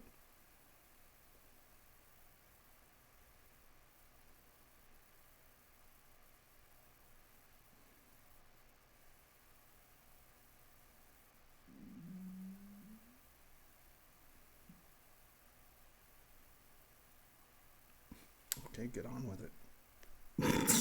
Sorry, I missed it. I can't read what these are. Is it to the face, to the center? Is that what this is? Oh no, I'll ask Paul and them. Is this program still? They said it's downloadable at ZBrush Central. Is that what it said?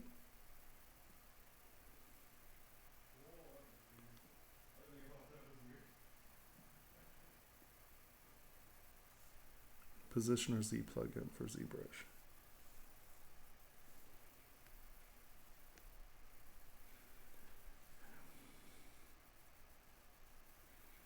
2016. Is he still in existence?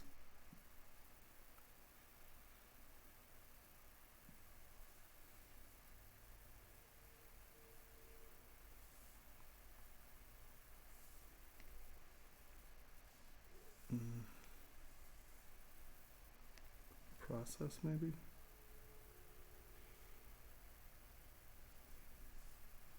Yeah, okay. Welcome to foam sculpting.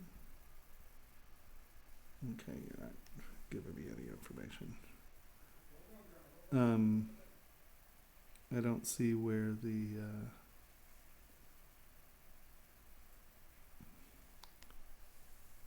let's see if it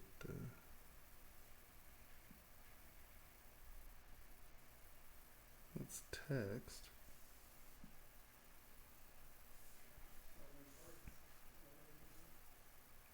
It doesn't look like it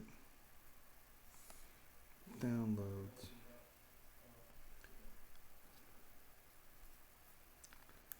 I wonder why. I wonder if they changed something so it doesn't work anymore. I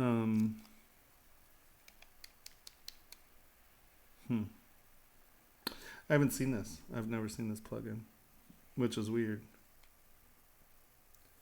They might have updated something and it didn't work, because there was the measuring one that I'll ask. I'll definitely ask, but it doesn't seem like he's that it's out there anymore.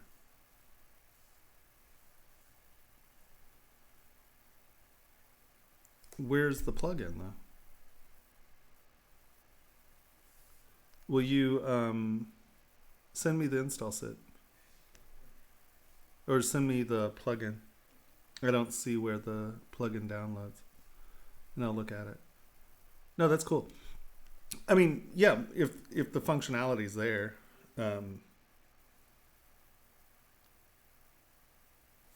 yeah, just email it to me. Just like email, you just drag it out of your plugin folder and email it to me.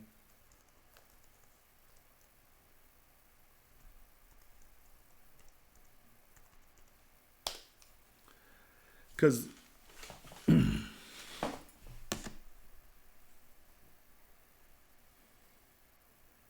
I'll definitely take a look at it. Well, you know, once again, none of these features were things that ZBrush even, like, the developers cared about, because it wasn't really designed as a manufacturing program, but it's something that they're definitely, we've been working on features that are much more targeted towards the jewelry industry. And in turn, you know, anything, when I say the jewelry industry, the thing is anything that's made for the jewelry industry is something that can be used by anyone for printing and that. So, yeah, that's weird. I'm surprised I've never seen that plugin.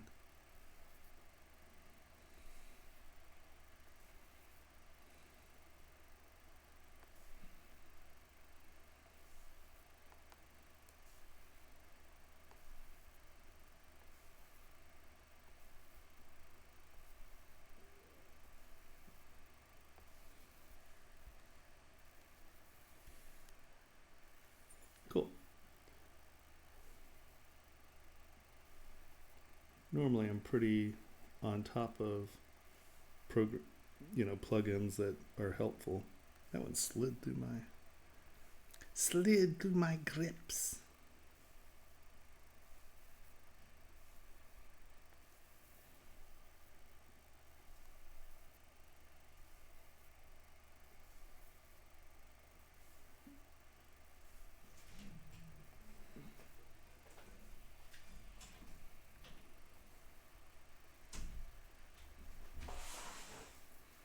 What you up to, jailbait? I'm taking a break. Yeah. Lost a rough game.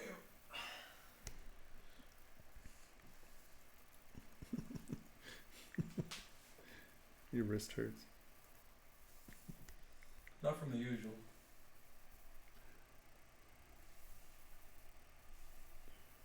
Anyone else comment on the sick drawing behind you? No one has commented at all on the sick drawing behind me. Oh, I know, it's funny. So good. What the heck, man? No, I don't know. How's it Yeah. coming along? It's whatever. I mean, I don't. So I see there are more people in. If anyone has any questions, feel free to ask. I'm here to kind of answer questions for you and sort stuff out, because I'm just futzing around at the moment. I'm not even particularly excited about that, which means I might trash it completely. Yep. I tend to throw away a lot of things. Looks fine to me.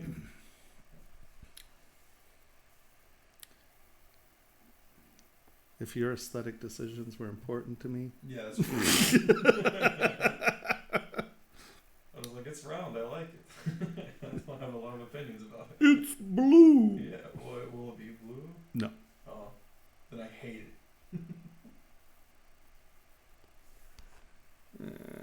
I'm really underwhelmed. What are the tools for wall thickness and draft? Yeah, of course. One sec. Need another copy there? In a minute. Let's go back to this guy. All right. So, Oh, that's pretty. wall thickness works. I have them pulled out down here, right?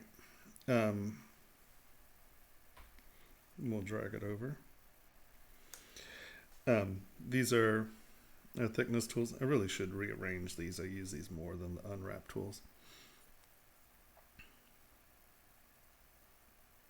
This is a button for jeans, and it'll have a little cabochon of turquoise or coral sitting there.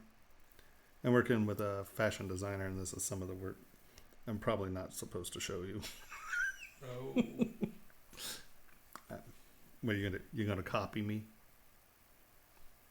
Try. All right. So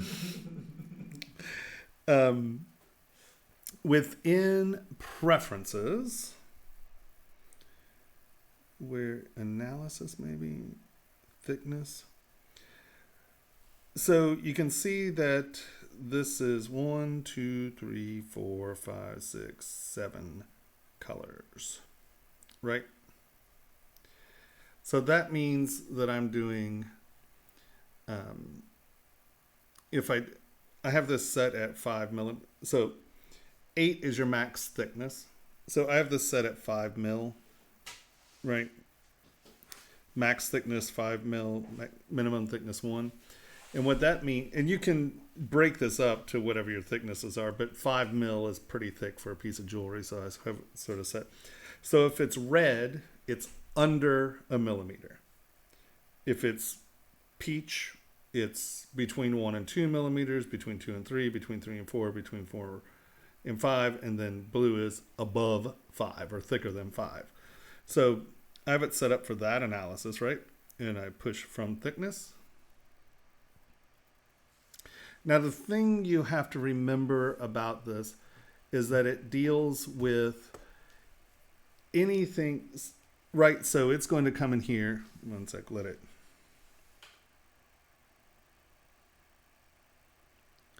But I thought that was just the text. Well, I'll hit it. That's good. I don't look at anything closely. So what is that? Thing stuck to my camera.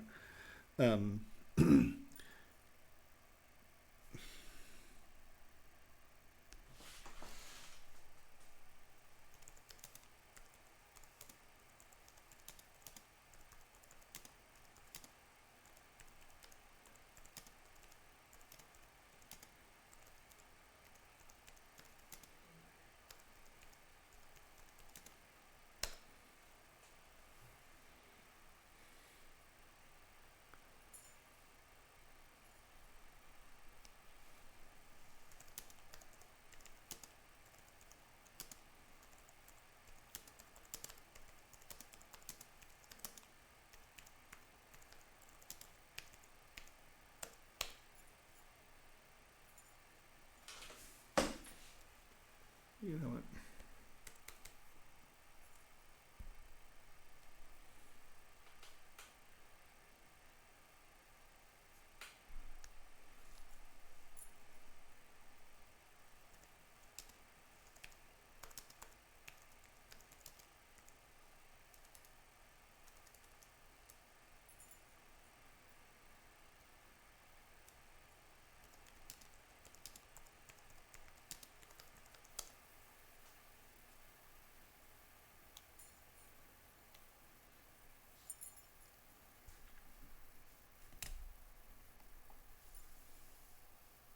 Are we back?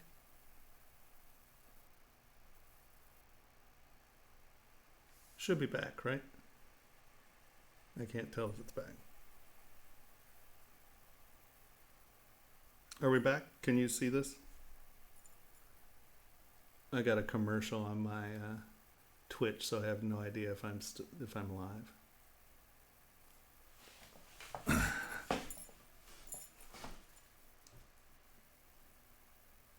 Anyone, are we live? Just someone say yes, we're live, or not. I can't see, I can't tell. Aha, we are live. Okay, so.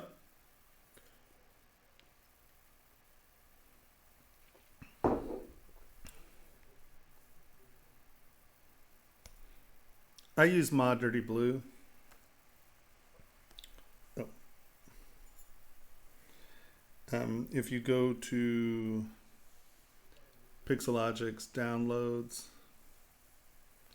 under support, resources, matte caps, under matte, fourth row from the bottom, Mod Dirty Blue 1. That's what I use. And it is the best for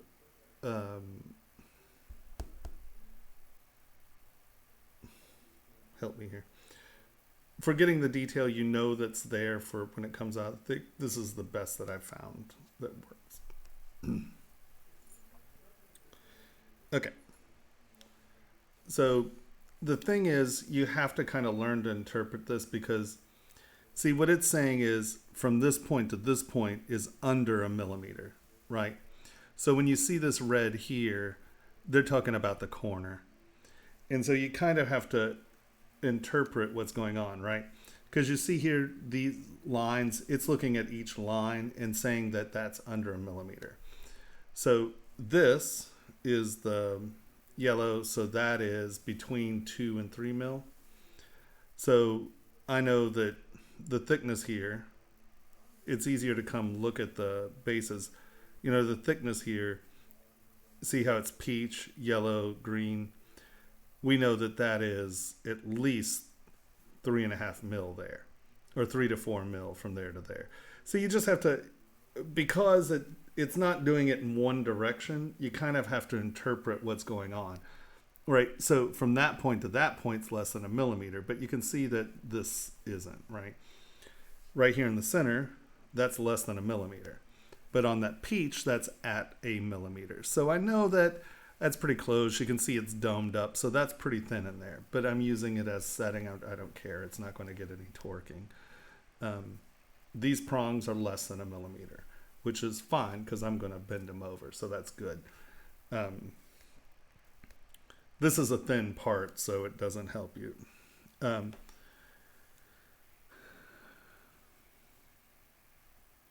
So you can see that it's giving you the broad spectrum, and it's telling you, so we really know what is the green. I can't even remember anymore. Yeah, so it's 1, 2, 3. It's between 3 and 4 millimeters thick here, right? Because it's the green. So you just kind of have to interpret what's going on. So that's 3 and 4. That's 2 and 3. So in these grooves, you know, it's just above 2 mil. 3 at the top, 4 at the tip. So you can see it's thinner here, getting here. So that's yellow 3 mil, green 4 mil. So that is a perfectly castable piece. Now draft angle. So we have to come back over here, color, because this is tied to paint.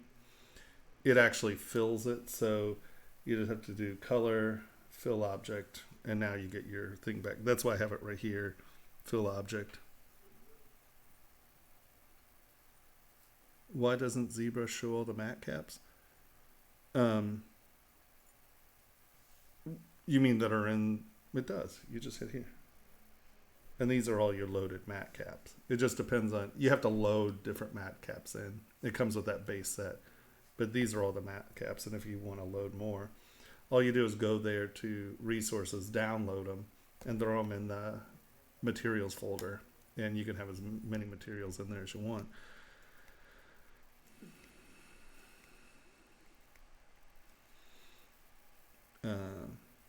Yes, I ask your question. It's fine. Oh, is that what you were asking? Why doesn't ZBrush show all the matte caps when there are too many? Well, here there are hundreds of them, right? I mean, these are just the matte materials. These are the new materials, right?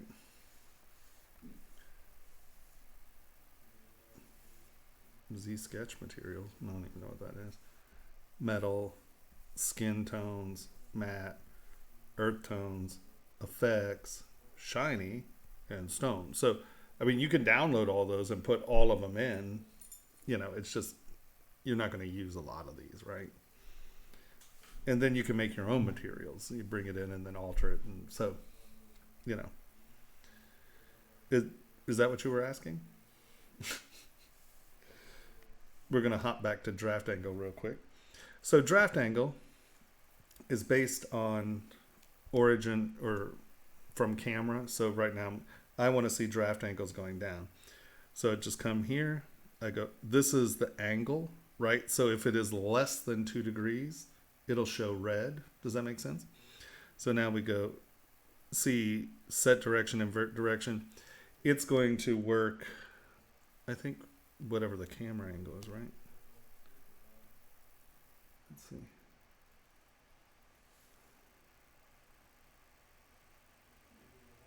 I don't know. We're gonna, yeah. So all the red is anything that is below 2 angles that's showing you your trap, right? Does that make sense? But as you can see, it's not from this direction. Right, because it's viewing it as a trap from this side. It's not setting that line. You know, you're not getting it from both. But, so that's it. And then, so if you're trying to fix this, you have to, it's not live. It has to reanalyze every time, right? So clay tubes, and let's say I know that this is the area that I need to work on. X. Radial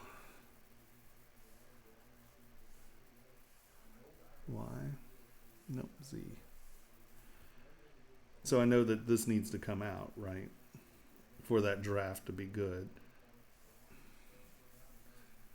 So I'm going to turn paint off for a second so I can see what's going on. And I'm just going to fill this in.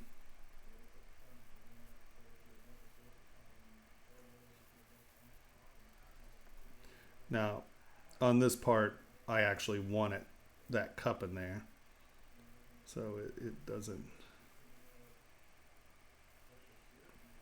because I want that part to kind of seat down in it. So now we turn back to the front from draft. We have to turn paint on.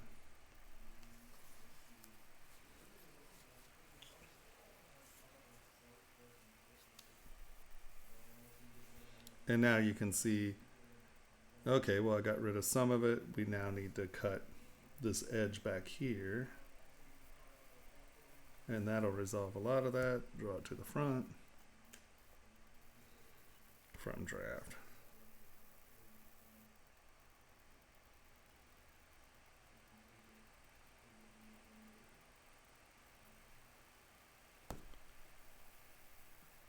Yes, in startup.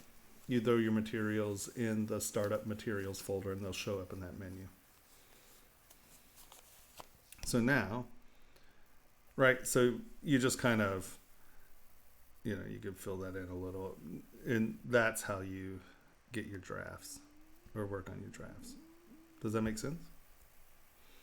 And then if you're really trying to, so like if you're actually trying to get, like this is going to be die stamped, right? So you cannot have drafts. I have my little thing set up here where I'm now going to go from poly paint. And so what that is poly groups from this is paint. Okay, this is a paint feature. So I go groups from poly paint. And what that does is it makes these poly groups. So we'll let's go to document or color. I'm going to fill object with white again. But now we come in here and you can see that from that paint, it made a poly group, right? I'm not going to worry about this whole because I'm just going to do, you'd mask the bottom off so you don't change the bot. All right, fine. I guess I should just show you how to do it, right? I'm always trying to find, yeah, we'll just do it this way, but here. So you mask the bottom off because we don't want this to change, right? This is the intersection that's good. Mask the bottom off. Oops. Make sure you get that little area in there. All right, so now we're masked. We're going to hit the purple, right? And now, let's turn this on. Just go W. We're going to bring this down to the bottom. We're going to turn symmetry off. And we're just going to drag this down to where it's flat, right? So now, and I know I've dragged it into here. So I would then just unmask that and drag that back up into the model, but you'll see what's going on. So I've dragged all that down, right? So now when we come here, you see what's happened? It's dragged all of that stuff that's negative down and in. You then need to come back in and just do a quick, like where these little intersections are. Some of those are open spaces now. You just hit inflate and it'll take it right up. But now you have something that has no draft angles. So straight, I will tend to X, get in the center, and oops, sorry. Come on. No. Oh, can't do it in Gizmo. Hit that. No. Right. And then,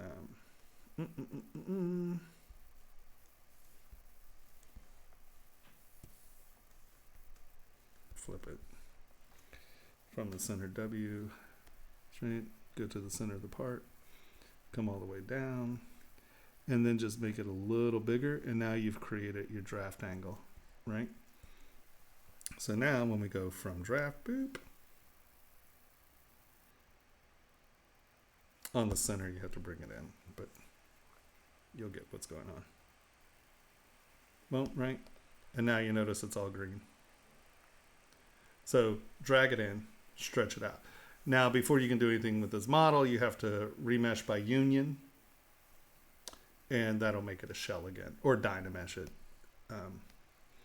depending on if the geometry is important to you or not. Make sense?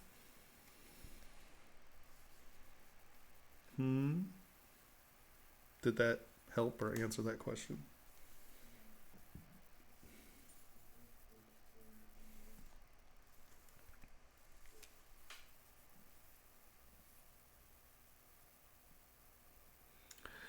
So, okay, because Matrix has all these preset gem setting, like especially, so when you're saying hundreds of stones, you're talking about pave, right? And here, let's go here, let's go here, and where's, so that's pave, this is pave. So if you're doing, where's the serpent? Is it in here?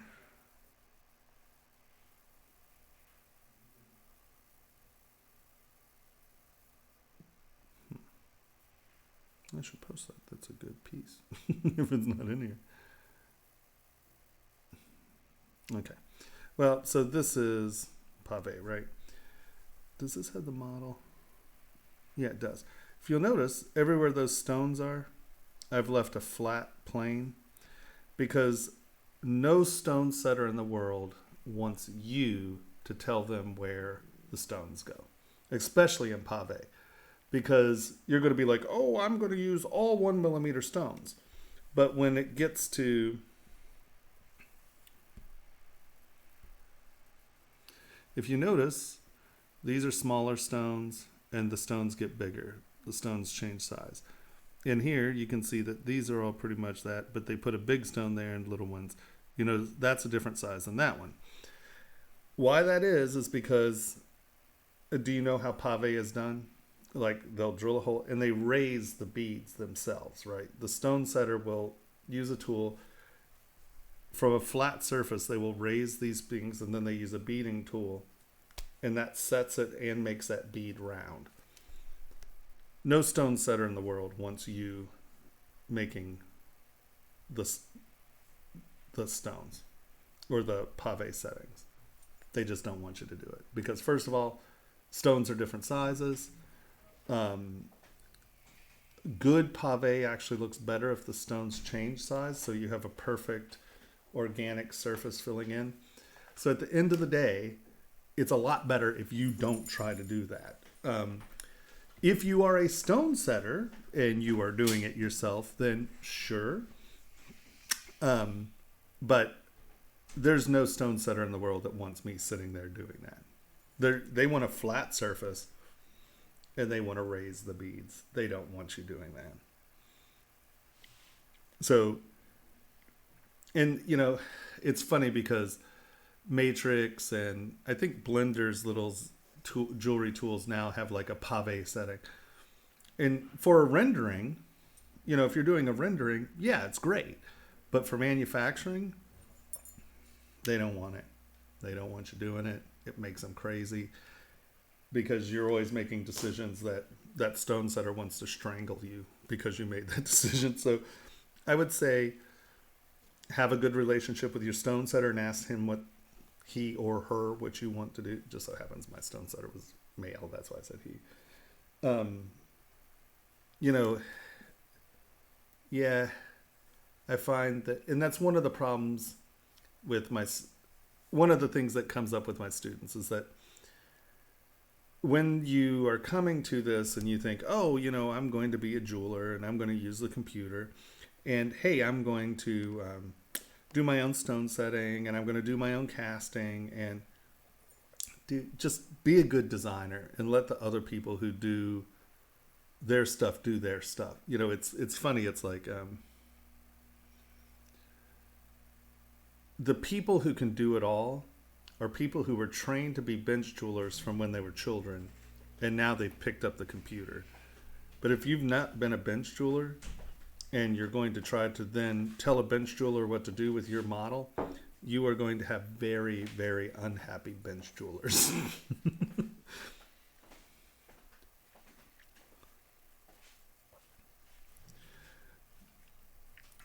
Thank you, sir. No problem, man. Well, you know, it's tricky.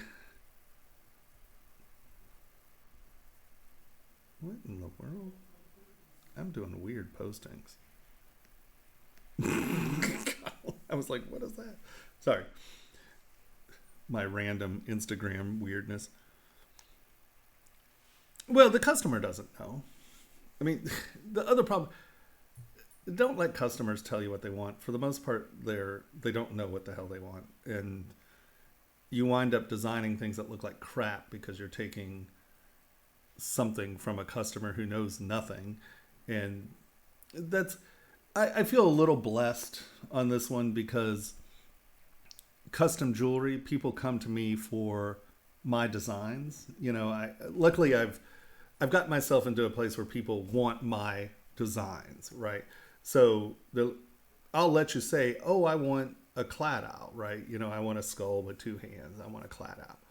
But that's really all I want to hear from you. I don't want to hear you tell me how you want things placed. And I fire customers because I'm not here to fulfill your design things. If you want to be a designer, go learn to be a designer.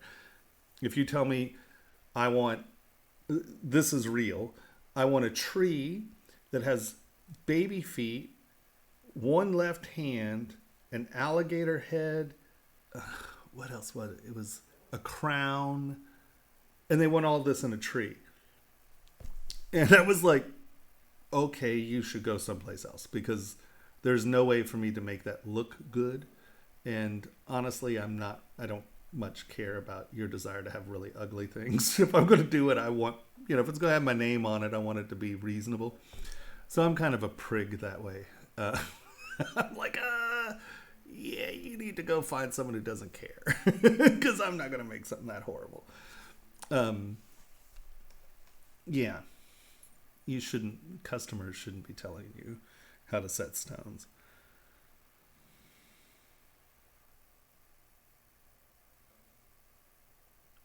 No, that's even worse. Well, okay, so okay, so if you're doing mass manufacturing, they very well may want pre-prongs,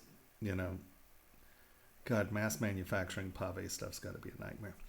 So, yes.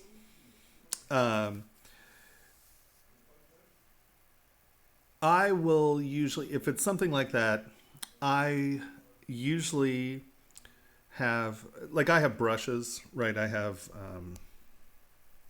setting brushes. So this is a 2-prong setting brush. Wait, let me append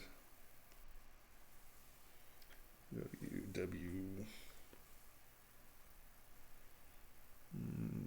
Sphere's fine. Divide, delete lower. Cute.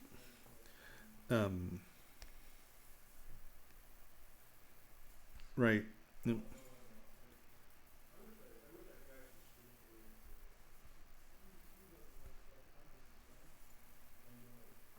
For some reason, in the new one, my depths aren't set. Okay, so Control. We'll delete these. So I have brushes that are this, and so I can W tap it so it's on surface, and I can come in and move this to where I want it to be. And then these brushes, hold on, let me, new folder, come, oh gosh, are these, oh yeah, good, they are polygroups. So I'll come in here, I will do split to groups, group split, O2Do. And so now I have my prongs. Now these are rendering prongs. A lot of my tools I have the render prong, because see they're already set, right? Turn Q off there. I have the cutter, and then I have the stones, right? And so these, oops. Anything, it doesn't matter. Right, so I have the stones for rendering. That's the cutter, right? So now, and this is round, so these aren't perfect, but this will give you the idea. We'll go here. We'll make that start. Go here, make that additive. Cutter is subtractive. What the hell is it? I don't know what that is. We'll delete that. And then that, we'll just sit over here. So now when I come in, turn transparency off, I come in here. I think these are in the right order. Hold on. Oop. Boolean folder. Yeah. So, oh no. See the cutter cut out of the prong? I just have to change the order. Boolean folder. Boop. They're procedural, so hide that. Boom. Boolean folder. And now we'll boom. Boop. And you can see the prong meets there. So they can cut, if they want to snap it in, you know, you can do it where it's cutting the prong, but usually even there, they're going to take a setting tool and cut your prong out. Once again, these are rendering prongs, so these prongs would be taller so they can actually work them. So you can make a tool that's cutting your seat, and then for rendering, you see it has the stone there. And I just randomly, that's a little deep, obviously, but and you set your depth of your cutting tool there. So you can get in, move your tool around, and you can start to place this. And if you get your, if you just go in and, I think I have just a stone here, don't I? Yeah. Whoa. Oh yeah. So these are a bunch of different oval stones, right? So I picked this one. I drag it out. Now we're going to, I know that this isn't what you'd pave with, but you get your stone depth.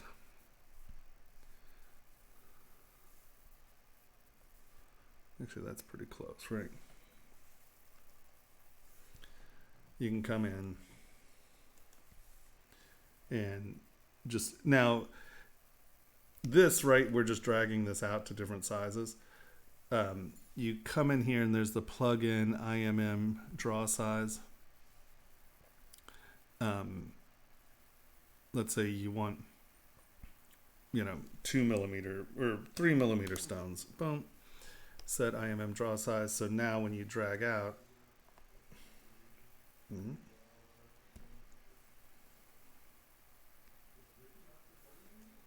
why isn't that locking? 3 mil, set IMM draw size.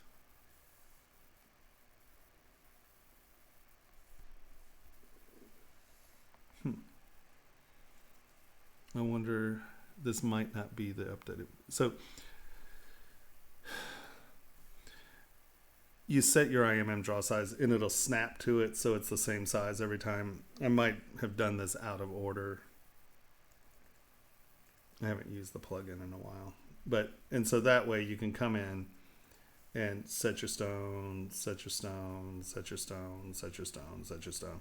And you can have prongs and just, once again, do the same thing, slide it in, get your prongs where you want them. So, there are a couple of ways of doing it. And it's pretty quick at the end of the day. It's not that rough.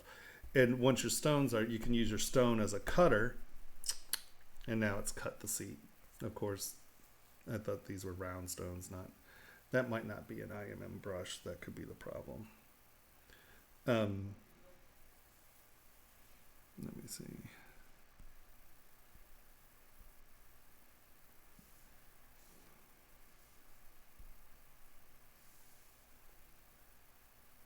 I think you might. IMM bead set. 3 mil, set IMM.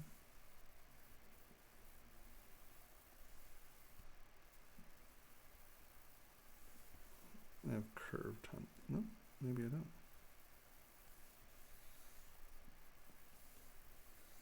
No. Turn curve off. It doesn't work with curve. Where's stroke? Stroke. Curve mode off. Set IMM scale. This might be an older version of this, so it's not working with 20.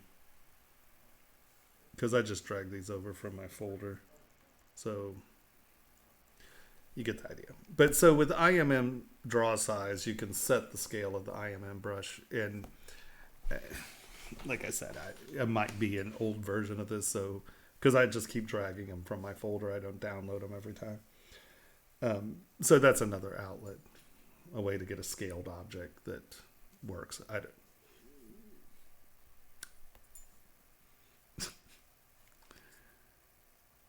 All right, Kaylee, have a good one.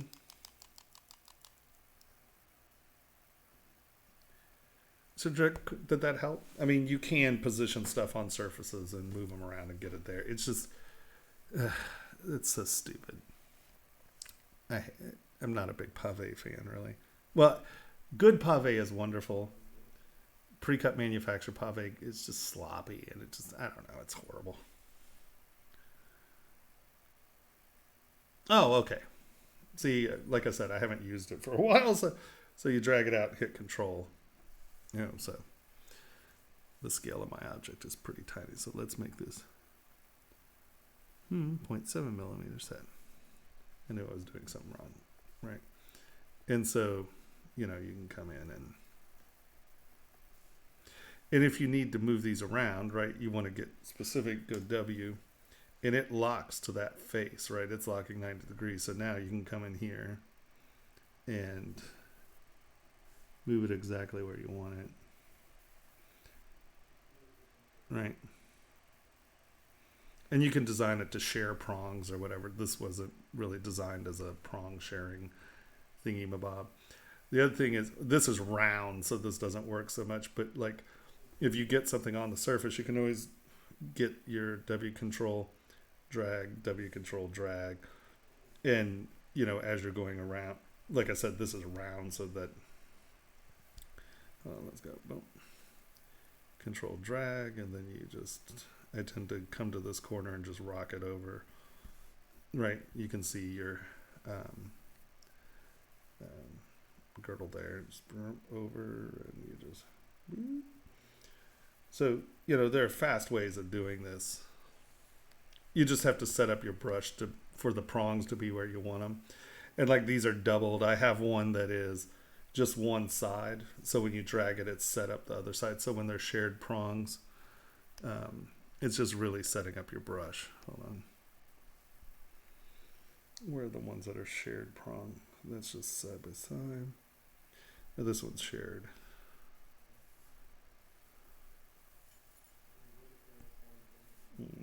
Cute. So you, no, that isn't. So I have one of these that has this set missing. So when you drag out your curve, that becomes this set for this stone. So as you're doing a curve, it only gives you one when you're putting them together, right? It's just setting up your brushes to work, if that makes any sense.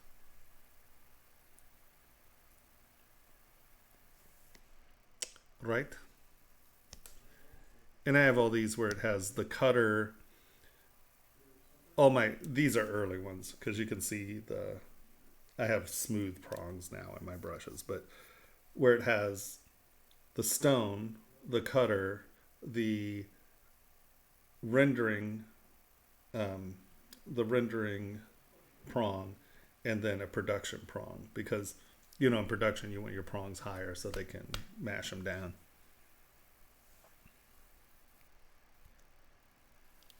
I only like really, you know, I hate to say it, but a lot of pave these days are cheap because it's being done in the computer. The beautiful thing about hand-done pave is that they change the size of the stone and they have these organic flows and it fits into your form perfectly.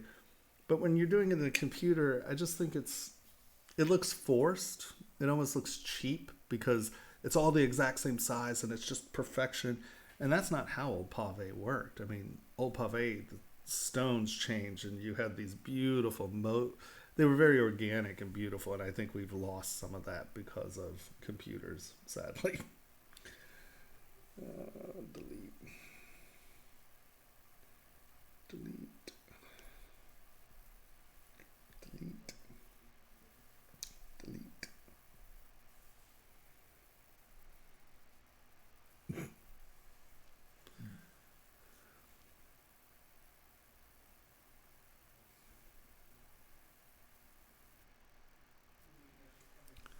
I'm really kind of, I mean, like I said, there's some spectacular pave in the world. I think we miss it dramatically sometimes because of manufacturing techniques, but that's me. I'm a snob.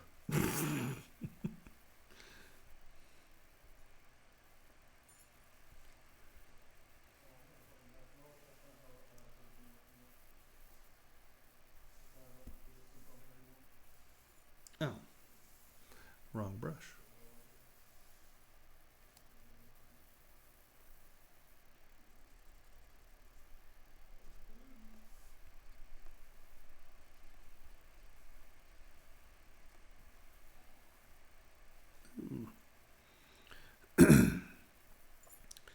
Anybody have any questions? Feel free to ask. I'll work through it with you. If I didn't answer your question I thought I did, ask again. I'm more than willing to work through.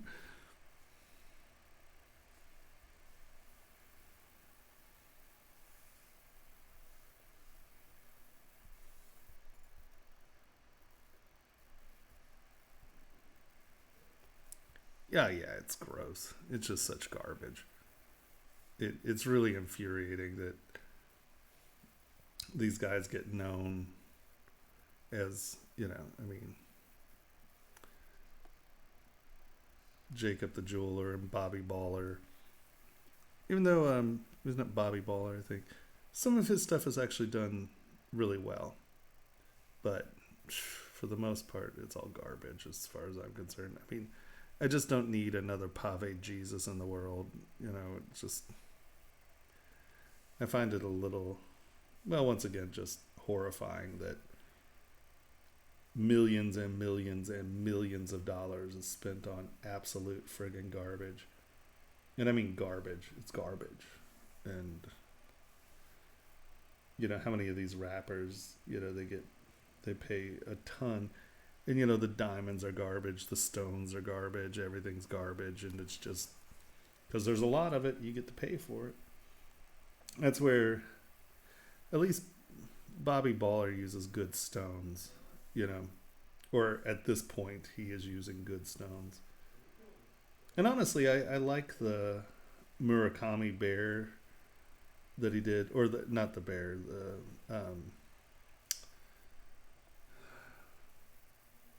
it's not pod. My brain. Murakami is one of my heroes. I love the dude.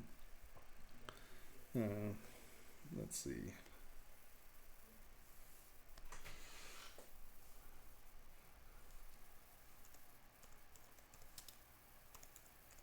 I think it's Bobby Baller. I could be wrong.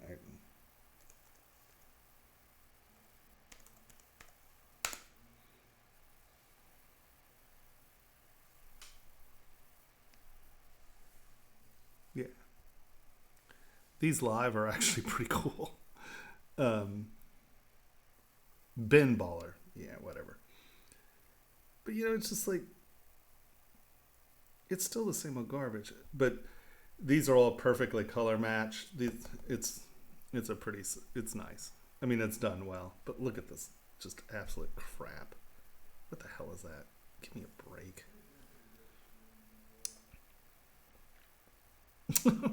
Super Nano Jesus. $220,000. Just shoot me. But see here, I mean, even this, I find this completely underwhelming because it's all the same size. There's no, let me see if we can find,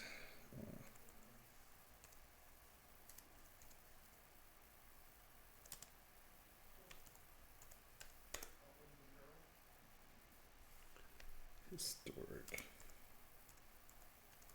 or vintage. Yeah, no, I misspelled Cartier. That didn't put a B in. Vintage.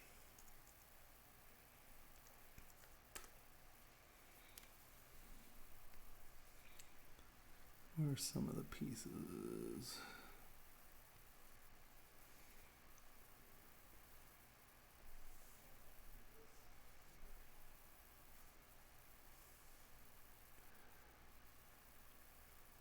But see, what's interesting is that this is so many different size stones, right? You know, you get little ones on the outside, they get bigger towards the middle, and you actually get these really nice, compared to this, which is all the same size. That looks like crap. Where is that other one? Yeah.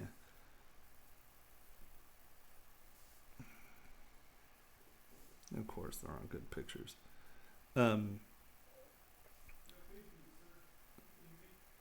You know, it's a much more compelling object because it's not perfect. You get motion and flow and, you know, the bigger cheek and the smaller stone, as opposed to everything being a 1 millimeter stone. I just think it's cheesy. It just shows you that, like, the artistry is gone, you know?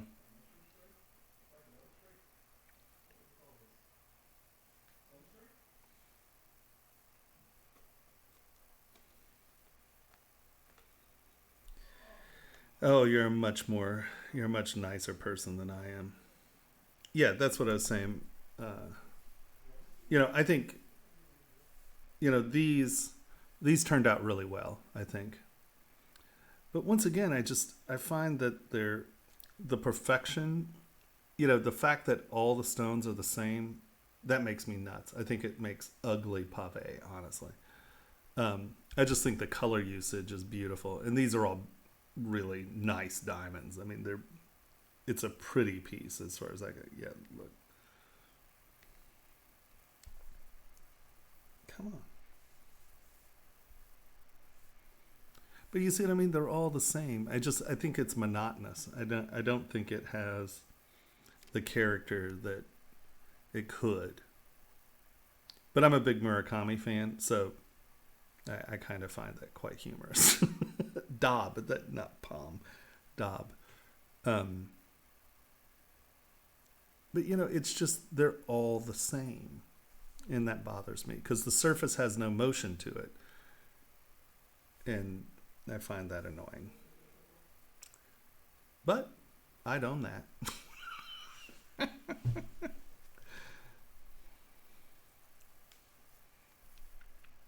Just because I'm a huge Murakami fan. I think that Super Flat is some really brilliant thing. Murakami is a smart dude. And his, you know, the conceptions behind Super Flat are pretty damn awesome, honestly.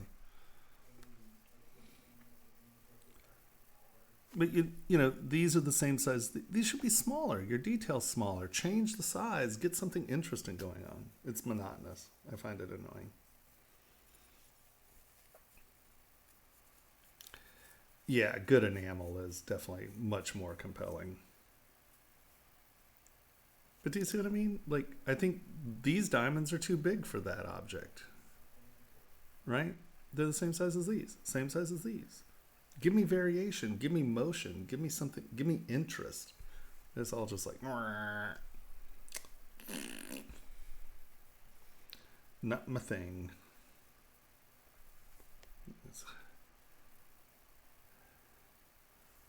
I mean, are you kidding me?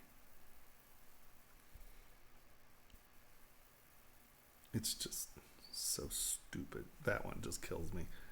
It's like 11 million pounds of... Oh, it just makes me shoot myself in the face that this is... Shoot me. Seriously, just... Rome is burning. This is just... Once again, Rome is burning, man.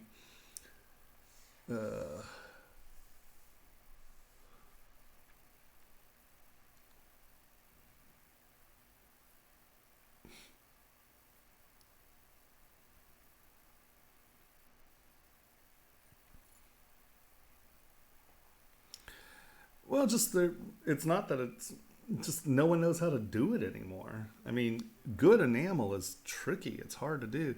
And a lot of the old enamels, there was some pretty toxic stuff in it.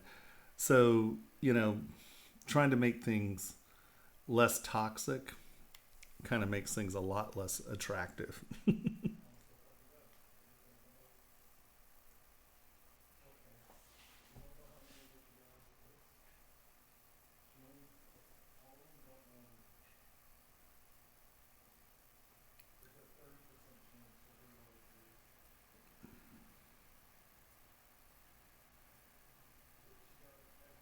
You have a big brain, how it fits in your head. Saeed, I'm not exactly sure what that means, my friend.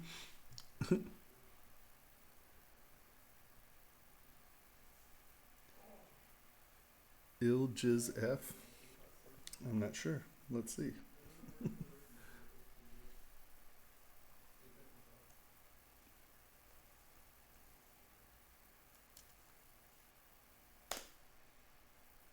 Oh. Yeah, I've seen some of the pieces. Very nice. Yeah, there's a gentleman in LA who does some staggering pleek. It's hard to find good pleek anymore. Yeah, this is lovely stuff. Yeah, I've seen some of these pieces. I think I've seen this display.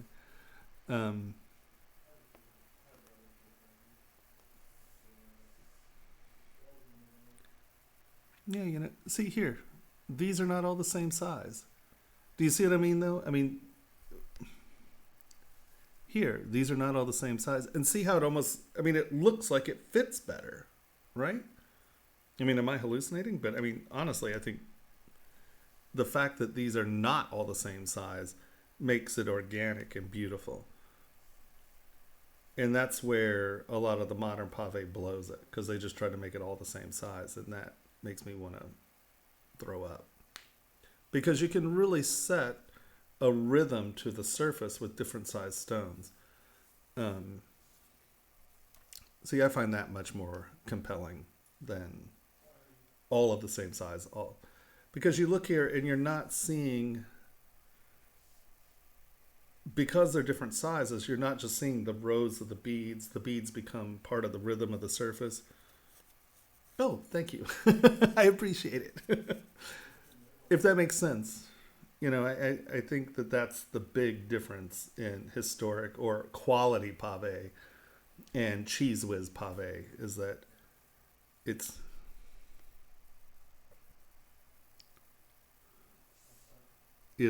wow, that's kind of cool. That's neat. I really like some of I could never remember his name because I always say very horrible things with his name. Bukach Savat. You know, the Turkish guy who does in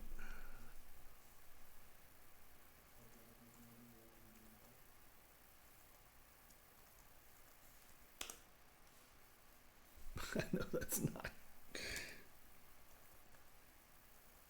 It's always a quest to know. Turkish.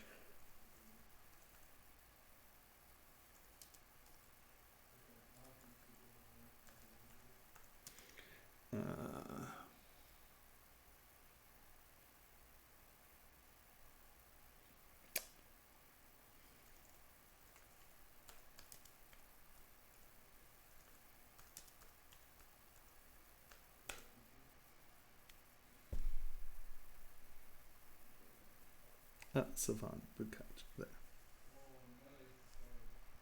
Some of his pieces are pretty wonderful.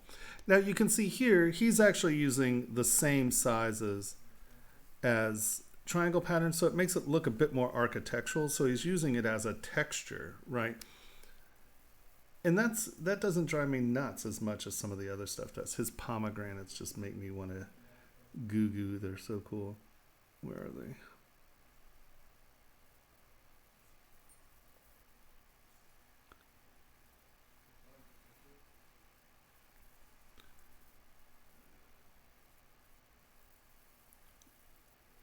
Because whatever stone he's using for the pomegranates, they actually have a little white tip. Oh my gosh, they're so cute.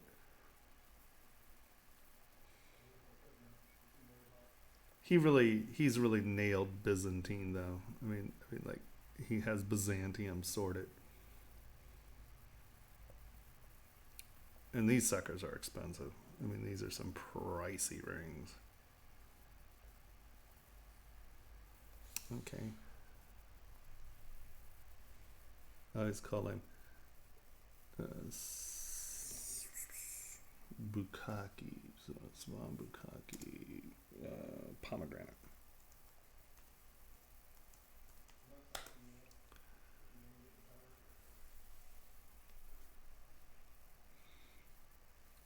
Where's the one with the little pomegranates out? Yeah, here, look at this. Those are carved stones and the little pomegranate pits. This is really a pretty ring. I saw it in Seattle. It's cool. And these little pomegranate pips are just hysterical. I love them. I'm kind of a pomegranate geek too, so I had a pomegranate tree in our front yard when I lived in Altadena, and it was awesome. Yeah, but it's crazy because they're actually carved stones and they have like the little white pips. It's cool. He does some cool work. And what's funny is that they look much nicer in person. They're really cool. I like them in person.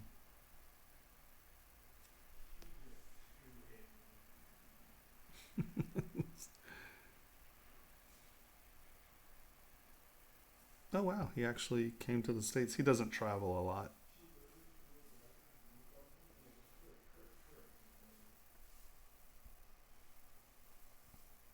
Yeah, it's interesting stuff.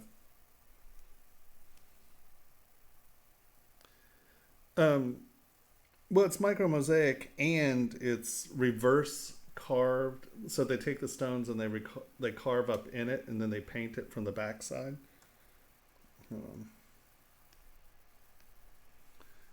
Right, you can see. So they carved the forms into it, and then they paint it. I'm trying to find one that's real obvious. Well, that's fairly.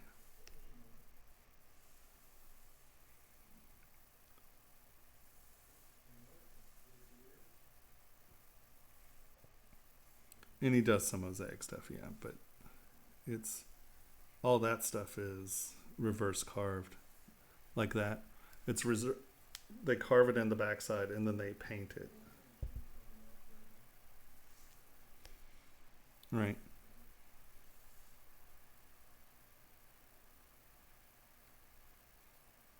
It's pretty cool. And like I said, like when I saw this, I was like, okay, it's interesting. But when I saw them in person, I was like, oh, you know what? They're much more compelling in person.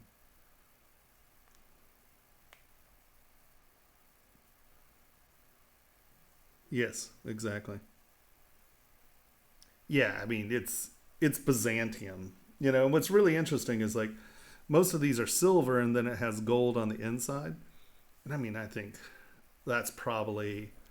these rings are anywhere between $20,000 and $70,000. I mean, it's for a silver ring. It's just like what?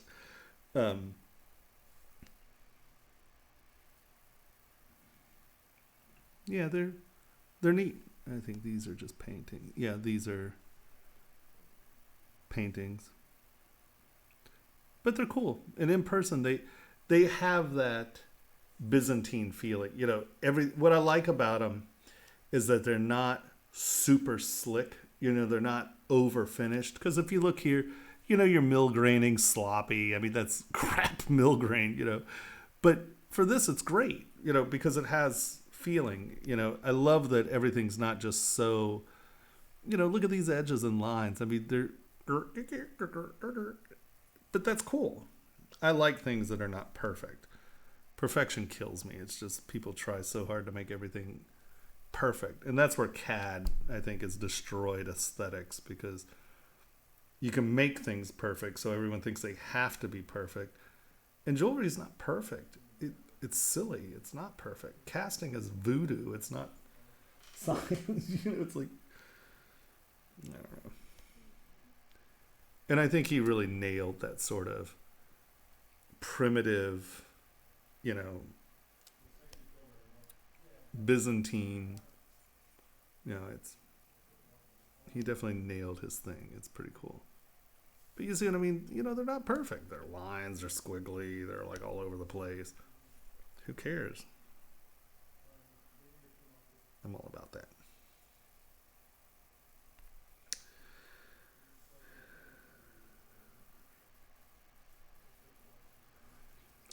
Well, it's hard to say.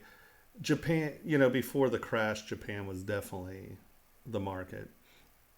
China is actually becoming a powerful market. I say in another 5 years, China is going to be huge. If the Japanese economy recovers, the Japanese economy is great because as a market goes, you have an incredibly aesthetically educated group of people. Um, a teacup can represent the spirit of the country. So aesthetics is something that really is bred into the culture. It's a very aesthetically educated group of people.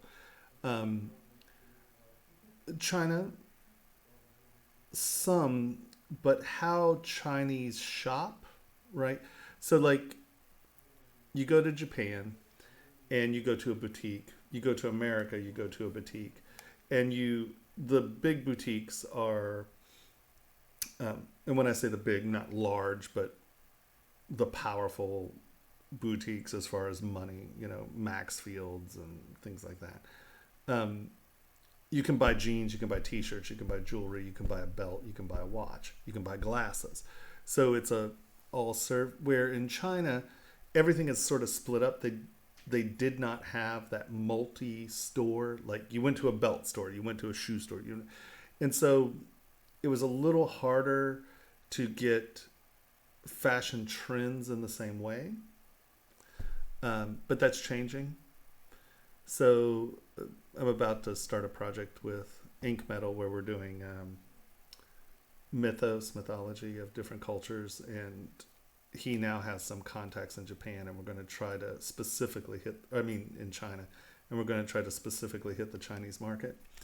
But I don't think it's quite there yet. I mean, if you get into the Chinese market, there's ungodly amounts of money because there's ungodly amounts of people.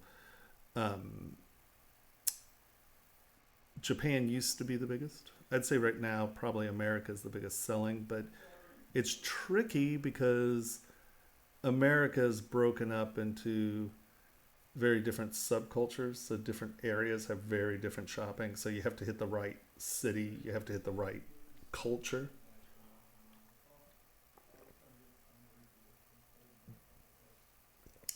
It depends on what skull rings are one thing, blah, blah, blah is another, But there's a lot of expensive jewelry sold in this country.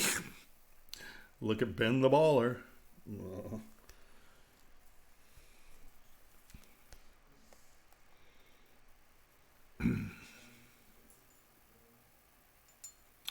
No, honestly, I think the Japanese market, well, okay.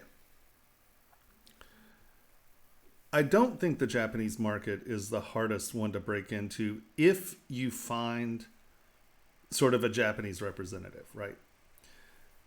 Because the Japanese market, if you know nothing about it, could be viewed as complex, right?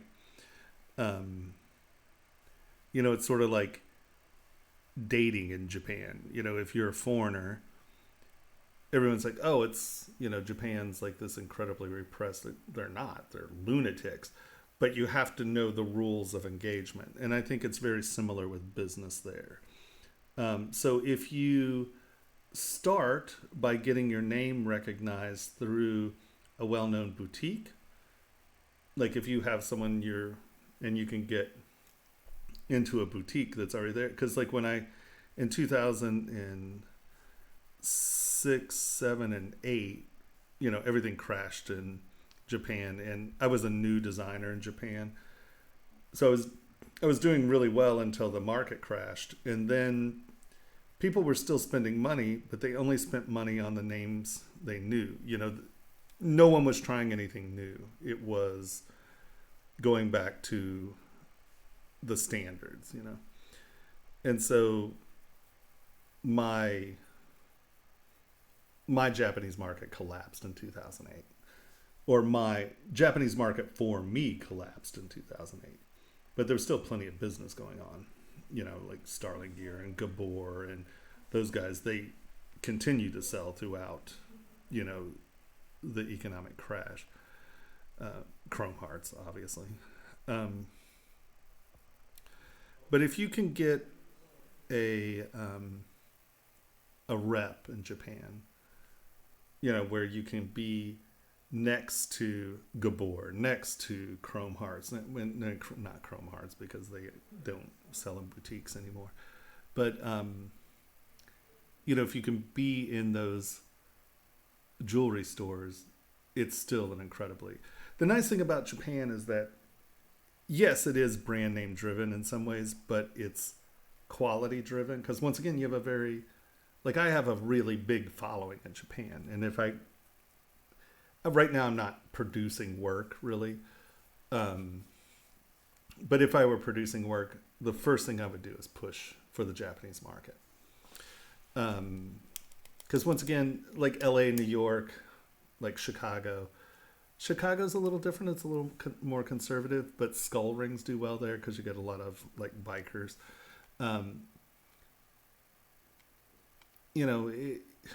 Florida, not so much. It's not really that market. William Henry's demographics taught me a lot. It's kind of interesting. So, it's trickier here, where in Japan, if you hit Tokyo, you go, right? So, well, there are like 4 or 5 big cities that market the same way. It's almost, Japan's interesting because it's almost the same market in different cities.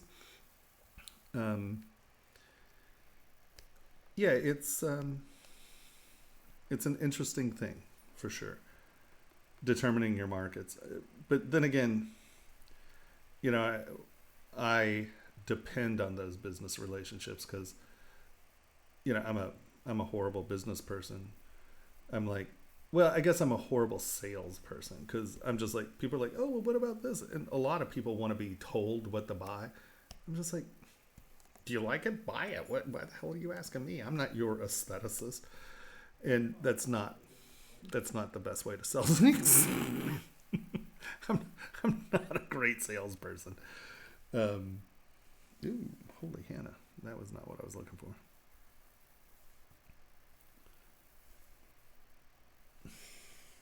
Come on. Stop it.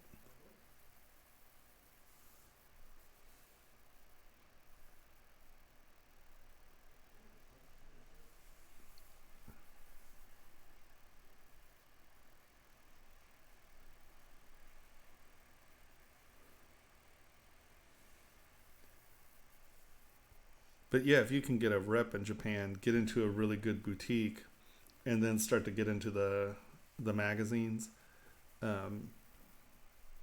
it's still a great market.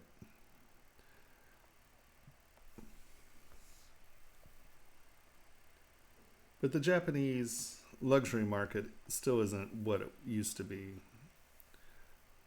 Like Fukushima and a lot of that really kind of trashed their markets. It was a little bit of a brutal hit.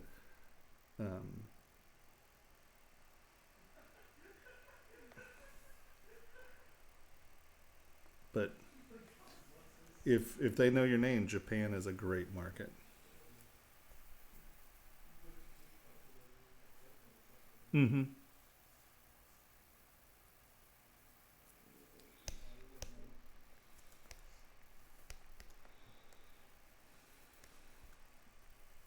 Why are you not released? What the hell? There we go. Oh, for God's sake. Look at that. It's not zooming. There we go. What's up with that?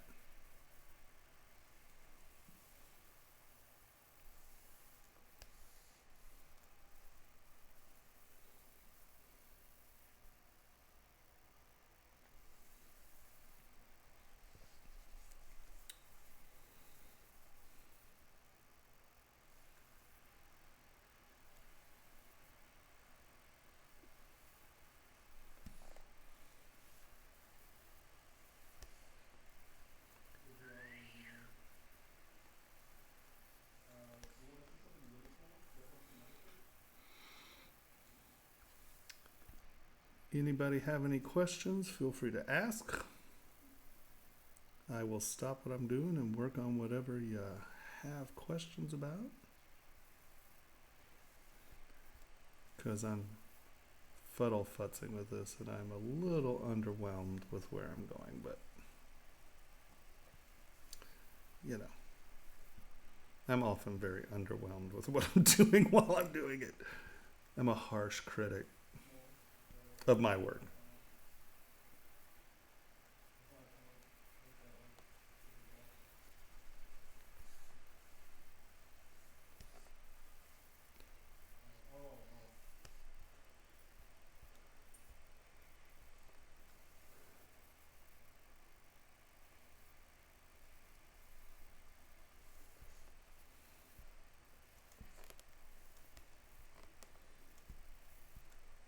That is so weird.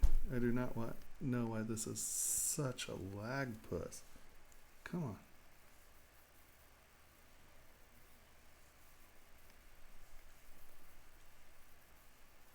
Lagamuffin.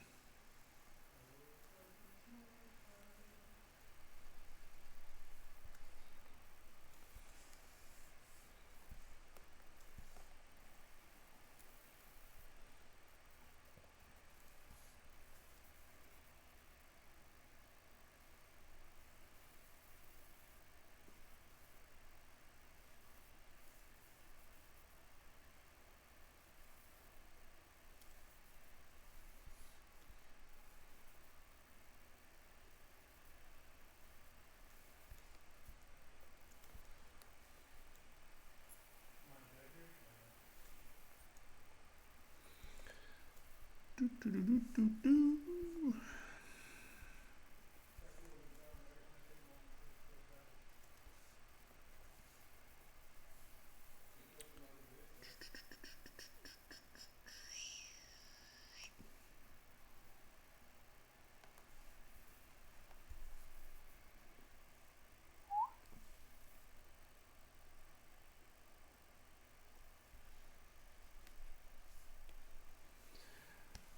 I gotta remember that these are gonna be pretty small, so I don't want to get too wacky on the detail because these need to be easy to produce.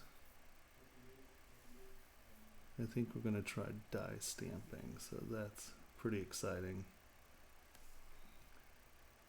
I can't wait to get the die stamping going. Die stamping's fun.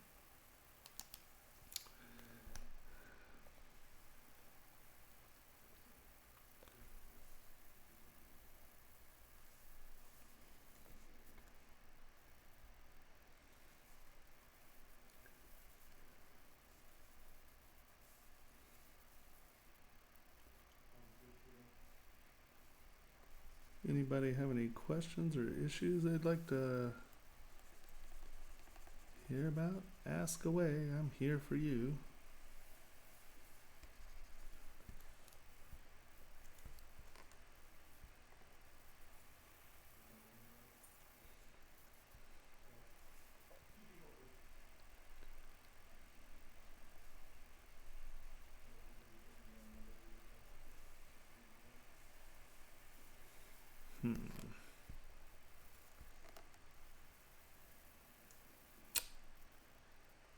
I think, what was that, 15? Yeah. What I need to do is this.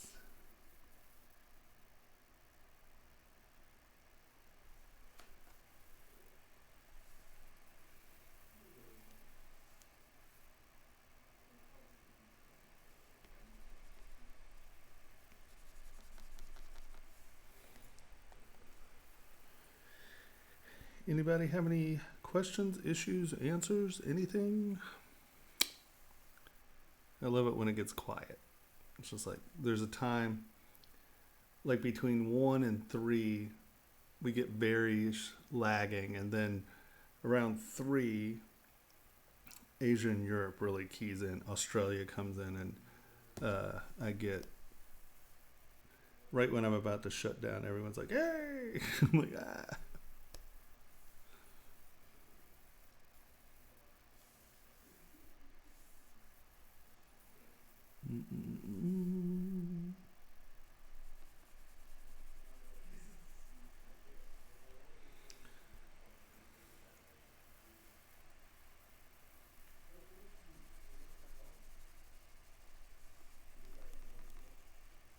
I think that.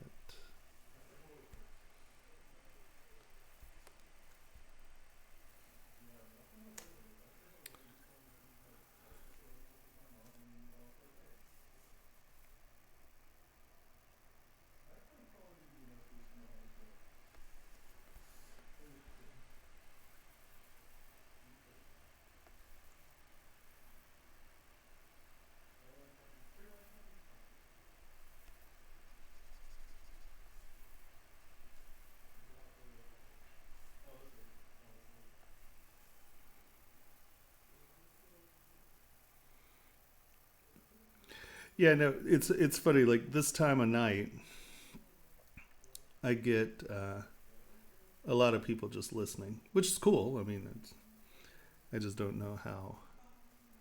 Once again,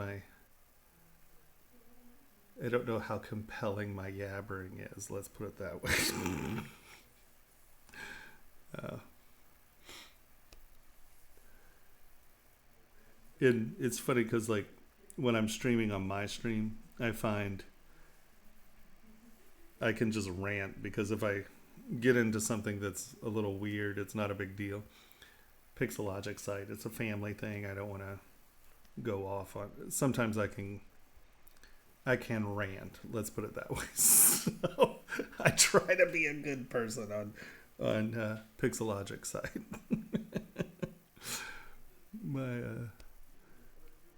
I definitely have opinions. Let's put it that way. That might not be conducive to family.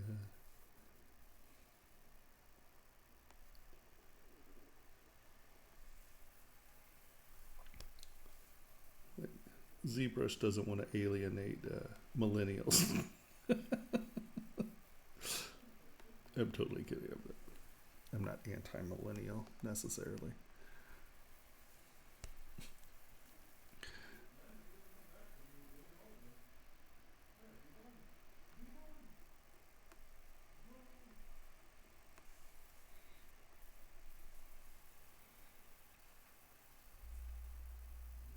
Good.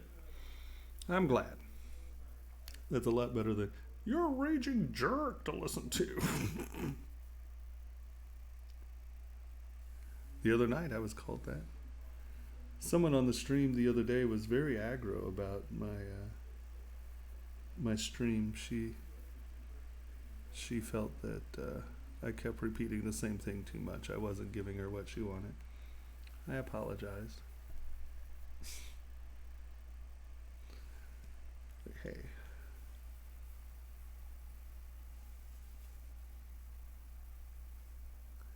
Oh, I worked in the film industry for like 15 years. I left the film industry.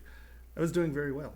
I wanted to do something I had a little bit more control over, and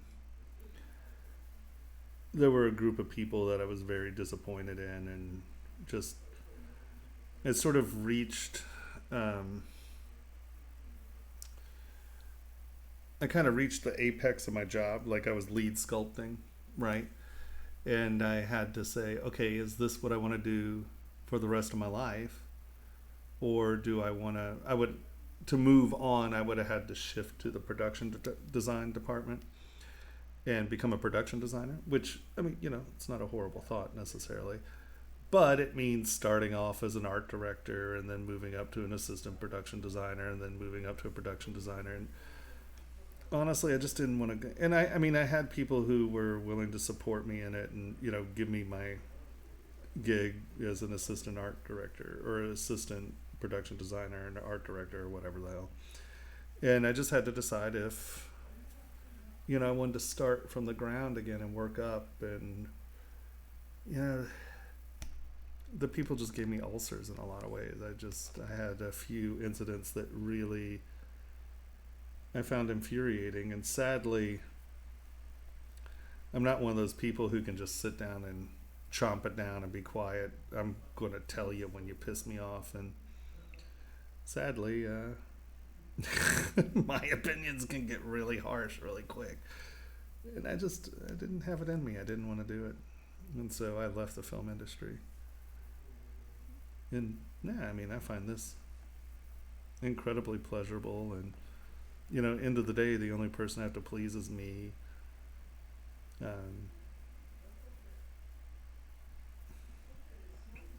So, yeah, I don't really have any problems with this. It's pretty good. In the film industry? If you look at my art station, I have a bunch of my films that like Batmans and Godzillas and Species and that kind of stuff. Batmans, lots of Batmans.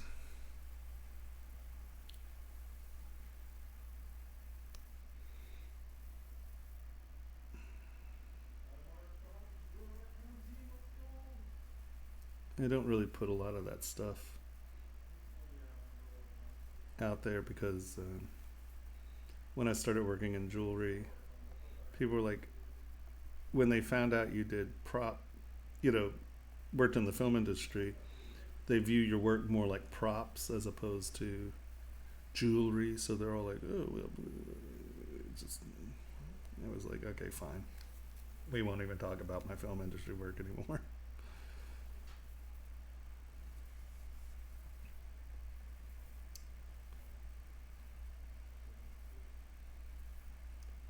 It's a different kind of work. It's a different world. I find that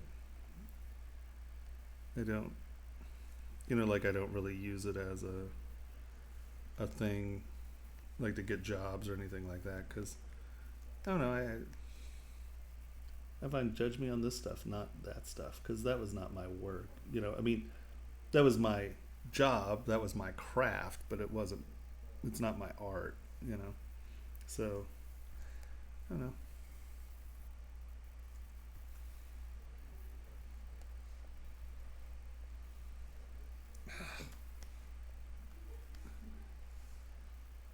Wow, that lag. I wonder what that's about. That's weird. Weird, I say. Any day now.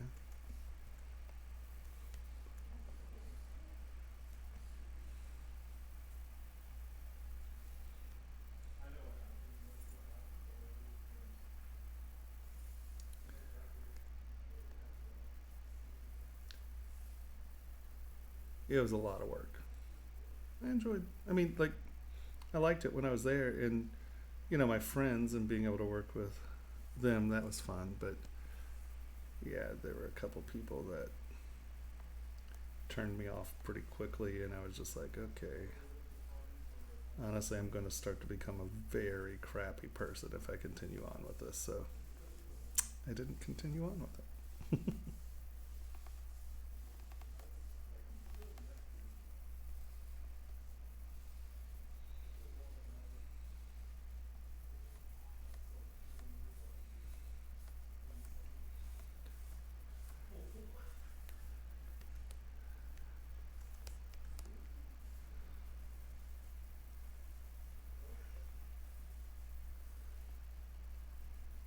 Yeah, I think as I've gotten older, I've become far less patient, and I was never a patient person.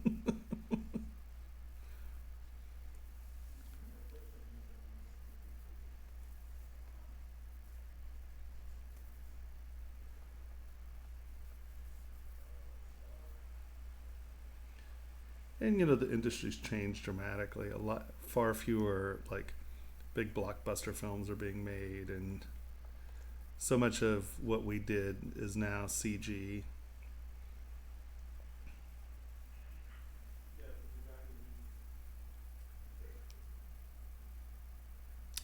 Yeah, but I will gladly show you where to find this material. If you come into Pixologic, you go under support, go under resources, come here and go to matte caps, come down to matte, and it's the fourth row from the bottom, Ma Dirty Blue 1. And I find this to be the best material to show you what you actually get, you know, because matte caps, like high contrast materials, you put a little line in and it'll look like it's deeper. I think that this is the best material I've found for, you know, authenticity or exactitude of what you're putting in and what you're getting out. Does that make sense? The gray works pretty well, but like I said, I sit for 18 hours a day looking at this, and gray would make me insane if I had to stare at gray all day. This is easy on the eye and it works pretty well. So,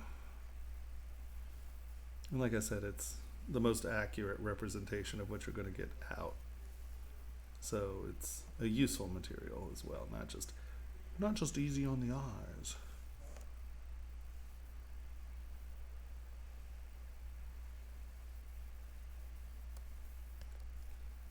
Of course. That's why I'm here, man. I'm here to help.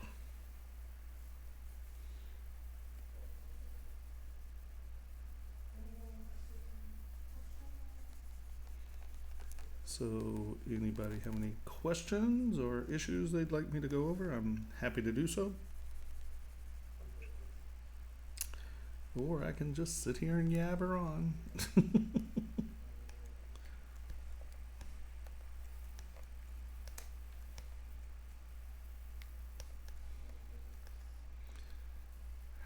I need to reboot. That lag is weird.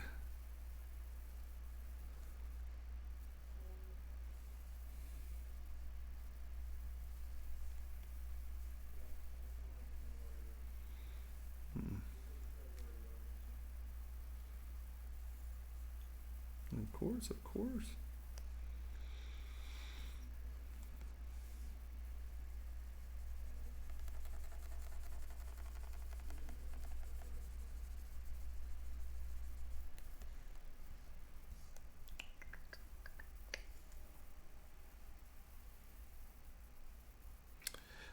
No, this has the Pro engine in it. This is the computer. I think they discontinued the Pro engine, but as far as I'm concerned, it's super nice.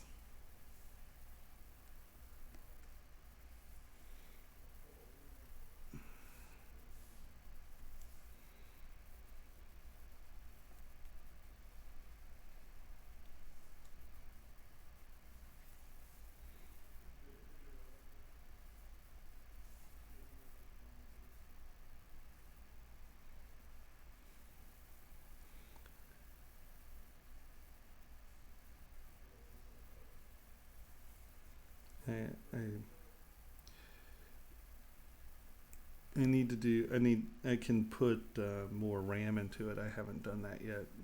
I need to put a bigger hard drive in because I quick save a lot, like every 20 minutes, every 30 minutes. And so I tend to blow away my drive space pretty quickly. So I do need to do that little upgrade. But other than that, I mean, it works well. If I could jam some more RAM into it, I'll probably do that as well.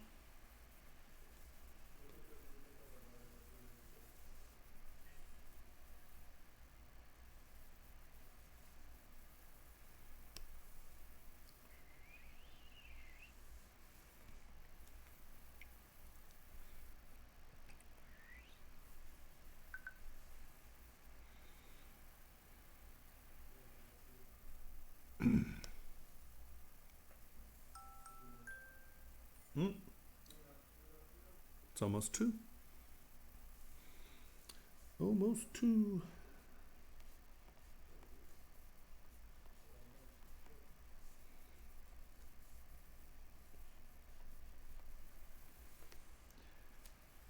Yeah, I'm kind of looking forward to trying to make some of these fun little custom pieces. Like I said, they're things that I wouldn't normally put in the lines.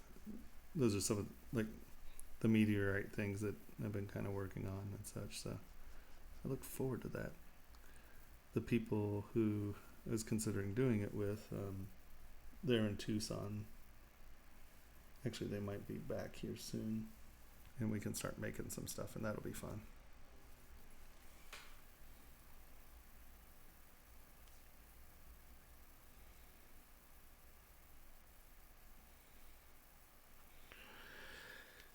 Nope, it's not you missing the first phase. Actually, it's funny. I'm converting people to this process, but when I did my presentation at the ZBrush Summit in 2016, they actually called my presentation my backwards version, or my backwards process of creating. So you're right. Most people, like when you hear about it, here is your standard process, right? You'll come in, let's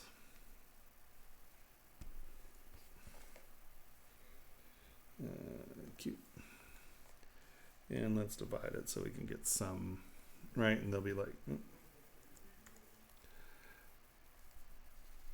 all right, get your rough in, because you can move stuff around here and you can do big moves and you're not changing your geo too much, right? So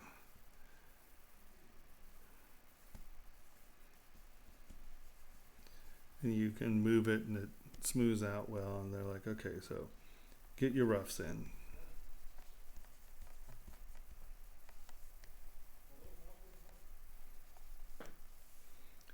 Right? And then they're like, okay, well, I can't get any more detail, so divide one more time. So now I'm gonna get a little bit more detail in my brow and my nose.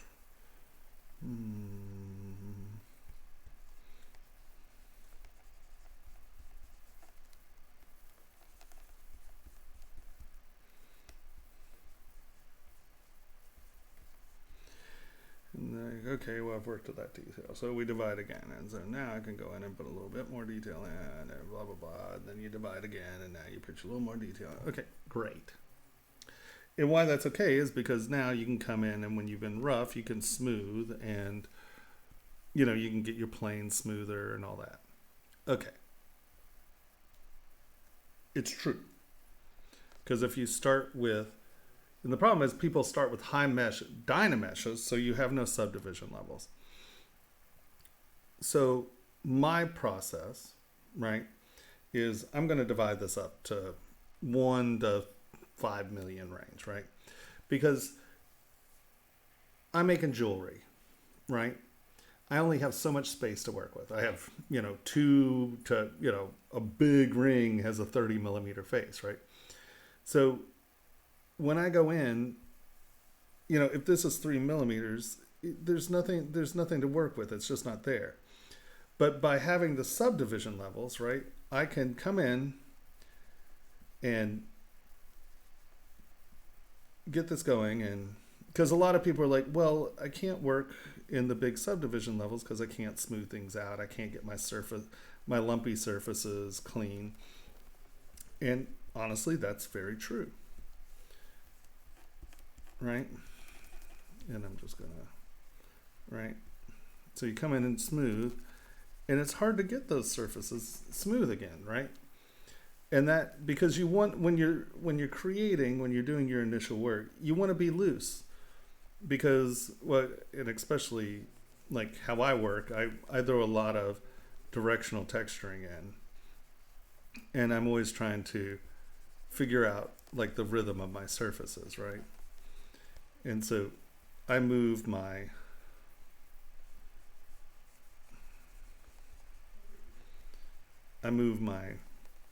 stylus, you know, I'm in here and I'm getting things, right? And so most people are going to do this phase at a lower res, because if I come back in here and try to smooth this out, you see I can't, right? I'm not going to be able to get that surface to relax to where I want it to relax to.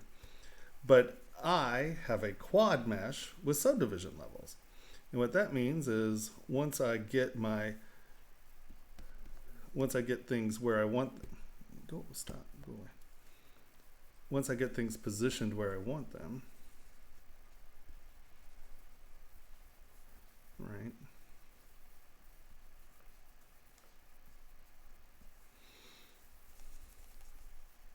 Okay, everybody's kind of where I want it. Like if I try to smooth that, you can't. Well, all I do is I just go to a lower res where I can do that.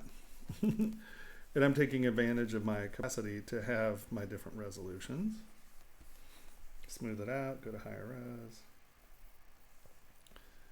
And then I work back to where we were again, right?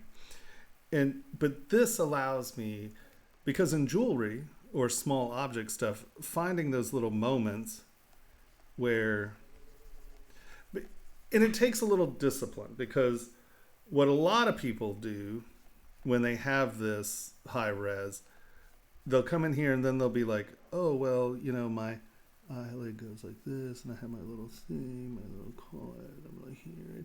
And you'll start to get all super detailed, and then you'll realize, oh, well, hell, I made the eyes too small. So you do have to be disciplined not to get tied down into the minute details to begin with. Stay loose. And often what I'm looking for is something in the, because I don't tend to go in with preconceptions, right? I don't sketch first. I'm sketching here, right? And that's why when I fuddle around, you know, it seems like it takes a lot of time for me to work. Oh, that's why that's doing that. I have no backstroke on.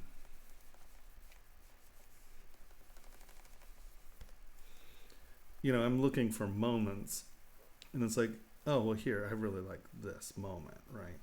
So now I know that I'm going to try to keep that sort of squirrely thing going on there, right? And kick up my Z intensity and kick that back. And the other thing is, you'll notice I'm, especially early on, I am almost only using clay tubes, because what a lot of people do is they take, you know, your Damien standard or any of your standard brushes, and they'll use the rounds and they build up like this. I like edges, right? Because once again, I'm trying to sculpt in planes, and so clay tubes is perfect because I don't draw lines in. I use clay tubes to define my edges, and those edges become my lines, right? And it allows me to do it by building up layers, right? And so I come in,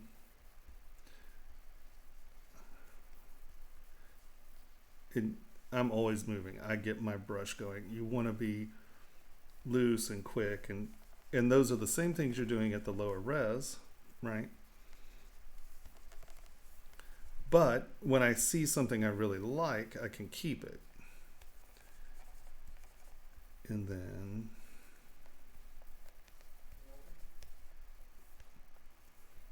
whoa, that was a little too big, right? And so I'm doing the same thing. I'm just starting up here where I can use my clay tubes to define edges and get my surfaces where I want them to be. Because if you're lower here, right, it's sort of the exact opposite. I'm getting my weights in, but I have no edges, right? I'm defining my weights. So they're getting the bone, the submuscle structure, that stuff in here, and then they're going up and they're starting to going up, and then they're starting to define their edges. But because I'm dealing with things that might be 2 millimeters wide, I need to find a line or a direction that's going to help me get to where I want to be. So I find that starting high and getting in there and starting to find, you know, like I said, these moments that are going to start to define the surface of my part. Because if you're doing this could be any scale, right? You know, what is the detail? But if we come in and I'm doing this, which is what I'm doing more than that for sure,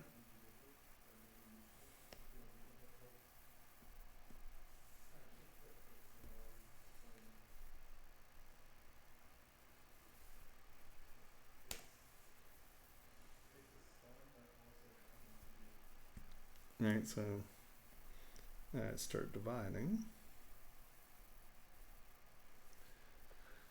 Okay, well this, you know, I have a band that's what, 3 mil? There's, you know, there's no point in me trying to do this rough and figure out where my forms and shapes are, right?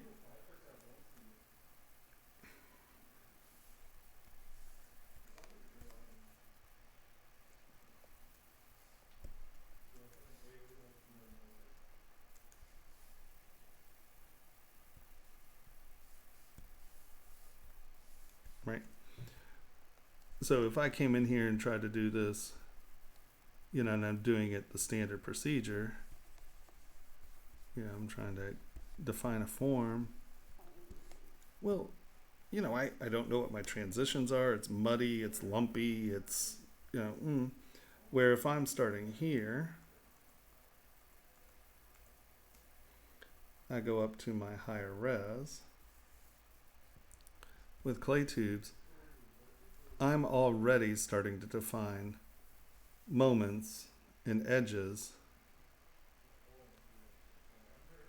right? And then I'm filling it in, I'm smoothing, I'm coming here and I'll cut this up. And you can see instantly, I've already made a design decision here, which there's no way I could get that decision made at this resolution, right? You know, I mean, it's like, oh, I want that. I don't know what that looks like.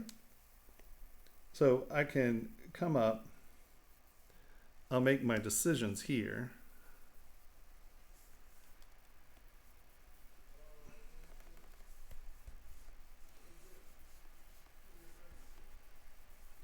Well, do I want it to enter there, or am I going to have a stone here? I can kind of look. No. Let's do a crossing ridge, which then this will turn into a scoop. Where I can make some fairly sophisticated decisions about the design aesthetic from the first 5 minutes of my working. And then when I go to clean up, which is where the problem with working at high resolution is, because, you know, especially the way I stroke like this, you know, this is messy. My surfaces are lumpy. Right? Well, that's no big, but you can see that, like, even just stroking, I'm setting surface rhythms, I'm setting some design aesthetic. Right, but now here I can lower my resolution a couple things and just come in and smooth this out. And I've now got rid of some lumpiness. If I need to get more, I just go down, lower my resolution one more time. And the lower you get your resolution, the more effective your smoothing is, or the more aggressive your smoothing is, right? High res, just tap that out, high res.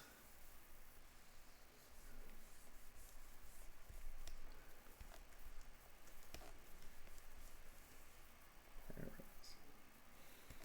And now I have my subsurfaces smooth again, and now I can just come back in and start doing my definition a little more, scoop a little more, and you just go back and forth until you tune it, you know. Now, I use this process because I go back and forth a lot because I'm doing my development here, right? But I just find it allows you to get to your forms quicker, especially when you're dealing with something with scale,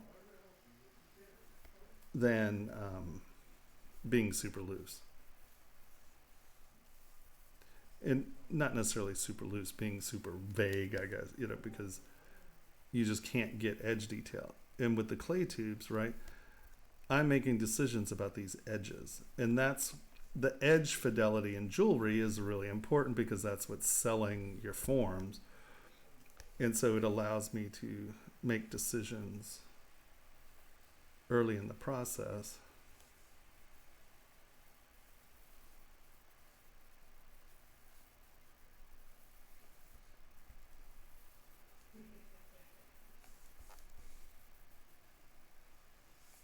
Right.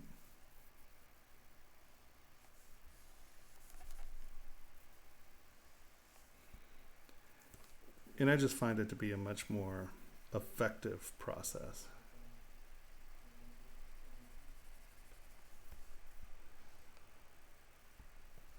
And then also having all the subdivision levels, when I start doing high detail stuff, I can move things, shuffle things by just going back down to the low res. And it retains your surface detail as you come back up. So, hold on, let me.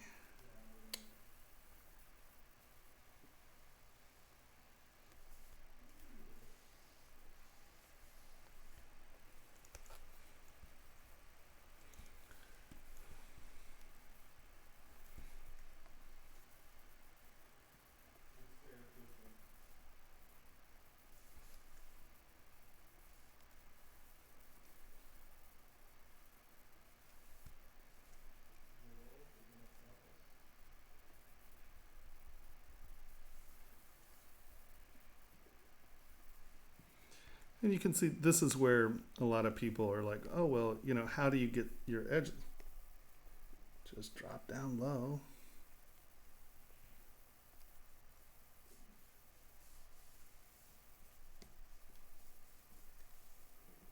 High res. Tap it. And you can see just by relaxing that lowest mesh, we got a lot of that lump out of that surface just way down there. And you can see that as I come back up,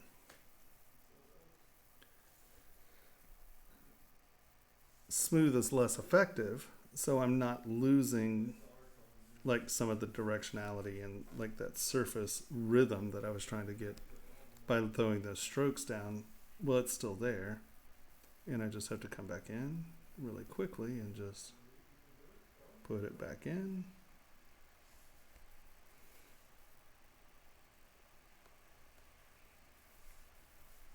Put it back in.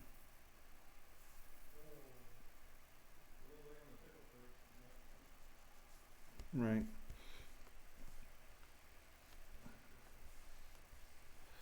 And so I have the advantages of all of that very low resolution sculpting, finishing, moving, but I can hop right back up here and come up with finesseful edges, curves, and lines that are going to, you know, be the rest of the part. So I think that it allows me to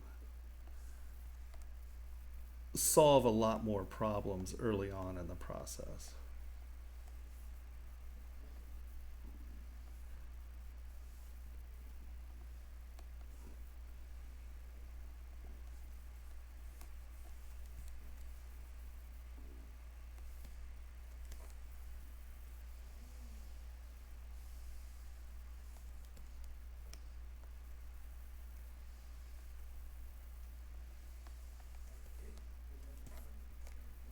Does that make sense?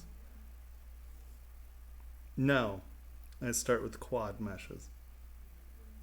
The only time I use Dynamesh is when I am dragging a so, okay. I use the highest subdivided quad mesh I can. But there are a few things that you can't use a subdivided mesh on, and that is any of the gizmo tools, the history brush. Lots of those have to be on a single shell that has no subdivisions. So let's say I want to come here and I want actually this to come out and come back in, right? So I want an airspace here. Well, I can't do that here, right? I can drag this. And, you know, it's not going to join. There's no way to get, hold on, we'll do it, you know, like that. like that's not going to join as a mesh, but I want that airspace. So what I'll do is I duplicate. I'll dynamesh it. Delete lower. And turn off symmetry. I'll dynamesh it. Or I won't. We'll try that in a minute.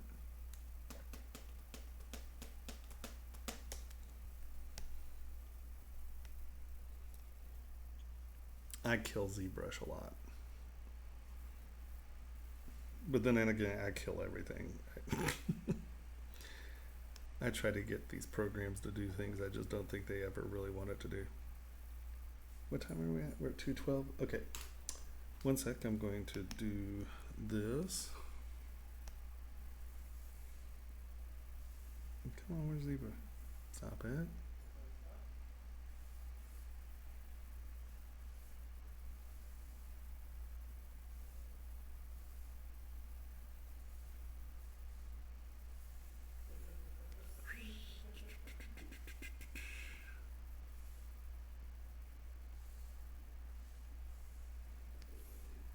See if we save that.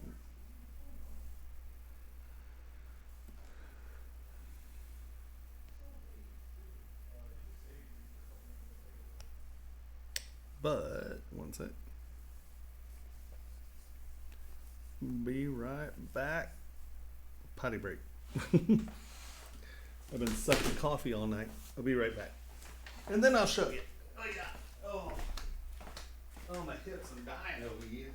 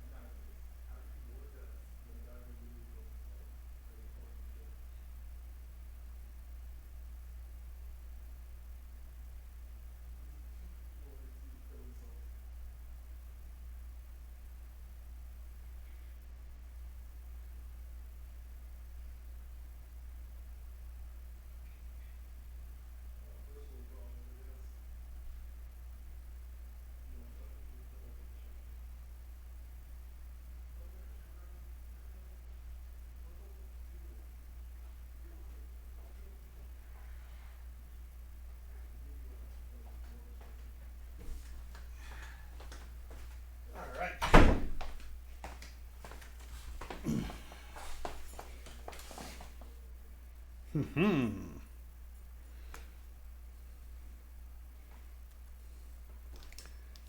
Okay.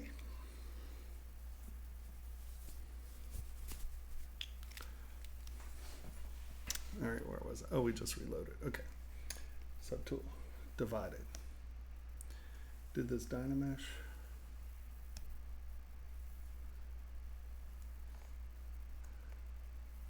It did. Okay.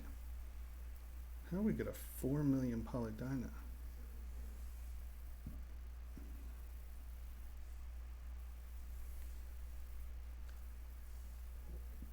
I don't know how we got a 4 million poly Dynamesh out of this. It doesn't go that high. So Dynamesh it. Okay, hold on.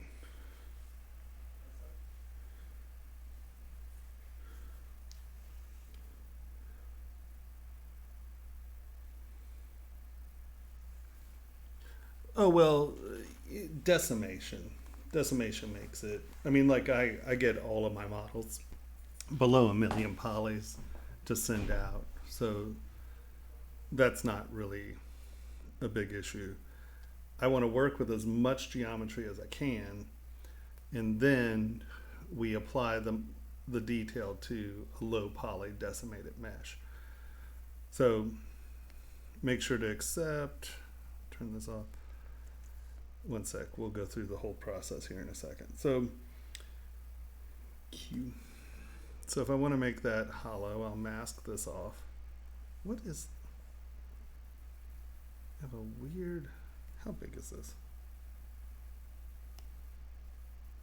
Oh, well, okay. Yeah, let's make this bigger. It's really important to work in real scale.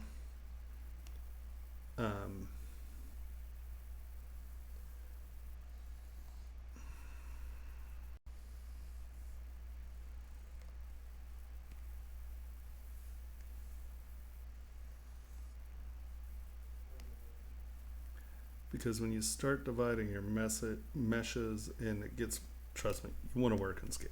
All right, so here we go. So now I'm going to mask this off.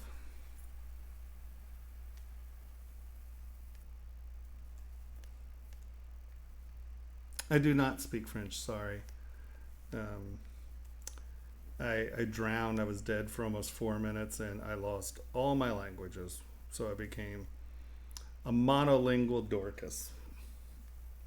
I've tried to relearn my language. My poor brain doesn't work anymore. So I'm broken.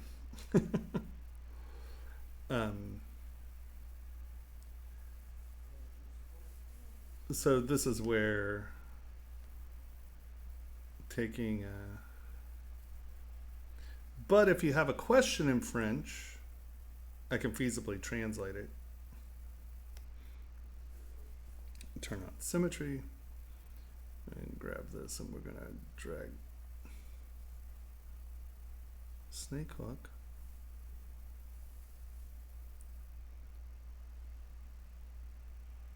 No.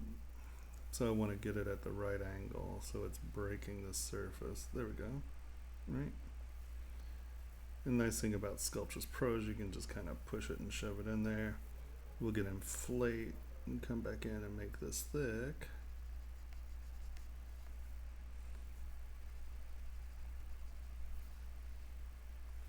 All right, so now we've closed holes. So now we have that. You know, just re-dynamesh it. Turn symmetry off. Turn symmetry off. Remesh by Dynamesh. You have to tap the little dugger. All right, so now, right, I've worked on this one as a Dynamesh. Accept. It's important to accept those because it has a history thing and it becomes a nightmare. So I will come in here and smooth this down, turn symmetry back on, smooth this down. Come on. And I'll do, whoa, that's way too high. Kind of get it to where I wanted it, right? And now what I will do is I will smooth this out a little so it doesn't become weird. I will duplicate this. I will Z-remesh it. And I'm just gonna, yeah, we'll just make it one, enter. Detect edges, Z-remesh. I don't think this has edges. I'll Z-remesh it. And then I'll come back to a quad model. Only after I've done everything I need to do on that mesh. So here we go, see, I now have a low quad model, 7,000. I'll divide it one more time. Yeah, show this, project all.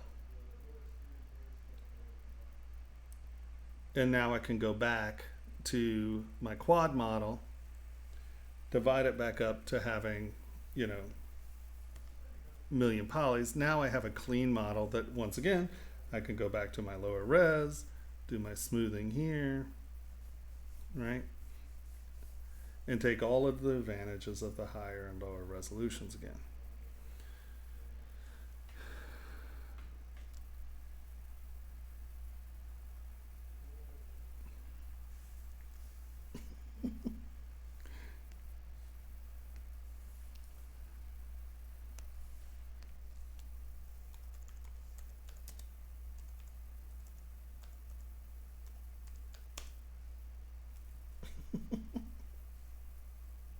No, not print. Paste, you ding dong. Where's paste?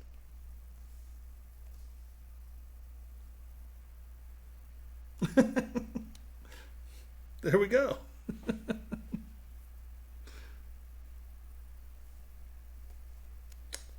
All right. See you, my friend.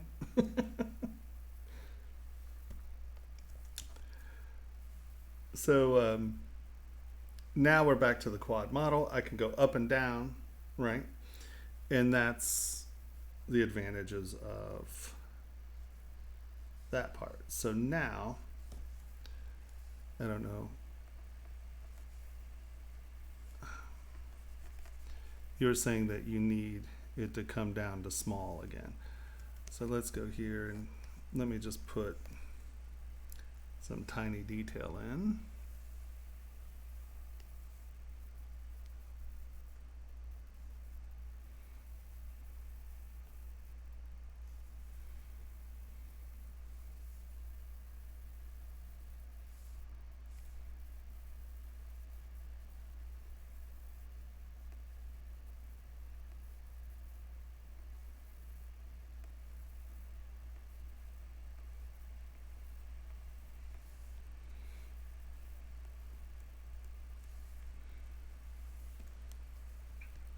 So we have some lines, but we're also going to put some very subtle surface detail in.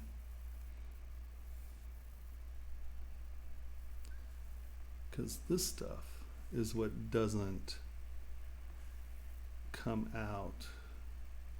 So, you know, you'll hear a lot of, like, the other thing is you'll see printers, right?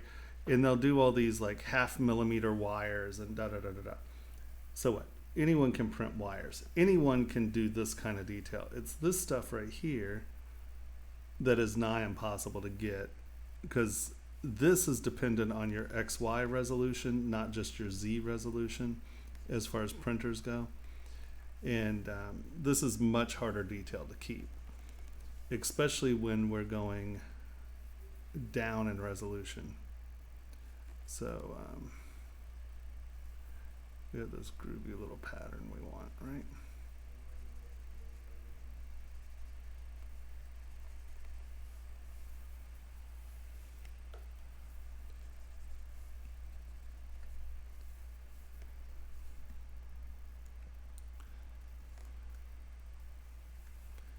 And now let me come back in and let's take this.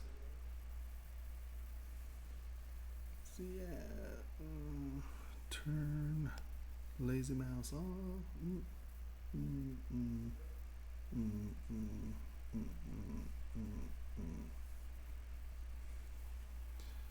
We're going to H polish this.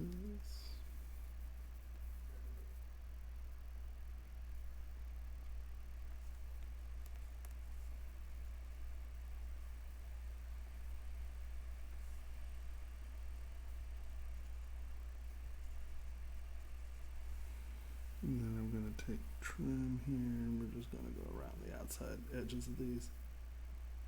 So we get...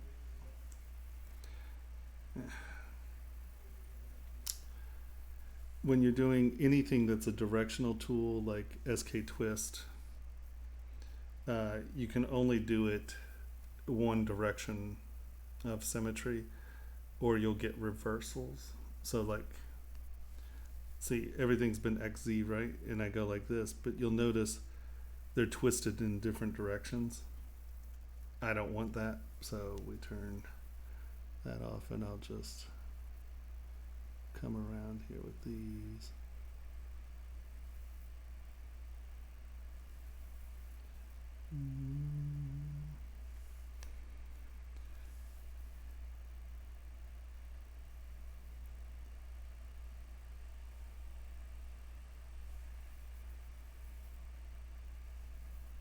Okay, so we have this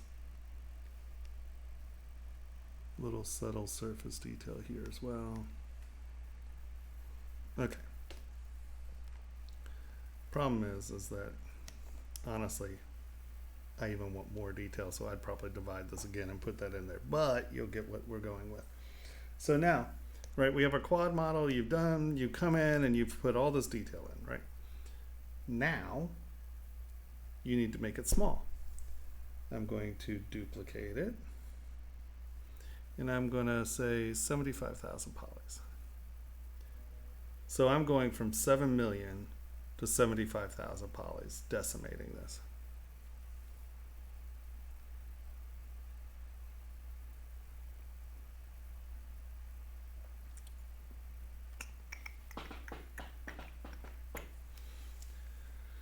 And you're going to see what's funny though, because the rest of this is pretty plain, this is actually going to decimate pretty well. And because it's only 7 million, this stuff is going to be a little rough, but you'll get where we're going with all this. You'll see. I haven't lost you, have I, Draconor? You're like, I fell asleep. It's taking so long.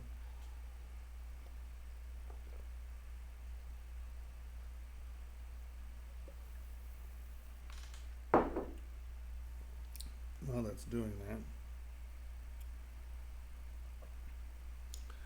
let us go to Twitch Tuesday. Oh, there's no one streaming tomorrow. Okay. I have to check every once in a while because sometimes Michael starts at 3 and I've run into his stream a couple times. I'm like, you're sorry. Because it's 2:28. I don't want to screw someone else out of their thingy-mabob. All right. It's computing.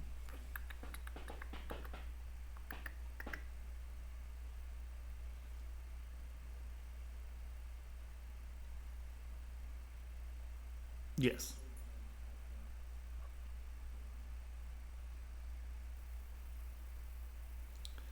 But anytime I Dynamesh, I will always Z-remesh and reproject. So I'm working on a quad model with multiple subdivisions.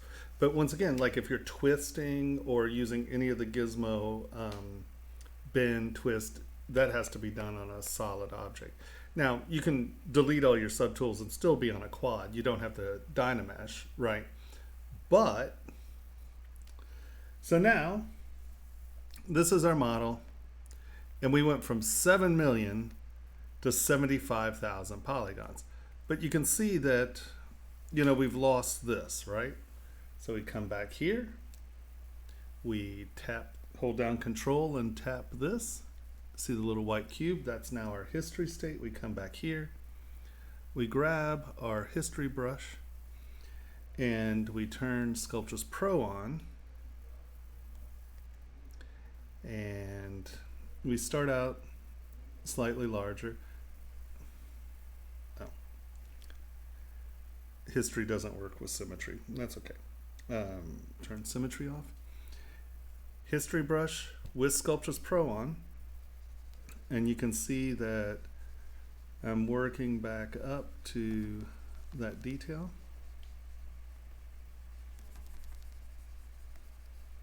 And because this is center, this edge is sort of important to me, right? So I'm going to clean it up. And these guys I want cleaner, right? And I'm only going to do it to this half just so you can see what I'm talking about, right? So now I've brought that in some, but it's not quite enough. I'm going to shrink this a little. Shrink it a little more. And now as I run over these edges, I'm bringing back that original resolution. right? You can see I'm only adding geometry where I need it. And these weren't super crisp, so they're not going to come back super crisp. But, right, and I'm just going to clean up my edges. Clean up my edges.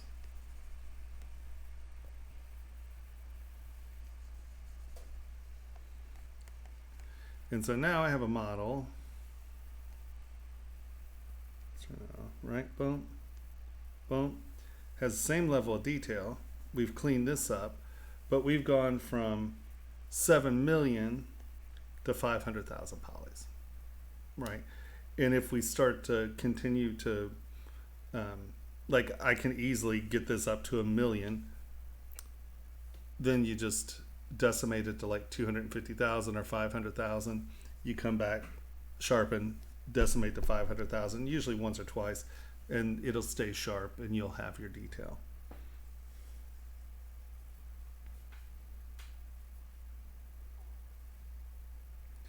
Well, the OBJ is when you so if you import your model, right, you bring it in as an STL or an OBJ.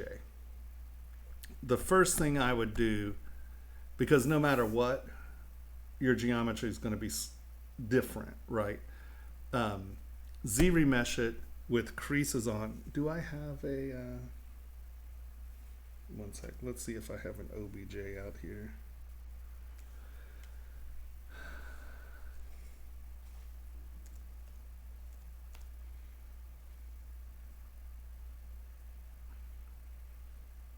You know, why am I doubting that?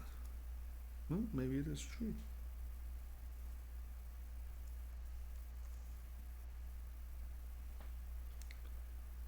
Okay, we have STLs. I really don't have a single OBJ on this machine.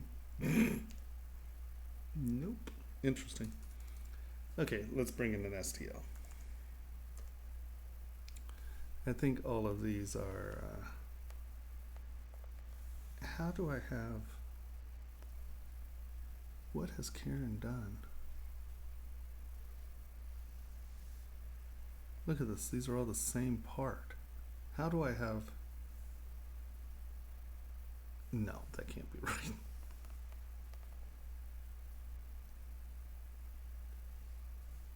There are 3,630 versions of this exact same object, all done on one. What has she done?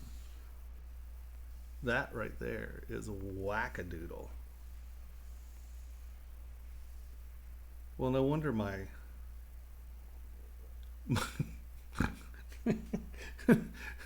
no wonder my Dropbox is filling up. What the hell? That's got to be wrong.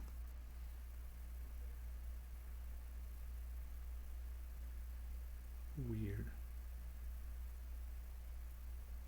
Okay, I don't even want to.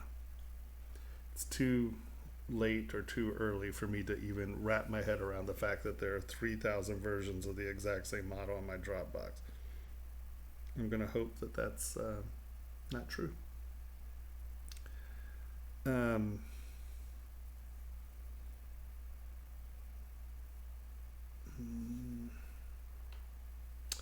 Do you have a Rhino model? Do me a favor. Send the Rhino model. Just send me a Rhino model to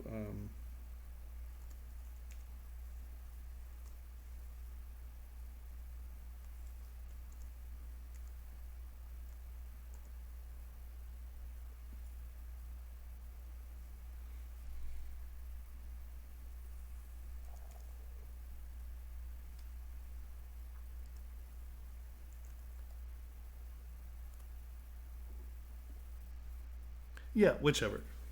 Send me a model to that, and let's just use one of your models and I'll show you, as opposed to me making up hypotheticals.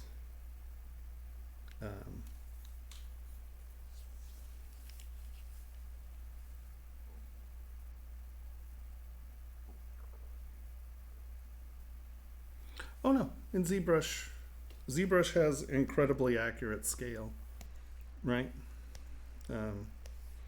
So this is update size ratios 19, 23, 22. So I'll get my scale accurate here. Every once in a while, and it's not so much an issue anymore. So there are two places people really screw their scale up, okay? And that is when they're exporting. So, right, here's my scale, 1980. It's real scale. It exports, it's real scale. I don't know because I haven't used Modo in a while. I used to have to, when I was making things in Modo, because we didn't have ZModeler and all that. There was no way to generate that base geometry, so I was using Modo to do it.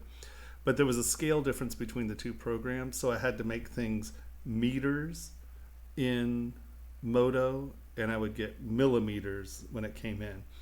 But I don't think that's an issue anymore, not that I know of. But especially when you're going to printers, because you're exporting or you're doing an STL. STL has a solid scale in it, so you don't get that weirdness. Or I haven't found that that's a problem much anymore. But where people screw themselves is, let's say I'm going to export all three of these, right? And here, let's just make this one this size, right? And so as you export, you do it from 3D Print Hub. You have to update your size ratio before you export. You have to push this button. So if you don't, whatever that number is, it's going to export it out at that scale, right? Now, you only have to do it for one subtool, right? Because this one is 13 by 14 mil, and this one is, I think, 21, right? Or 26.5 by 19. So, these are obviously bigger. But this is where people screw up a lot. You go update size ratios. Great. So now I've updated my size ratio to this. But then I want to look at this other model. So I'll come over here and I'll look at it. Now I have not updated my size ratio. And I'll hit export. Now it's going to export this model at this scale, and the other model will change in relation, right? Because it's going to take the one model and use it as the base scale for the export. So now this would be the 19 by 8 by 7. So the small one would be the right size for the big one, but now the big one's going to, whatever that scale difference is, it will scale out. And people are like, oh, what has happened? So that's usually the place where people blow it when they're exporting. And it's just being diligent. And you don't have to, like if you're exporting both, you don't have to do it for each piece. You just have to do it one per export if you're doing multiple exports. But that's where you screw it. Not pushing update size ratio, or putting update size ratio and changing subtools. So, but no, I mean, as long as, and I do it, we all do it. You're doing it, and then you're like, oh, I need to go change that, and you do it, and then you come back and you hit it. And people are like, Tomas, why is this 3 millimeters? And you're like, oh, it's because I'm stupid. But the other thing I tend to do is when you do analyze mesh, no, we don't want to analyze on 7 million. Yeah, 500,000. So analyze selected subtool. So, right, it says that which one's the right size, and it was the right. I want it to be 19 by 18. See, this says it's not watertight, but it gives you, I just have, there are holes, you just have to close hole, cancel, hold on. So before we send it to a printer, close holes. Let's come down here and check mesh. Okay, so mesh is fine, close holes, analyze, millimeter. See how it says watertight, subtools volume, and subtool surface, and this is the scale. And you save this, it saves it as an Excel document. So I always send this document with the parts, And so this is giving me the scale. And I will always say, check the scale in the document I sent you. And then they're like, oh, well, this isn't watertight. We're going to have to charge you to fix it. There it is. It's watertight, dude. It got the volume. So that's an easy way of, one, checking your mesh, and two, sending the measurement with it. Because if there's this printer companies do this all the time where they're like, oh, well, you didn't make a waterproof mesh. And you did. And they all use magics, and there's a button you can push that is basically designed to analyze polygon models, not meshes. And it'll always say the mesh fails. And what they do is they leave that clicked, and then they'll say, oh, your mesh failed. We have to charge you to fix it. And it's a shimmy shiesty thing to do, but a lot of them do it. And you send them this thing, and you're like, BS, look, it's watertight. And your watertight isn't any different than my watertight. It's watertight. So it's a good defense policy. But that way, if they go, well, it came out 3 millimeters, I'm like, what? You didn't check the piece of paper I sent you? Make sure it's that scale. Yeah, so there are a couple ways of dealing with that. Right. I've sent you a file. Okay. Boop. Boop.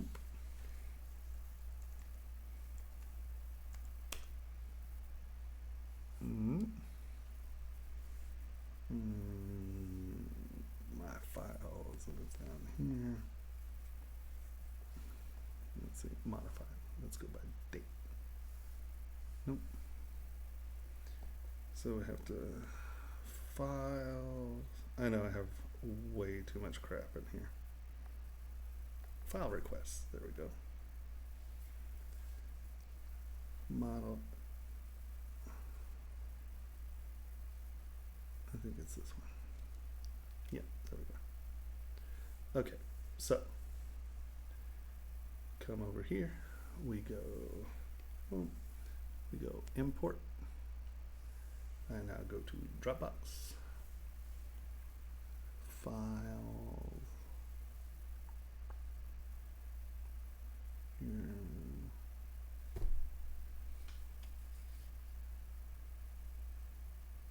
You see file request here.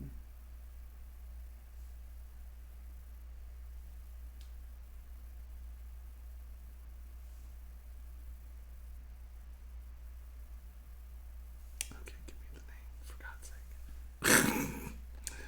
File request. All right, boom, boom. So we brought it in.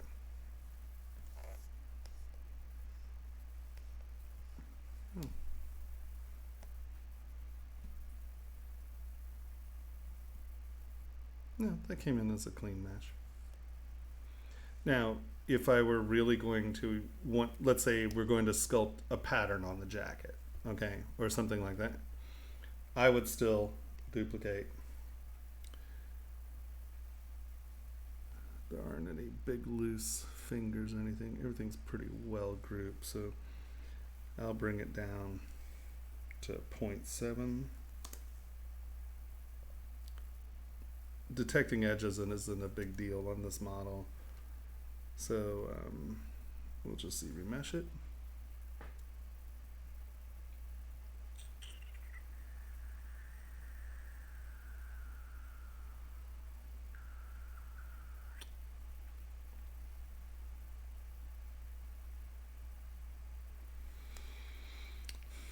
Okay, I ask as I'm designing some parts I've sculpted for CNC move for a friend's motorcycle. I was because a custom machine luggage rack.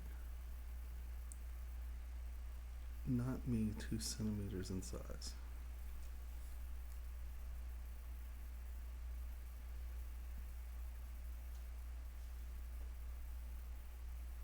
Not exactly sure what that means.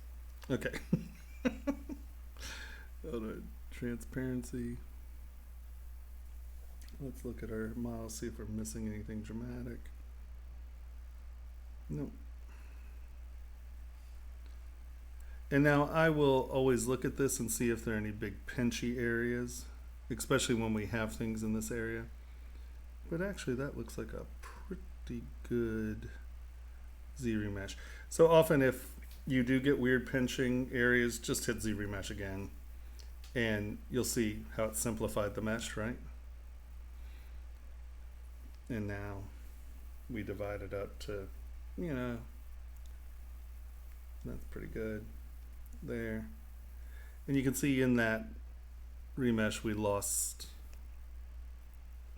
you know, some of this stuff has moved. So I'll come in here and kind of just sort of get stuff out.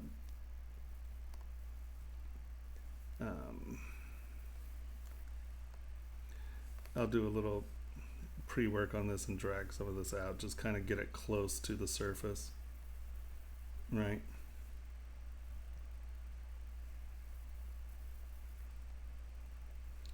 And I know this seems like it's a little arduous, but honestly, it saves you a lot of time later.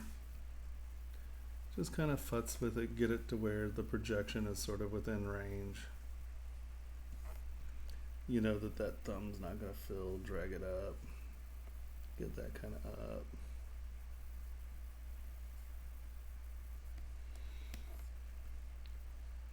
Might want to bring this up.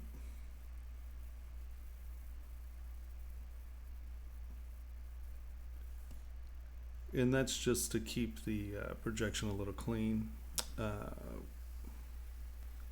Where's clay tubes? I'll just work it around. Often I'll just go ahead and project and then go back in and touch up where the projection fails. You can always kick up your projection distance, but you wind up with other problems. So I'll just come in here and then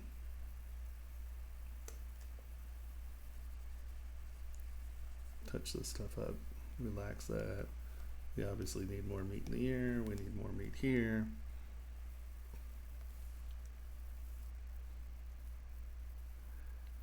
And this may take a couple passes.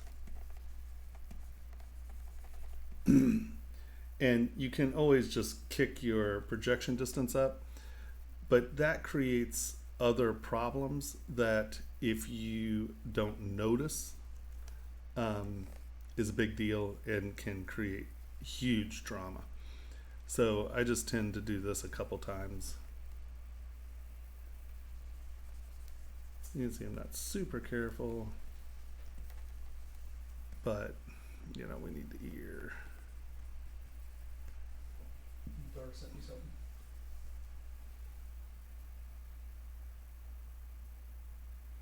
I know, right? My because every client I have a different Dropbox, and then I'm not really good at going back and getting rid of stuff. They sit there for 10 years. That's good content, though. You want to re-upload stuff that's good. Yeah, but a lot of that's for jobs and stuff, so it's not something I'm going to reuse for the most part. Well, I mean, but I have a bunch of folders that are like models out, which are exactly that, content holders for Social media? well, or printers or whatever. A lot of people use my work to demo their printers and stuff. So like Casting House uses my work to say, hey, look what we can do, you know. So I have a lot of things to form labs, you know, crap like that. So you just kind of come in and smooth this crap out, fill in your holes, right? But it's worth it because you have your subdivision levels. And subdivision levels are a big deal if you want good, clean models. So now we've come in. You take the time, you do it.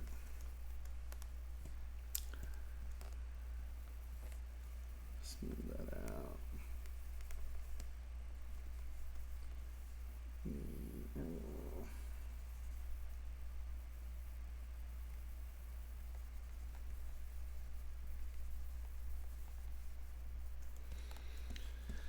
All right, is there any other big obvious spots? There's a little one.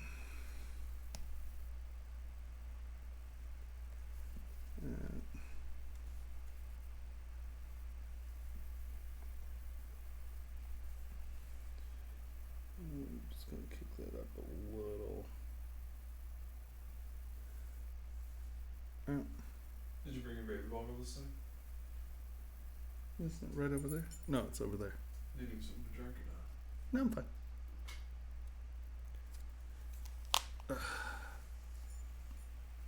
All right, so now that's going to be pretty close. Okay, there we go. Pretty close. We're going to divide again. And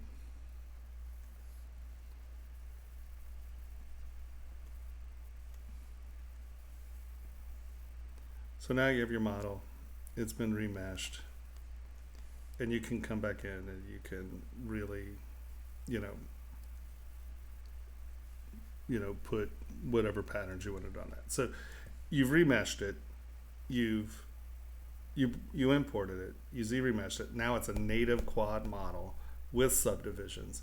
So you can then, you know, let's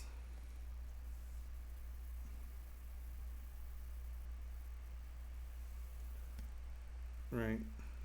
And hold on, let me find a brush.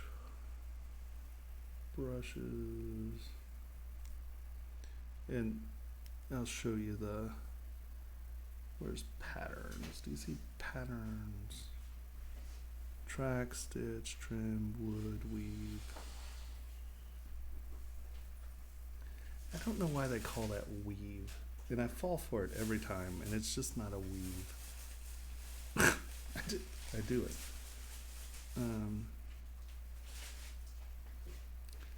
They used to have these planks. Okay, let's try planks. All right.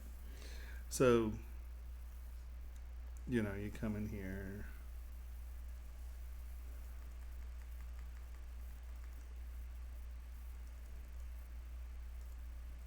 And you want to apply a texture to the coat.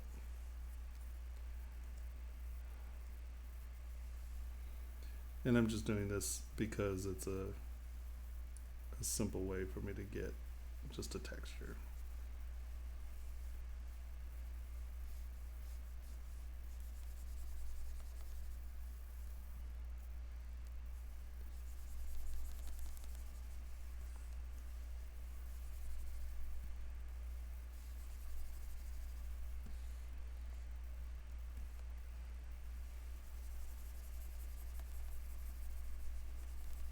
Right? But then they're like, oh, I want to move this arm. Lower res. Mask it off.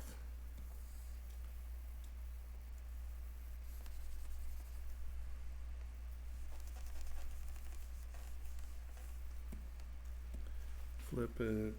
W, bring it up here.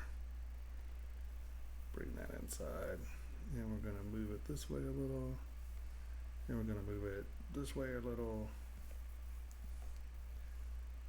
And you're like, oh, look, we've completely thrashed this. Well, you come back in here. Turn Q off. Come back in here.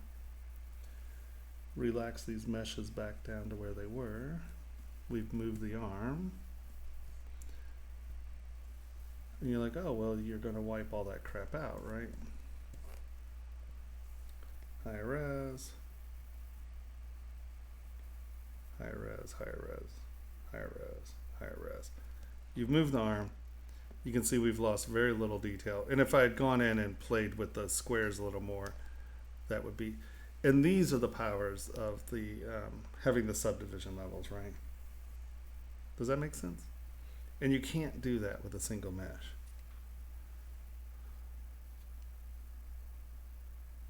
Hello, side effects. How's it going?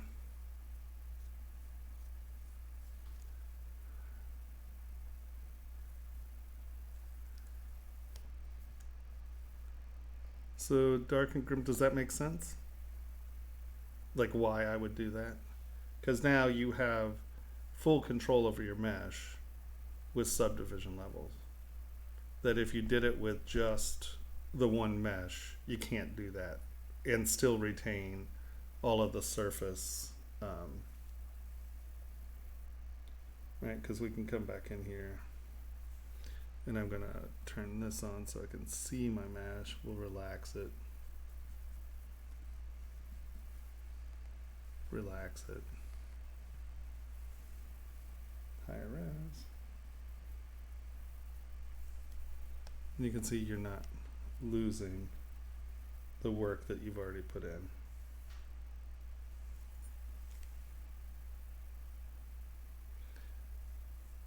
So that's, you know, this is a complex model. Like a lot of times if you're importing jewelry model, right, it's basic, but you know, because in Matrix and Rhino, like when you do something, your OBJs, when you import them, often have, you know, like halfway through it, all of a sudden it'll have weird checkers and a square and blah, blah, blah. Just Z-remesh it. For that, I would definitely detect edges though, because that gives you, it'll break it up into separate poly groups, which is super helpful. How are we doing? 257? Not bad. Okay. Anybody have any questions? How are we doing? Did that answer the question? I might have gotten distracted there. Okay, let me make sure.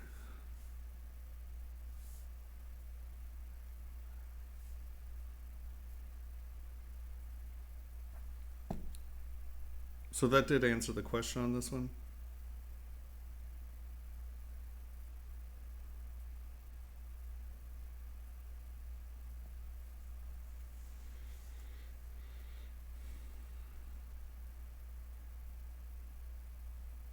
Anyone? So does anyone have any questions about anything? And I'd be happy to ask. I haven't been very productive, so I don't know that I'm going to necessarily sit here and sculpt on a button or whatever, but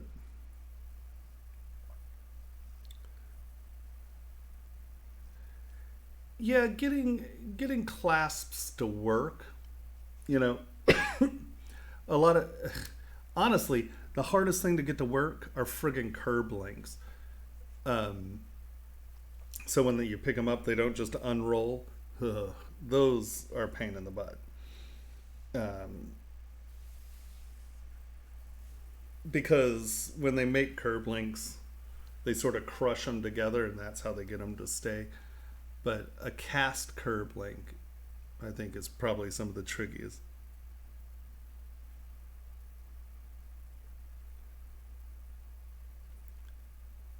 Yeah, that makes sense. I think that, and you know, you can do it with subtools. I just find that, you know, being able to manipulate your mesh, control it, smooth it, and everything, and still, it's just, I found that it just makes my workflow that much easier, where it actually works. Yeah, we did like this. It's funny, it doesn't look like it. I don't know, where is it?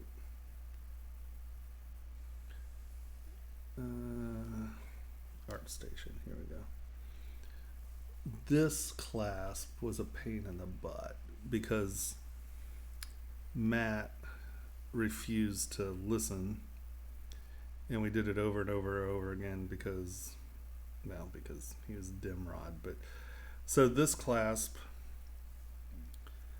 how it works is there's a slanted surface, it pushes in, it pushes that down, and it comes around this post. And so there's like, and then when it comes back up, there's a recess, so the half circle comes back up, and that's what locks it. But I said we needed to build a little steel box, so this goes perfectly up and down. He was like, no, we'll just drill a hole in silver. And they kept having problems because it would rock off and then it wouldn't release. And yeah, that was a pain in the butt. But that was more just dimrodery than anything.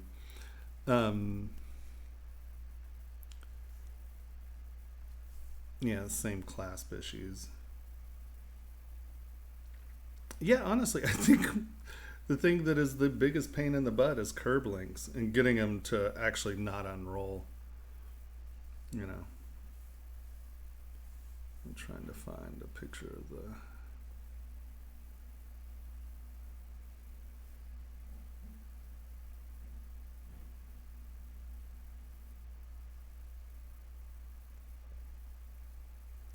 God, these are in no order.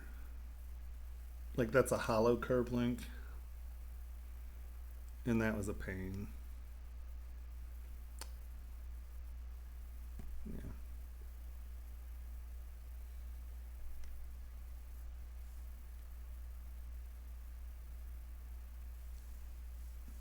But getting curb links to sit right, I think, is really one of the hardest things for casting.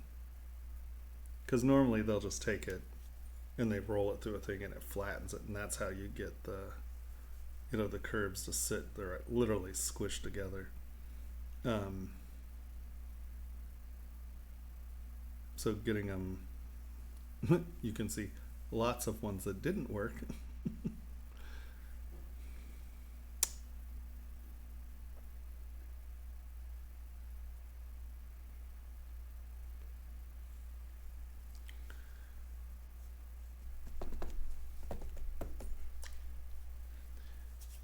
So does anybody have any other questions or stuff? I don't know that you necessarily want to watch me sit here and not accomplish anything. That's not bad. That's kind of interesting.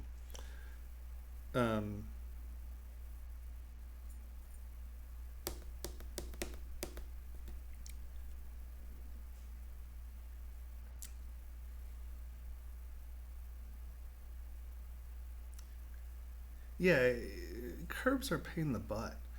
The nice thing about, you know, like Zebra, I don't think I have the curbs here. Hold on, let's see.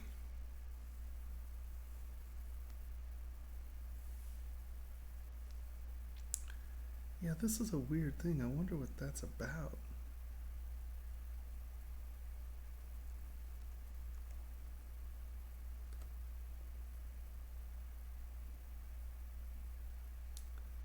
I think Dropbox is odd right now. Something weird is going on, but let's go over here and see if I have the curve models. One sec. Let's Dropbox back.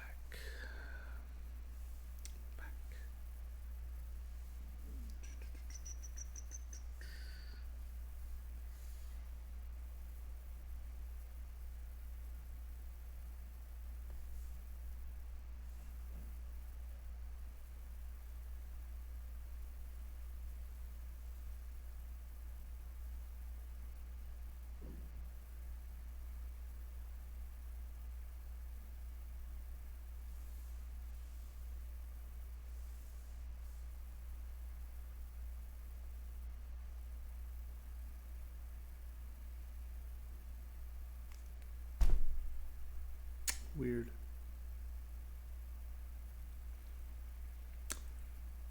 I'm gonna have to check my my Dropbox. Something's acting funny here.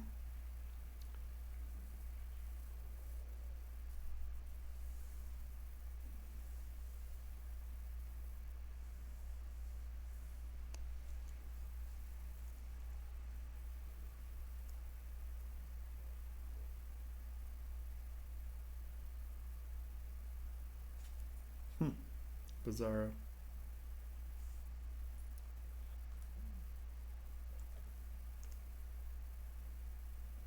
Nope. I know there are curb links in there. I don't know why it's not showing up. Oh well. Thus is my life.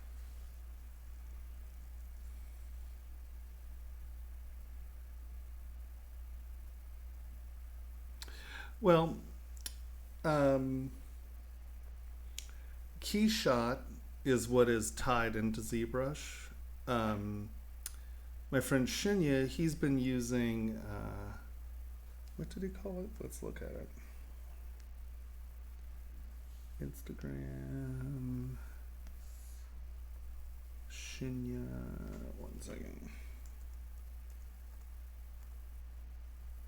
Shinya 3D. So these are what he found a program. What was it called? Let me see if he has it.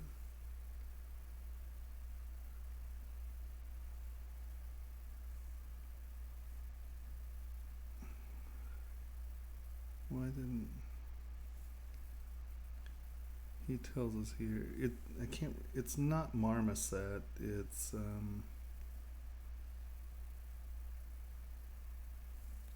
and of course Shinya never responds anything, so he's not telling us what the friggin'.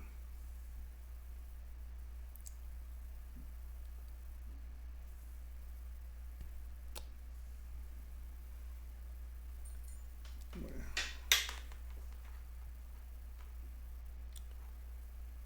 Let me see what this is. Shinya.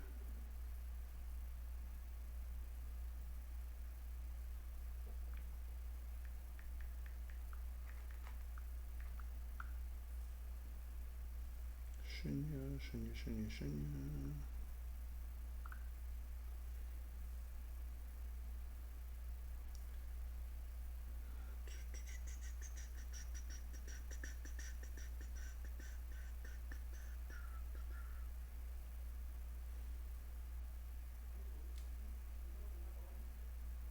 He sent me lots of pictures of Haku. Come on, it should be right here.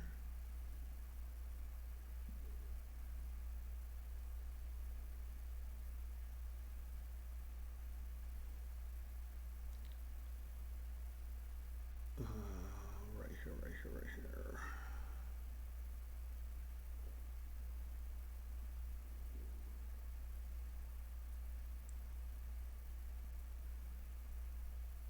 Come on. Here it is.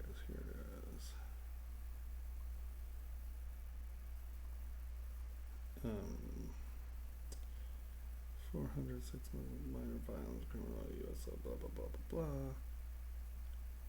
Okay, so here they are, another good one.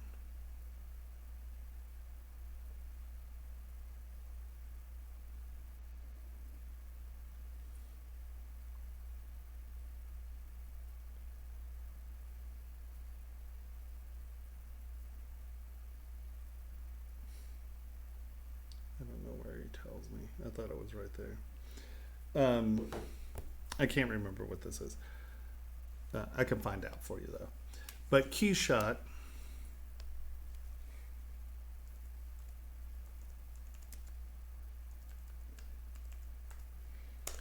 has good rendering stuff. This is all jewelry in Keyshot. And then my, one sec, Instagram.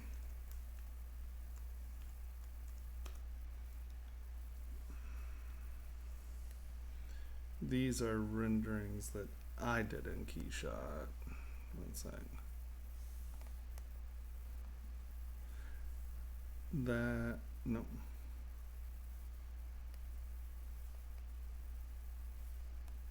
Come on, you. That's a Keyshot rendering.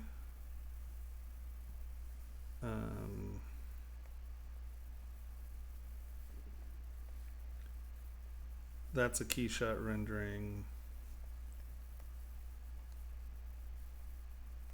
Come on, you. No, that's a video. No, that's a Keyshot rendering.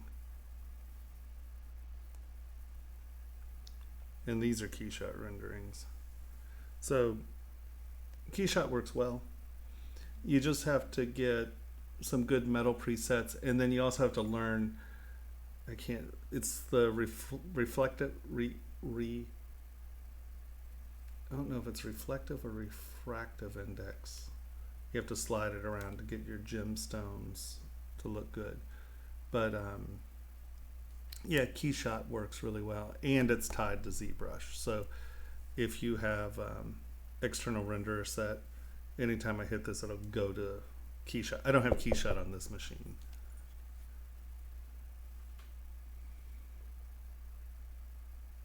Yeah. Keyshot works great. As long as, you just futz with your materials and you get it right. The nice thing is it has procedural materials, so you can really tune your metals to work how you want them.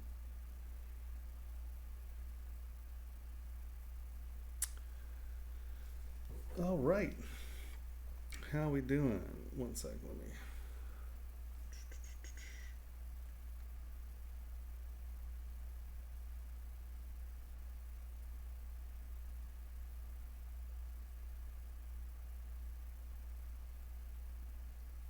Oh, I didn't see it. My business partners in Spain are sending me texts.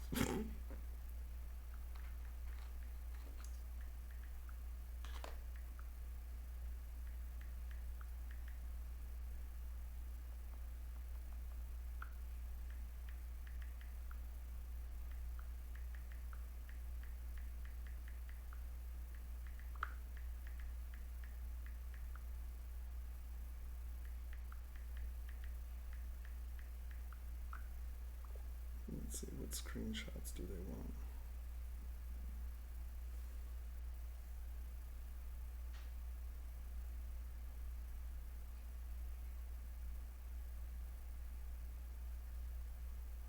Yep, here we go.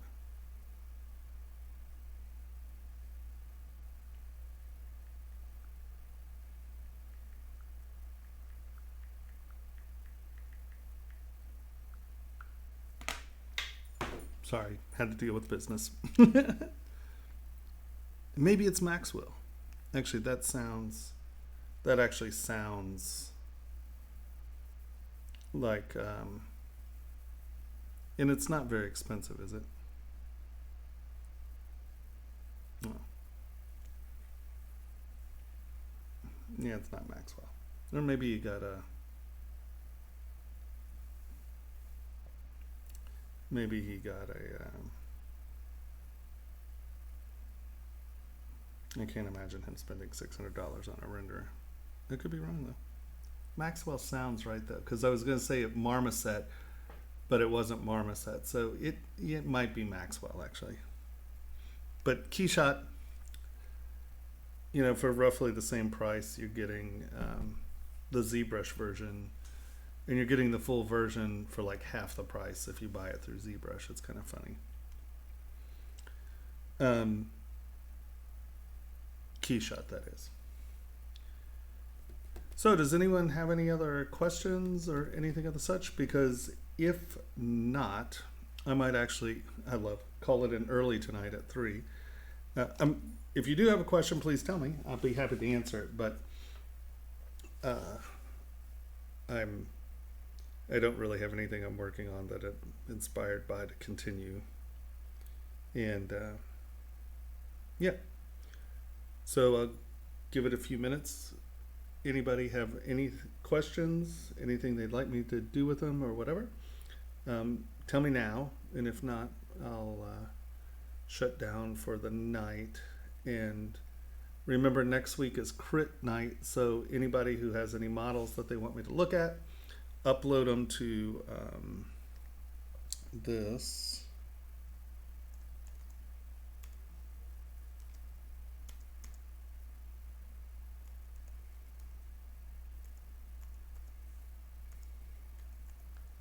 Boop. There we go. I think that's it. But please don't hesitate. If anyone has any questions, I'm more than happy to stay up and help you. But if it's just what I'm working on, I'm not working on anything that's compelling enough to keep me up. I'll give it a couple more minutes. Any questions? If not, we're going to call it early. I mean, it's only been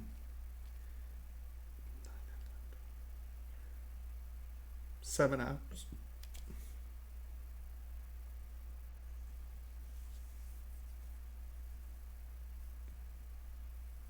Nothing. It's like it just went dead. There are 105 people here and no one's going to say nothing. That's okay. Alrighty then.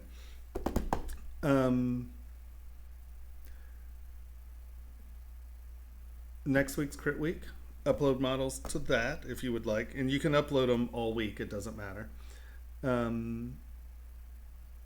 I would like to thank everyone at Pixologic for, letting me stream and being absolutely awesome. I would like to thank you guys for hanging out with me and going through it. I always suck at this close. Yeah, that's all I got right now. Yeah, no problem at all, man. I mean, that's kind of why I do this, is to, get the information out and help where I can, and, So, yeah, I guess that's it. Once again, last call, any questions? Any issues? Anything you need to know? I don't know what my lag is. See me wave my pen, and then that way I'll know everyone's there.